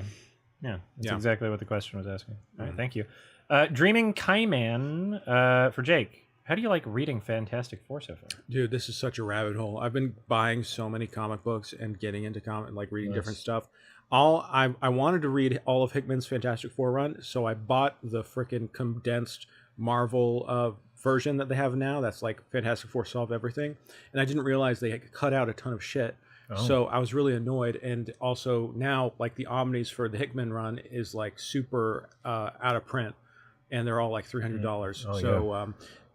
Buying comics and shit is so fucking annoying. That's the main reason I haven't done it. Yeah. I don't know how people so put intimidating. up with that shit. Yeah. It's so complicated, but I've nevertheless gone into it, and I've been reading lots of stuff, which I'll talk about at some other point. Sure. Here's my question for both of you. What do you think of fucking Gimbap? Your first really time yummy. trying Gimbap? Yeah, I like really it. good. Yeah. I like it. Yeah, I love delicious. it. Love Korean food. You're in Vancouver, so great Asian food. Thank you, Adam. Glad to introduce you to new things. The Bug King. Love the pod, boys. Great to see y'all together. Need your thoughts on William Friedkin, specifically if you have seen his adaptations of Tracy Let's plays Killer Joe and Bug. Those are Tracy Let's Plays? I had no idea. That's nuts. I haven't not seen sure. Killer Joe or Bug. Me neither. Are we talking about Bug like 2006? I don't know. Oh, I don't know then. Bug. You guys like Friedkin? No strong opinion. Yeah, me I think neither. I think Bug was a movie that I watched when I was like 13 and I hated or something. And then maybe I should give it I don't Actually, know. maybe I I have don't seen know if Killer should give Joe. it I can't remember. I love Friedkin. I mean, I love like The Exorcist and French Connection, obviously, but also yeah. Sorcerer, which people have been wanting us to talk about. Yeah, you I would keep like mentioning to, it, I'd like yeah. to watch that. Yeah. Fucking love Sorcerer. All And right. I read his biography a long time ago. From YMS Interesting Highlights, Olivia asks, Alex, when's Hunt Down the Freeman 2? Hopefully soon. You know. Development hell. Yeah, it's stuck. Unfortunately. Noise H. Opinions on Fear and Loathing book and or movie. I love the movie. I haven't actually seen the movie. It's a good movie. You haven't? Nope. Oh, it's great. I saw it a long time ago. Yeah. That'd be a good rec, actually. No, it'd be a great rec. Yeah, it's been long enough that I haven't even seen it in 4K yet, and I have the 4K cool. Blu-ray. Yeah, yeah. But it's been long enough that I would love a rewatch. It's fun. It's great. It's like it's one of the better like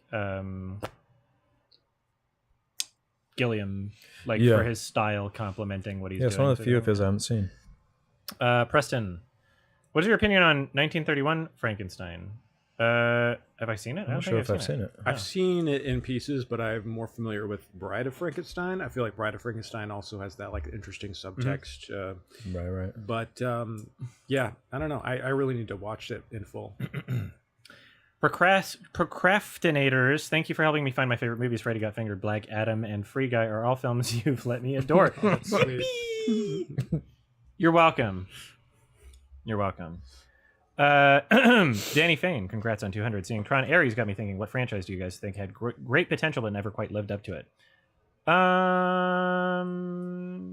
I mean, like, sure, Tron is in that mix. Franchise.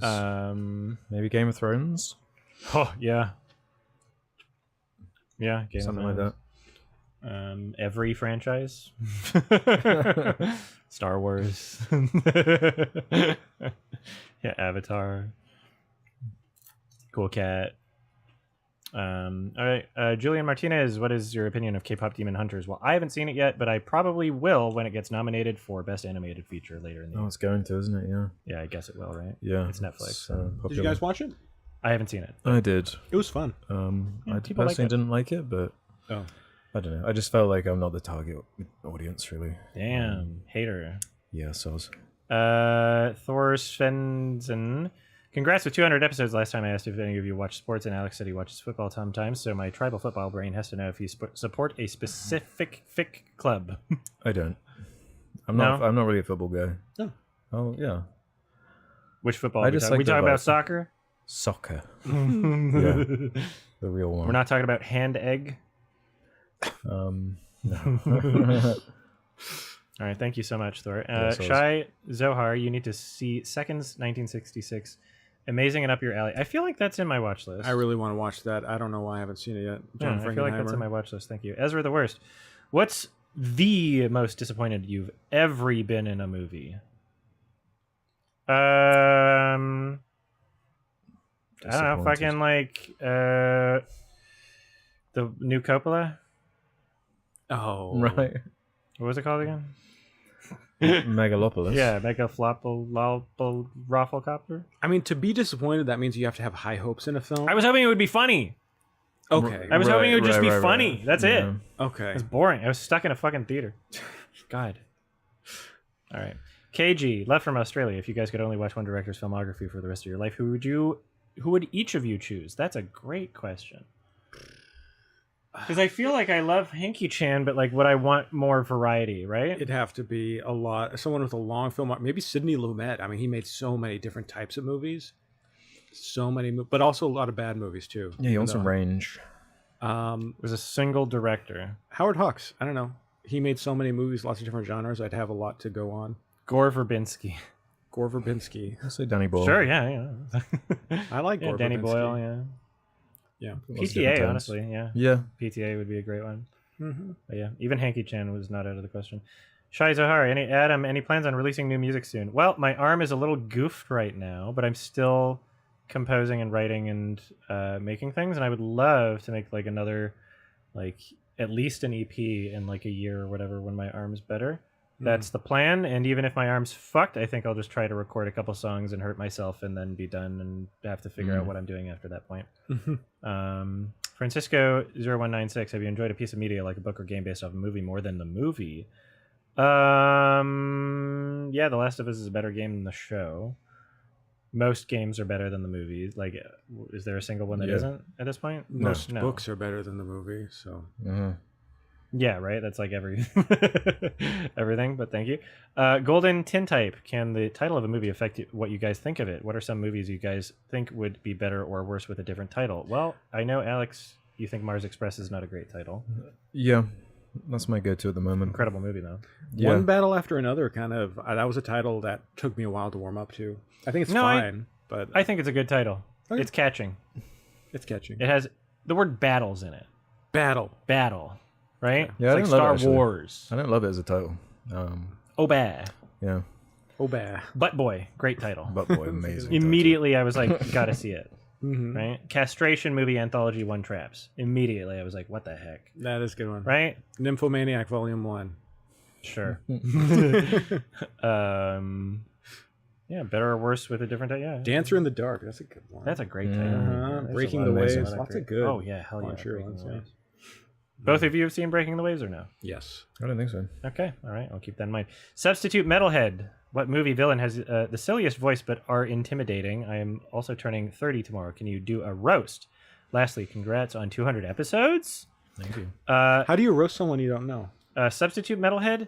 Fucking, that's a stupid ass question, you idiot. Wow. What the fuck You're is 30? wrong with you? You got a Weird. metal head? God, That's not ew. where metal's supposed to Turning be. 30, more like turning like an idiot. Substitute teaching? Like more a like fucking dumb piece become of full shit. Yeah, time. only a substitute. God, what the fuck? Yeah. Silliest voice, but are intimidating. Like Sean Penn in Oba. sure, yeah, there True. we Yeah. go. All right, thank you. Brixinen, thoughts on Jack Frost 1998 with Michael Keaton is one of my favorite cursed films I've been listening since the Jesus. start. Here's to 200 more. I would love to revisit it because I have a very specific memory of my dad getting angry. I saw 'cause- this last year. Yeah. I remember it being creepy.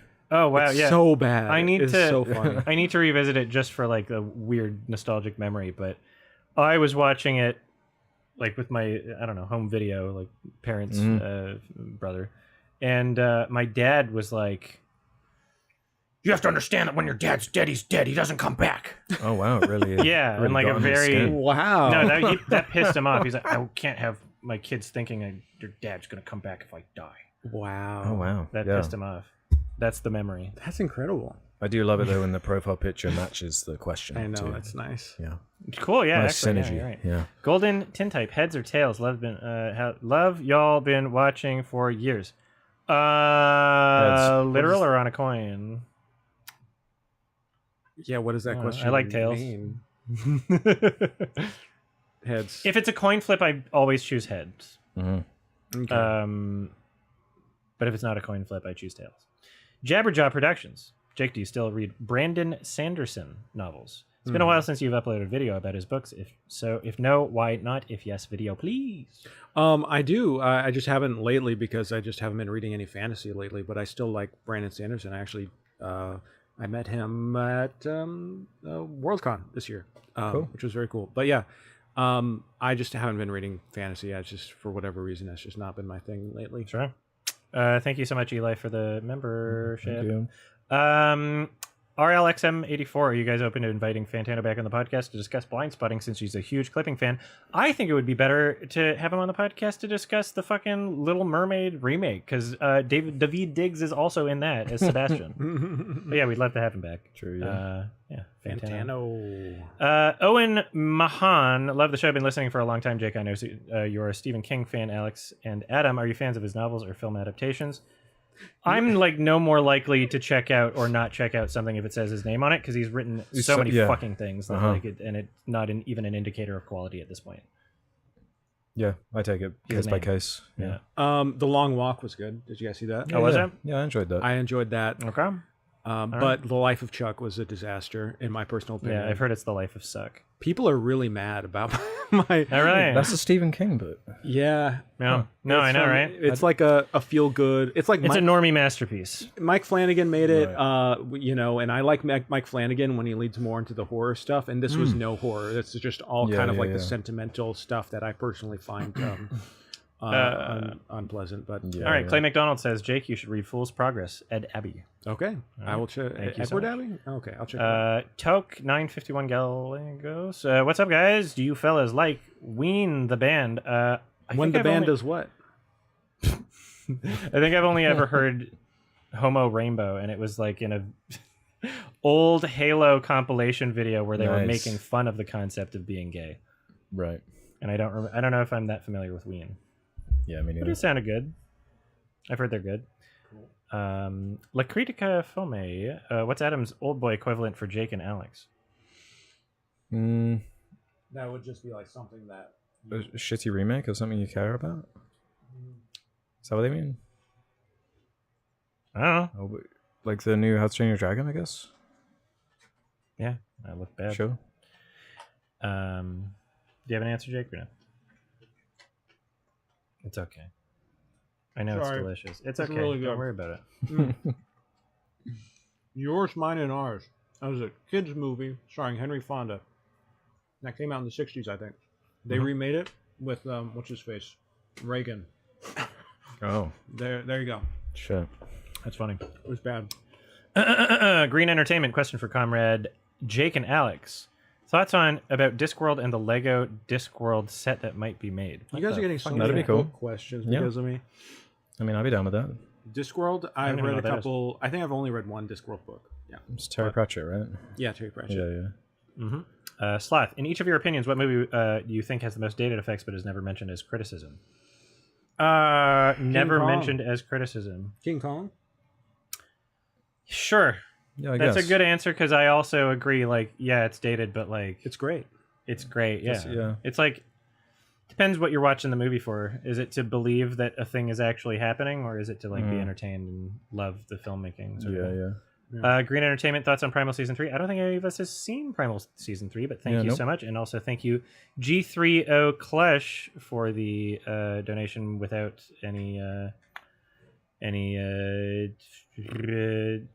message. And here we go. We're going to go back to some of the TTS ones. And I think this is where... I'm gonna pee real quick.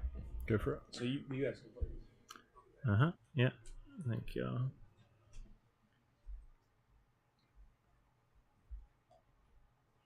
Hey, Sards. Adam, you recently had a review of In the Bedroom on your Quickie Catch-Up video. I would love to see Little Children recommended sometime soon on the podcast. Congrats on 200 episodes. Woohoo! Oh, Don't joke. I would also love to see little children recommended someone on the podcast. Thank you, Excel spreadsheets. woohoo. Woo-hoo. Here's a good sport in the recording booth. Busy doing a 48-hour film fest, so I have to miss this sadly. But thank y'all for providing amazing content. He hates a me. He lied to me. Thank you, Sam Jager. Thank you. Get your fat ass back here. Don't make me slap you with my penis. Well, I'll be a son of a bitch. Thank you, Jake Dyer. Thank you so much. Thank you. Okay, serious question this time.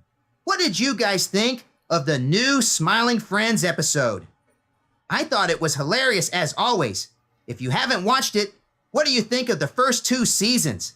Any favorite episodes? I have not watched it yet. My favorite episode is the like very horror coded one in season 1 with the like claymation and like you just did blackface. Like that one's my favorite. I love that because it's actually like terrifying, and I love getting that like Yeah, mixed it is creepy. emotions. Yeah. I like the one with the, I can't remember his name. He's like a PS1 character. Oh yeah. I know That was- who you're that was talking fun. about. That was fun. Ew, ew, ew. And then we'll remember to ask Jake if he's seen Smiling Friends when he's back. Thank you, Noah Workman. Thank you. I've been listening since I was 13, and now I'm 18. Dang. I was only 14 during episode 100. 2 questions. Do any of you guys know about the website Blu-ray.com? Use it to log your collection. And what are guys' favorite places to buy clothes at? Yeah, I'm aware of the website. I don't use it to log anything, but sometimes I use it to like see if there's like releases of different physical releases of a thing that I like, just to like confirm that it exists somewhere, and maybe like, oh, it's on Germany Amazon or something. Then I'll use it for that. Nice and legal. What the fuck? And then favorite places to buy clothes. At this point, like kind of thrift shops, honestly. Yeah. Yeah, honestly. Thank you so much.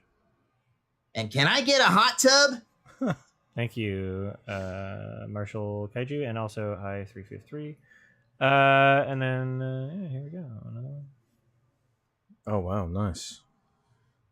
Hip to the poi, premium voy, Ipswich toy, bully eye zoy, clanger cloy, tip of the toy, ding dang doy, lover loy, father of the foy, chuck to the choy, zing zang, loy, danger doy, go hard on the boy, unless satisfied loy, ha ha hoo, love you all, cool cat. Thank you, Slat. That was awesome. I also, whenever I see the word danger, I think danger. Dang a door. Yeah, but it's just it's just a regular word, danger, right?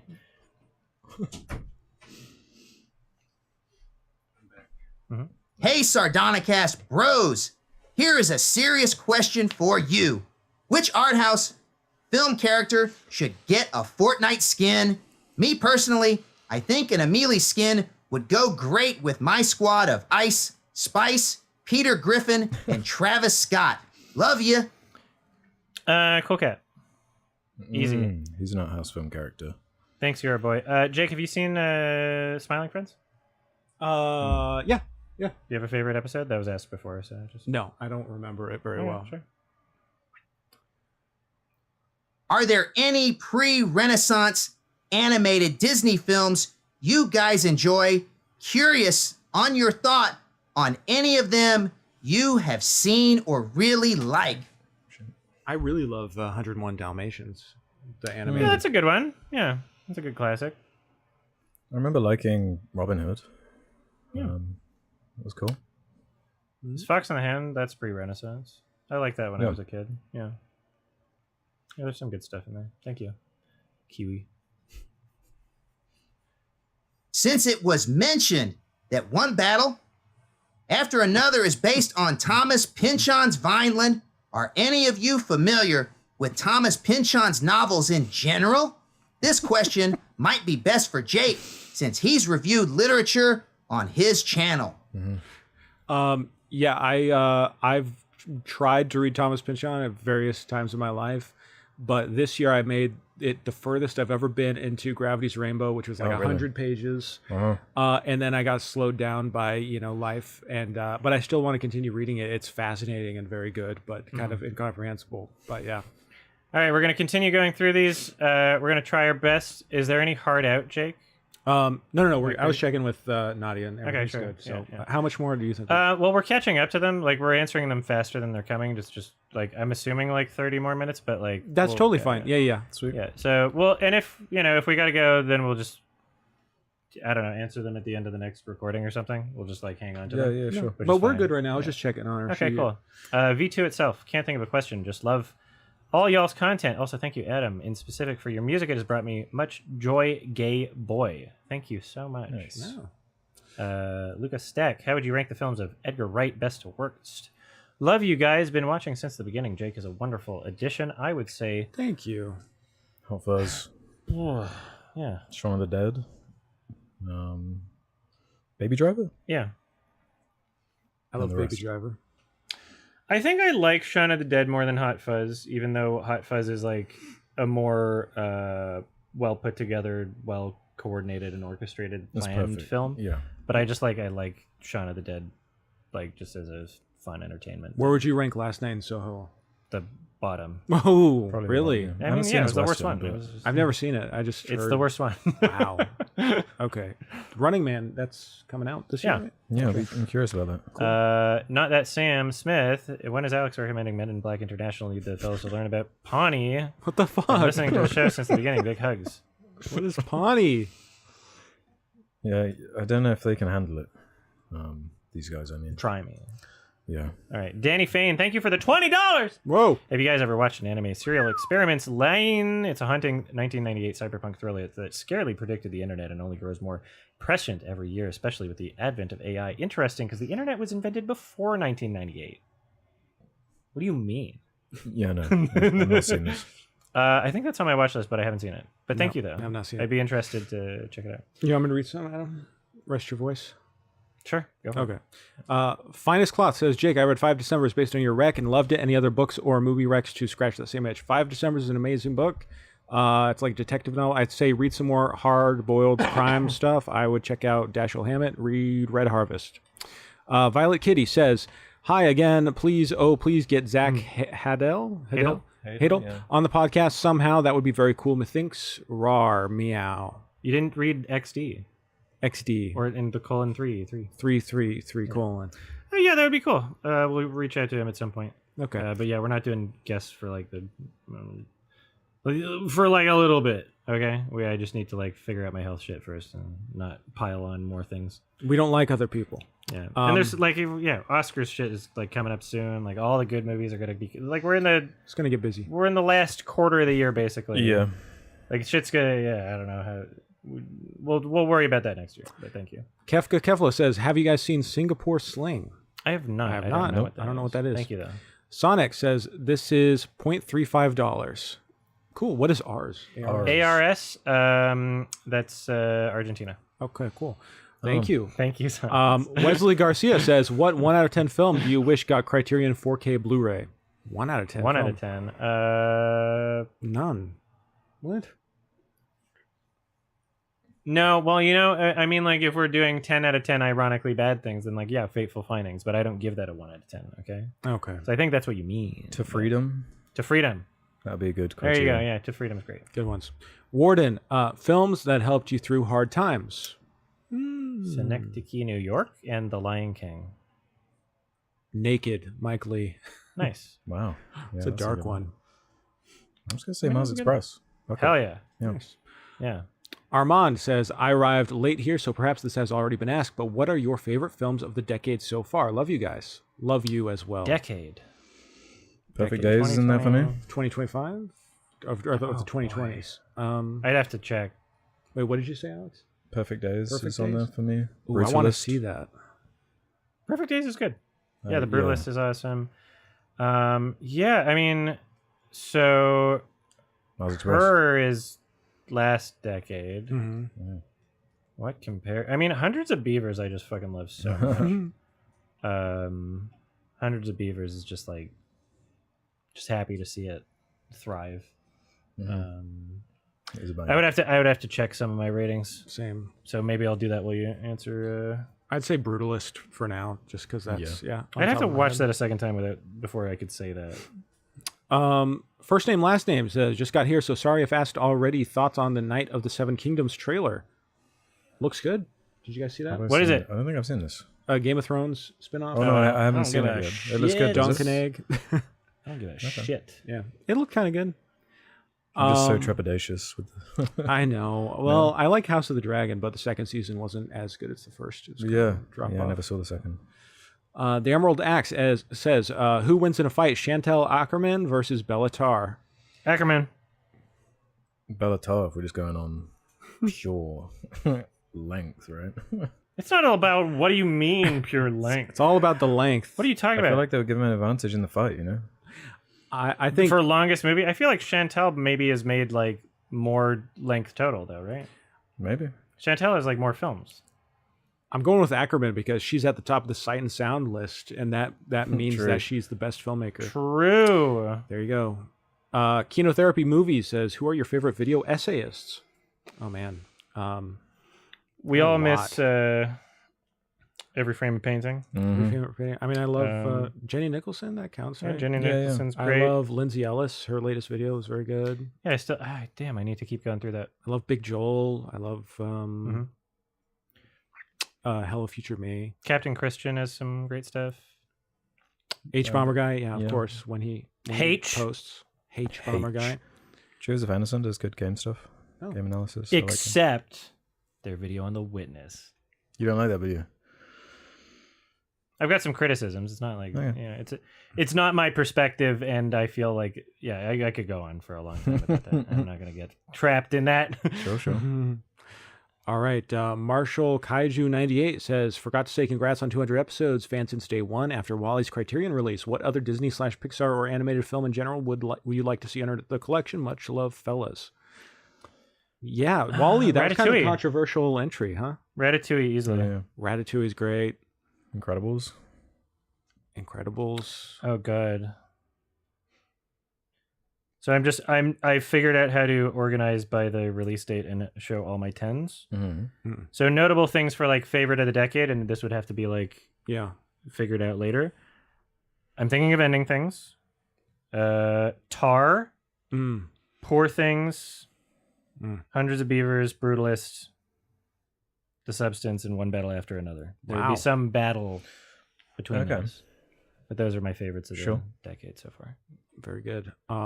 All right. Matthew says, can you guys please watch and discuss Love Liza starring Philip Seymour Hoffman? Sure. I've never heard of that. Love but Lisa.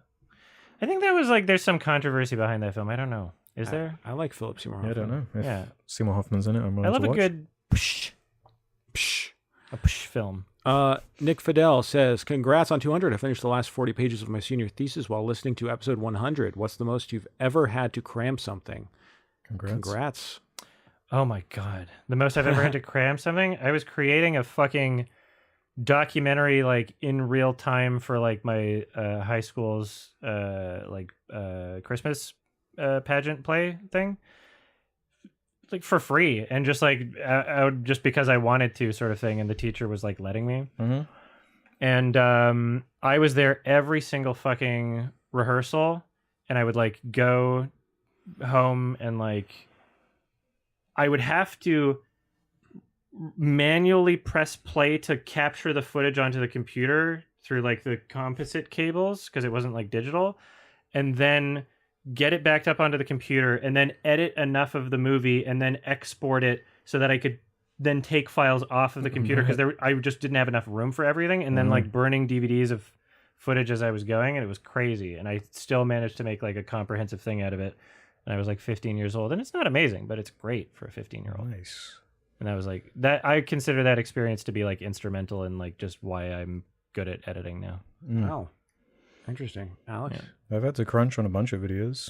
I made the Not Disney collection in like 24 hours because I was going away for like a week. I just had to get it done. Jesus. I just didn't sleep that night. But I think it paid off. Nice. I'm a serial procrastinator, so I usually am cramming things last minute. But in college, I think some of my finest moments were, writing a paper with like 2 hours to spare and having not worked on it at all, and then getting an A because I'm just like, fucking, you guys got nothing on me. And then it encourages me to procrastinate even more for the next one. It's a bad cycle. It's very dangerous and bad for me. But moving on to Eli433, if your movie sucks, does that mean man, boy, man? Oh yeah, your cadence was perfect. Man, boy, man. What? Yeah, that's my music channel. Nothing but hits. Nothing but hits. And the guy who says man, boy, man was a Canadian boy. Good. Nice. Yeah.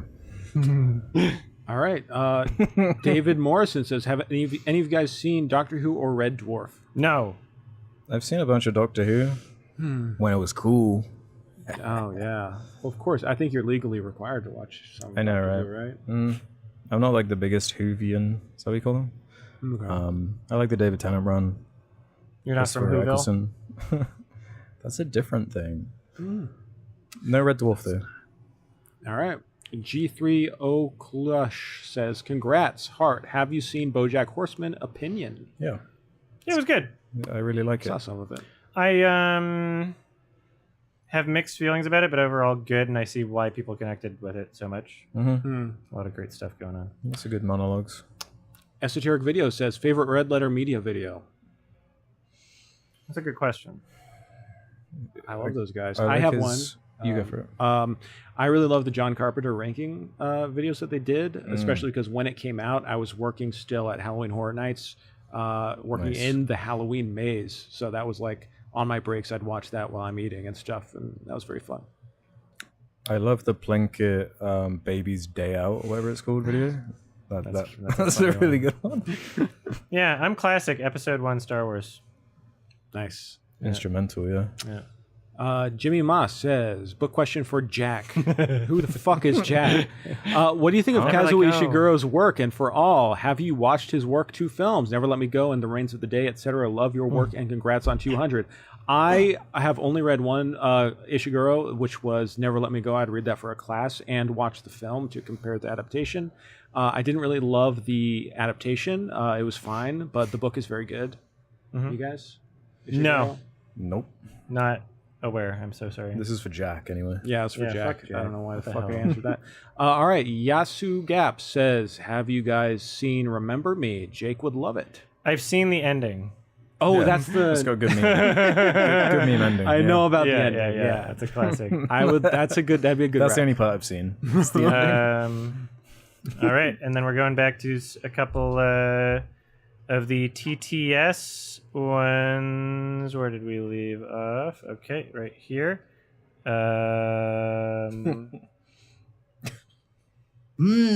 Nice and legal. Thank you, Polecat. I mean Eli. Thanks, Eli. Will, Kyle's mom is a bitch. She's a big fat bitch. She's the biggest bitch in the whole wide world. She's a stupid bitch. If there ever was a bitch, she's a bitch to all the boys and girls. Monday, she's a bitch. On Tuesday, she's a bitch. Wow, different Venom in Cool Cat's context. Yeah. Thank you. Are y'all drunk yet? not drinking, No, no. we had a couple drinks last night, but like I don't drink as much as I used to. Nearly, I would drink like every day. Mm-hmm. But yeah, thank you.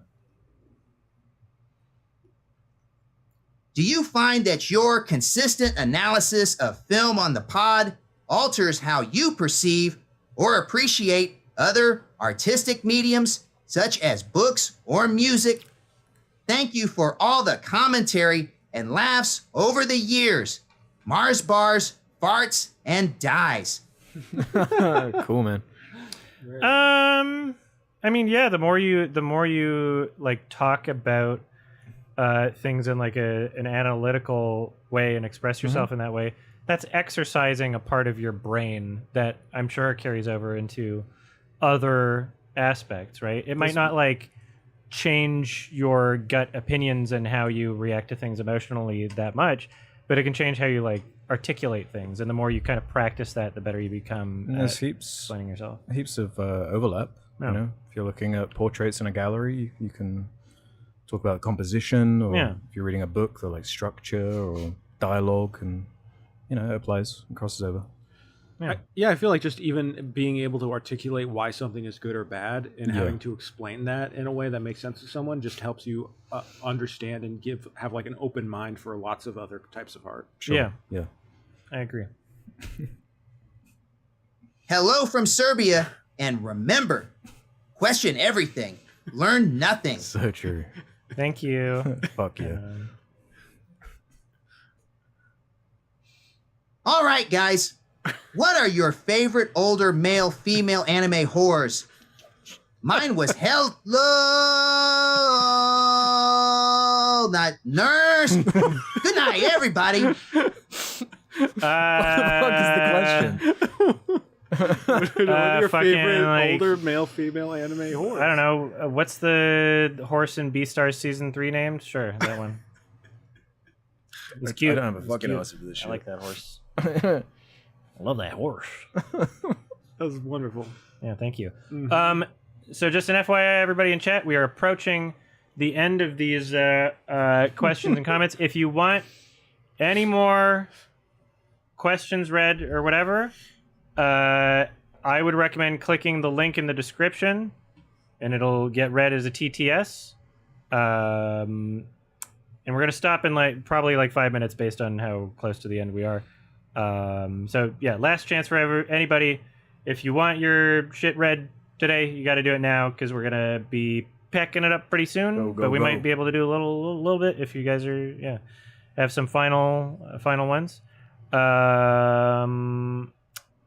Jack Miller, I want to thank Adam for recommending Taste of Cherry. It genuinely helped pull me out of a year-long depression, which I haven't experienced since. That's great to hear. Amazing Jack. film. Thank you. I love that movie. Yeah.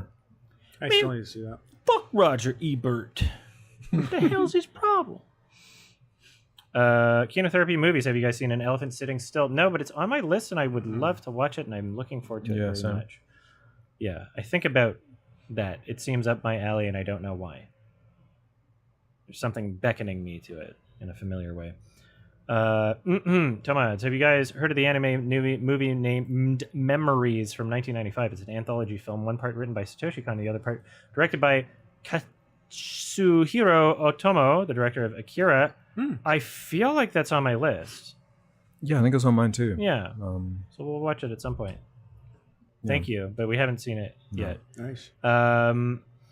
Mike Eel, Jake, have you read Antkind by Charlie Kaufman / Adam? Did you ever finish it? I have not finished it yet. I see it right there.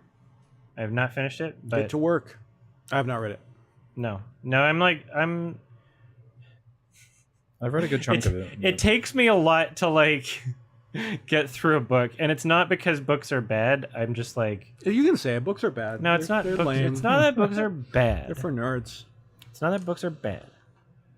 It's just that there's so many things, right? There's so many things, and I feel like I have to be in the right mindset or mind frame. Even if I'm listening to an audiobook, there has to be something that aligns with me being in that headspace, Yeah. And so I haven't abandoned it, and I would love to continue it. And there's a lot about it that I've written in my notes for reference for the Synecdoche Part 6 and stuff. I don't know why this takes a little bit to refresh here. Yeah, I can see ones down there. Let's do here. Austin, what is your answer to the trolley problem? I thought the idea was that you have multiple choices with the trolley problem. Well, yeah. What's your answer? Do you kill one guy or two guys?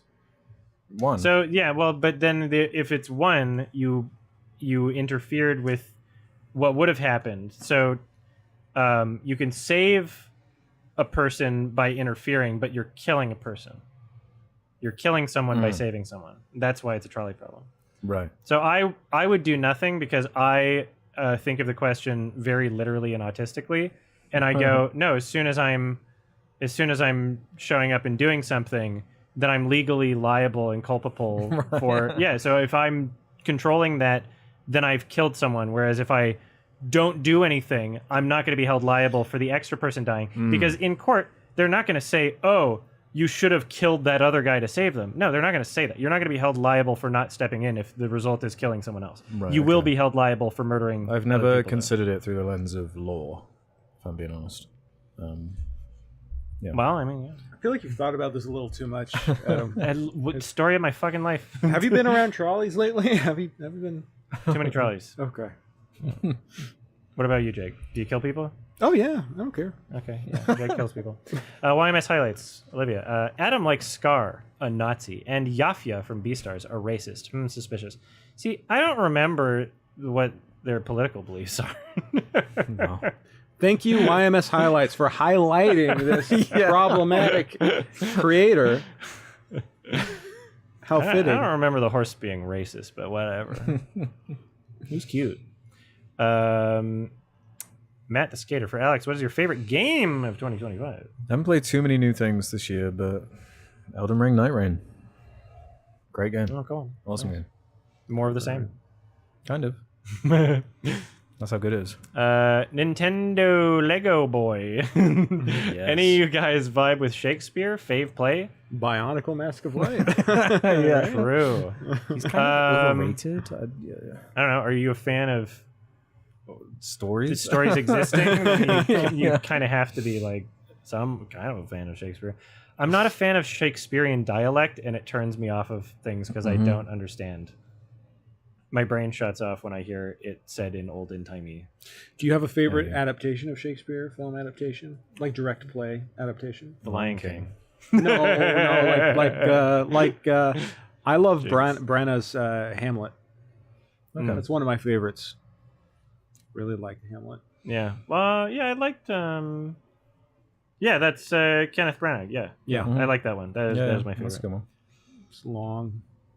Yeah, that's what I watched for like my Kimba thing because I heard it was like the most accurate for understanding the whole.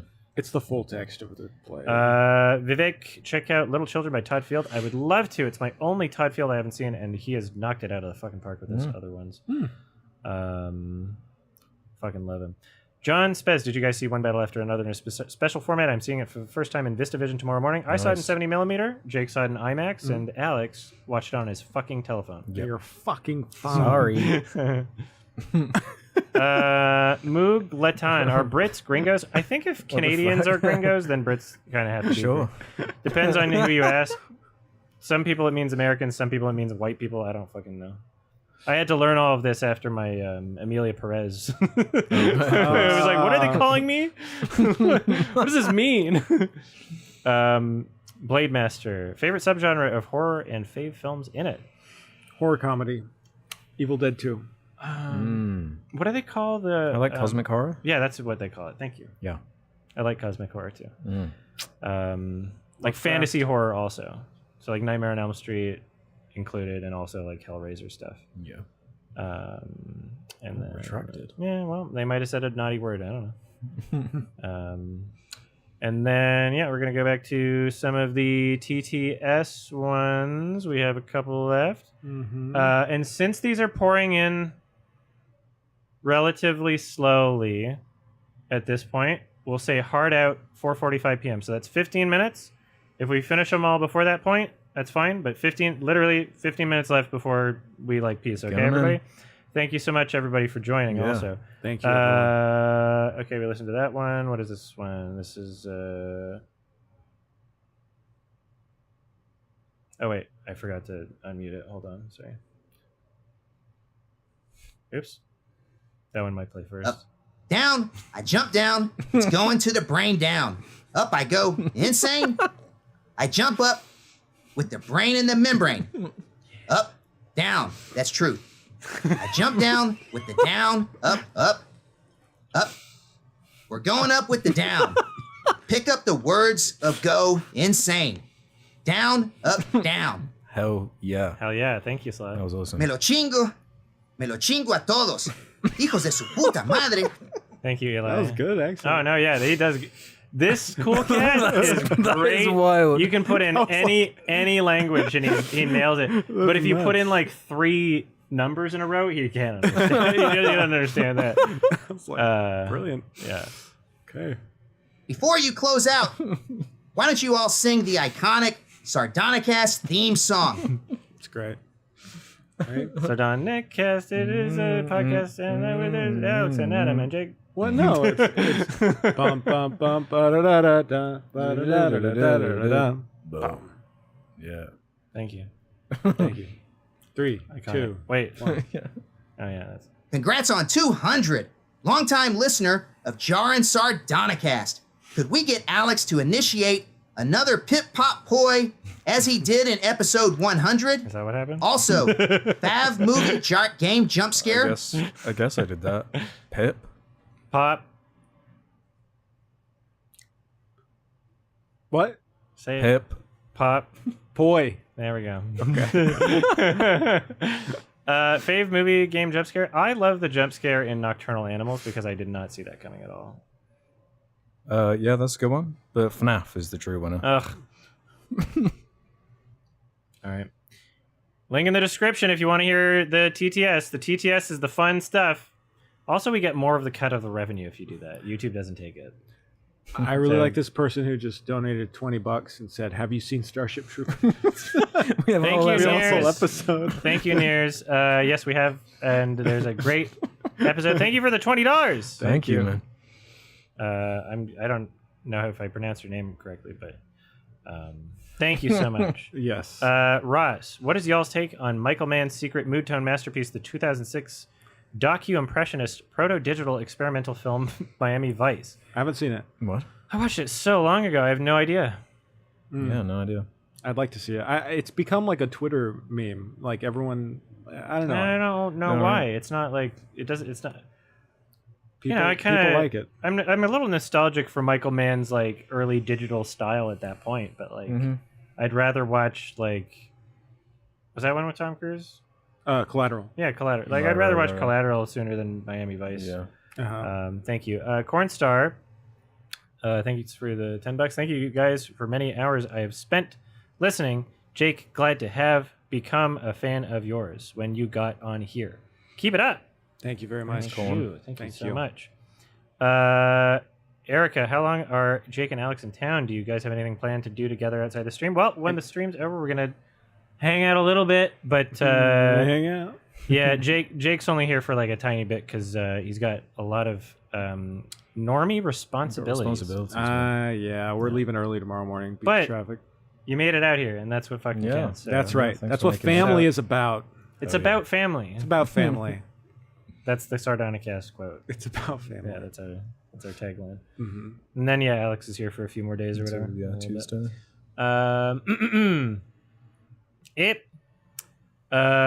Ryan Gringas. Avatar and Avatar: The Way of Water are two of the greatest films ever made. Yes. Thank you for your attention on this matter. Well, thank you Sure. for making your voice heard Thank you. and not being afraid to stand up to the bullies. I agree with this person. Sketch Screen. Hey, cheers from LA vacationing. Also, Alex, how's Randy been? You don't want to know. Okay. It's bad. It's really bad. All right. Eli, your podcast es una obra maestra para normies. Thank you, Eli. Beautiful. I think Cool Cat would I'm have said assuming it a that's little a better. masterpiece. All right, we're going to go back to some of the... we got 2 new TTS. Get more TTS, guys. TTS is the way to go. See a lot of Super Chats. YouTube's taking like fucking 60% of each of those. They're Or taking 40% of each of those. 85%. YouTube's taking 99%. Mine's All the money. 9%. Come on, man. Uh-huh. Freddy Fazgiat is gonna break the box office. FNAF 2, baby. $1 billion opening day. Get out of here with that woke crap, one battle after another. More like Derek. one gay after another got him. Matthew Patthew is gonna have me climaxing in the theater. I'm happy for you. Perfect. Thank you. you. And then... you got another one? Who is the better actor? M. Night Shyamalan or Quentin Tarantino? That's a good question. I'm gonna give it to M Night. Yeah. I'm saying Tarantino. I mean, he also writes himself parts like, licking Salma Hayek's foot, That's Yep. Yeah. just like, Yeah. I buy that. That's Quentin Tarantino wanting to do that. Yeah. Yeah. Yeah. Let's see. Findog, has Alex ever seen Trapdoor British Claymation? I have. Yes. Nice. Yeah. Okay, cool. Thank you. Archived, when are you guys watching All That Jazz 1979? It's my favorite film. I would love to see your thoughts on it. I see that one being recommended a lot. On, Have you guys all seen it? No, I have not, actually. I would like to. Oh, it's one of my favorite movies. Who directed it? Bob Fosse. Cool. Sweet. Yeah, I've seen that one come up a lot. So, yeah, we'd like to. It's in the backlog, yeah. Yeah, thank you. Roy so much. Scheider. Let's see. You get me out of here. I didn't do anything. Help me. Ah, fuck. Thanks, Pardunk. This thing rocks. Get me out of here. Oh, I love it. When are y'all gonna recommend all of Matt Pat's FNAF theories? Fairies. How many did he do of those? Too many. Many. I don't care. Many. Okay. Hours Never. worth. We're never recommending that. Okay. You can do it if you want. I'm never going to do it. Orgasmo Basketball double feature. Interpretation? What is basketball? That's Orgasmo is the early- that film. Hmm? It's Try and Matt's like early film, right? Yeah, but what about basketball though? I think that's another one, right? Okay. I don't know why bass. Yeah, is, Orgasmo. I remember not loving. It looked kind of. I didn't know anything about basketball. And then Frosted Griffin with a $20. I love your shit, Adam and Alex. Jake, you're new, but I'm glad to have found your channel. Aw. Nice. Thank you. Thank you so much. And then, yeah, we got a heart out in like 7 minutes. Everybody, if you want your questions in, you want your questions in, you got to do it, okay? And try to do TTS. The link in the description. TTS. That's the better one because it sounds funnier and we make more money off of those. Spoodersaurus, who's the most underrated and overrated directors? Overrated, yeah, Zack Snyder. There's nobody with a name that big that should be that bad. And then underrated, like, I don't know. I'll probably have to think of some like new up and coming. I guess, yeah, how do you define underrated? Unknown? Or just like not getting their dues? You know what? Yeah, underrated. I would say underrated would be not getting their dues. Because like Guadagnino? Yeah. Guadagnino? Guadagnino? No, he's pretty. yeah. He's big. He's respected. He's an Oscar boy. I would say David Bruckner is too underrated. I think he needs to be like with as much power to make the films that he wants as like any one of the A24 horror directors, you know? Every time David Bruckner's made a movie, I've been like wildly impressed by like at least some element of it. And I was hoping that the new Hellraiser would be like, oh yes, finally people see the potential and talent here. But people just didn't like the movie, even though I don't know why. But I love David Bruckner. He's awesome. Yeah, it's cool. I feel like Walter Hill is kind of underrated. Who's that? Director of like he made The Warriors. Oh. Older. No, I know what you're talking director. about. Yeah. Overrated? I mean, I don't know. That's really tough. Wes Anderson. I love Wes. Too broad. Did you guys see Phoenician Scheme? Yeah. It was good, but not... It's good. I really liked it. It was missing more of like a narrative hook. But it was funny. I like it. Was really funny. Good, yeah. Matt the Skater, what are you guys' thoughts on regular show? It's the second time it's come up. I've never properly sat down and watched it. Same. Yeah. Yeah, it's good. I like the clips I see. Call me a G, bit of a freeloader, but I've got some news for that old school soda. I don't mean to brag, I don't mean to boast, but here's some hummus for that mini toast. Still remember it. All right. Well, okay. Hummus. That's regular show. I'm not even a fan of the show. There's just earworms that stay in my brain forever. Broccoli Samson, whose dad or mom would win in a fight? What kind of fight? My dad would beat all of your guys' dads in a fight. What kind of a fight? Cage match? Guns. Gun fight. Yeah, well, it's you're the unfair. American, yeah. My dad has a gun. My dad doesn't have a gun. Yeah, my parents have guns. Wow. My dad has a gun. My mom has a girl gun. What's a girl gun? A smaller gun. Oh. Go gun. What's a boy gun? Big gun. Bigger gun. I'm joking, but not joking. No. It's true, even though I'm joking. Yeah, my mom would shoot everyone. Matthew, eternally grateful to y'all for the entertainment while I work. Love you guys, Sardonicast forever. I hope you guys watch Love Lisa. All right, that's another Love Lisa. Thank you so much. How do I pronounce your name? Nears? Here. Do you watch One Piece? No, I never will. Thank you. Yeah, I never will. I'm not going near that one. Never will. Sorry. Anakin, dude, what is the next episode recommendation? Great question. That is a great because it's Alex's turn, and we fucking forgot where to fucking do that. Where to put it, yeah. Holy I've shit. got something planned. Anakin, dude, saving the episode. Yeah. What was our problem? Forget. We didn't even think about that. Should I do it now then? Yeah. Yeah, fuck it. Why not? Seeing as it's Scary Month, I wanted to do The Wailing. 2016. Perfect. I got a 4K of that. Cool. Yeah. Awesome. So let's do The Wailing. You've seen it? I haven't actually seen it. Okay. Jake hasn't seen it, right? Okay. I'm the only one who's seen it. Cool. The Wailing.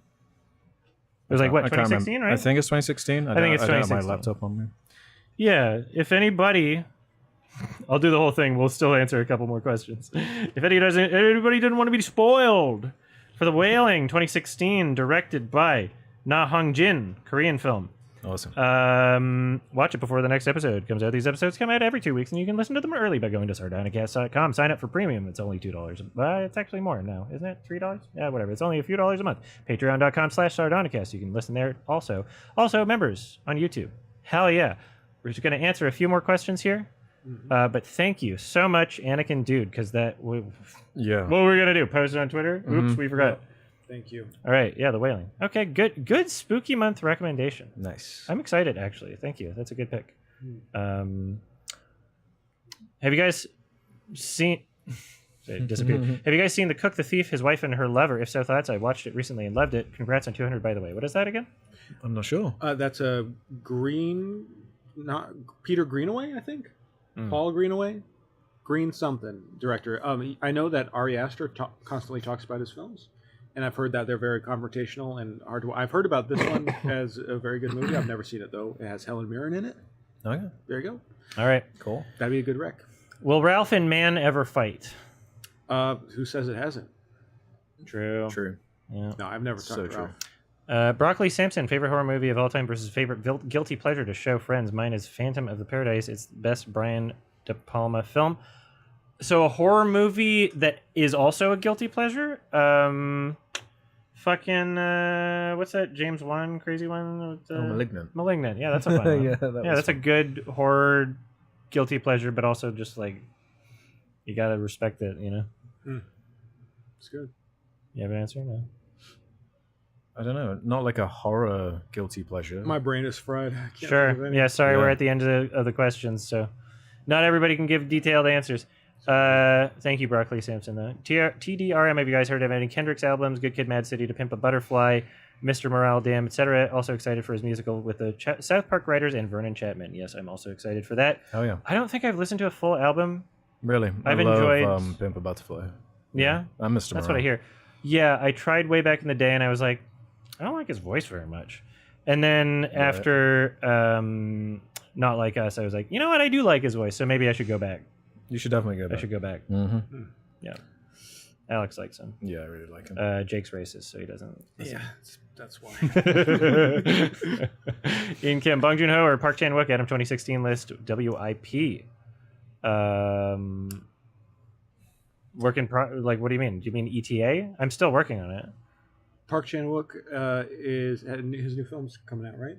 Did you see Yeah, it? I saw it. I'm It excited was for great. that, yeah. Oh. I love Park Chan Wook more than I love Bong Joon Ho, but they're both great, and they're both going for kind of different things. But they're the most popular Korean directors. I would like to see a world where Park Chan Wook gets nominated for an Oscar once ever. Because fuck, dude made Old Boy, The Handmaiden, Thirst is awesome. So many great things. Yeah, I like them both. It could happen this year, but we don't really. I've know. not seen any Park Chan Wook. Holy fuck! You haven't seen Old Boy? Nice. Nope. You haven't seen my Old Boy video? I saw your Old Boy video. All right. I didn't see Old Boy. Damn, you didn't. Interesting. I said This so was- many times you this gotta was- stop watching it and watch the movie. This was a long time ago. Okay, This was, sure. yeah, Yeah. this was Okay. before that would have even registered. All right, and so we're done with the super chats. No more super chats, okay? And now you, we're just Super going to Chats. go through the rest of the TTS, and we're almost done with these. So thank you so much for everybody who sent super chats. We are now only doing the TTS until we're finished here, and it will be quickly. Okay, you guys sent a bunch of the Where did TTS. we Wow. go to? Okay, great. Yeah. Great, you actually listened. Okay. I love your shit, Adam and Alex. Yeah, we listened to that we- one? Yeah, we we listened did to that one. Here we go. Been a listening since episode 1, guys. Congrats on 200. Could Alex try to speak in an American accent again? Again. When did I do it before? You've done it on the pod Hey, before. bros. Sardonicast 200, bro. Let's do this, What man. state is that? I don't know. You tell me. Denial. California. Yeah. I was a Cali bro. SoCal. Do it again. Do I have to? I like how you have to say man. Yeah, man. Yeah, man. Hami narhiwana mahu. Thanks, Slav. All right. Thank you. Pawnee sends his regards. Thank you, a guy, for the $10. There's so much porny shit. Yeah, I mean, that's more than anything, honestly, more than anything else. Let's fucking go. Remember, chat.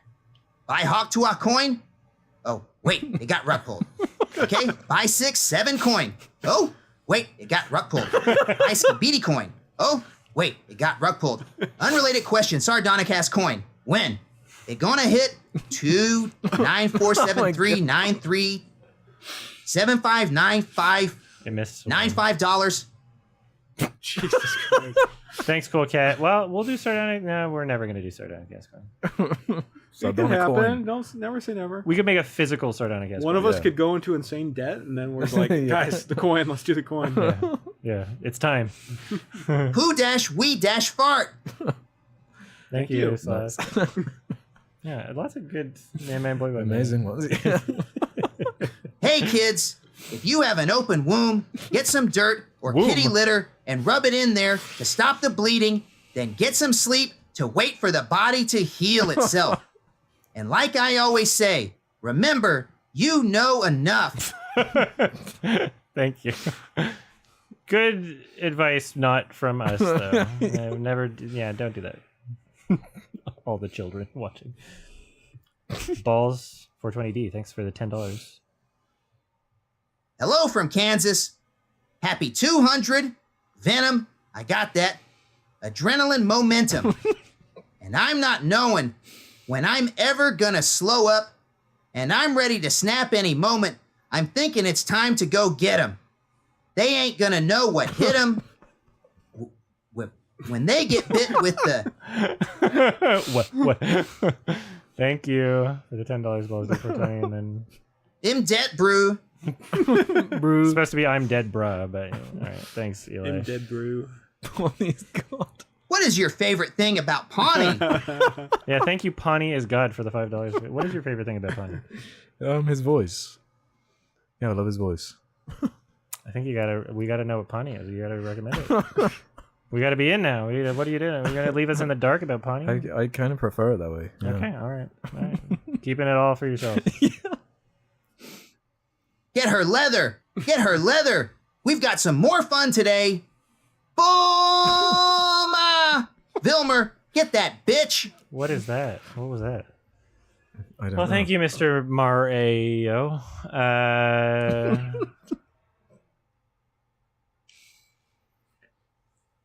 Have you ever had a dream that you want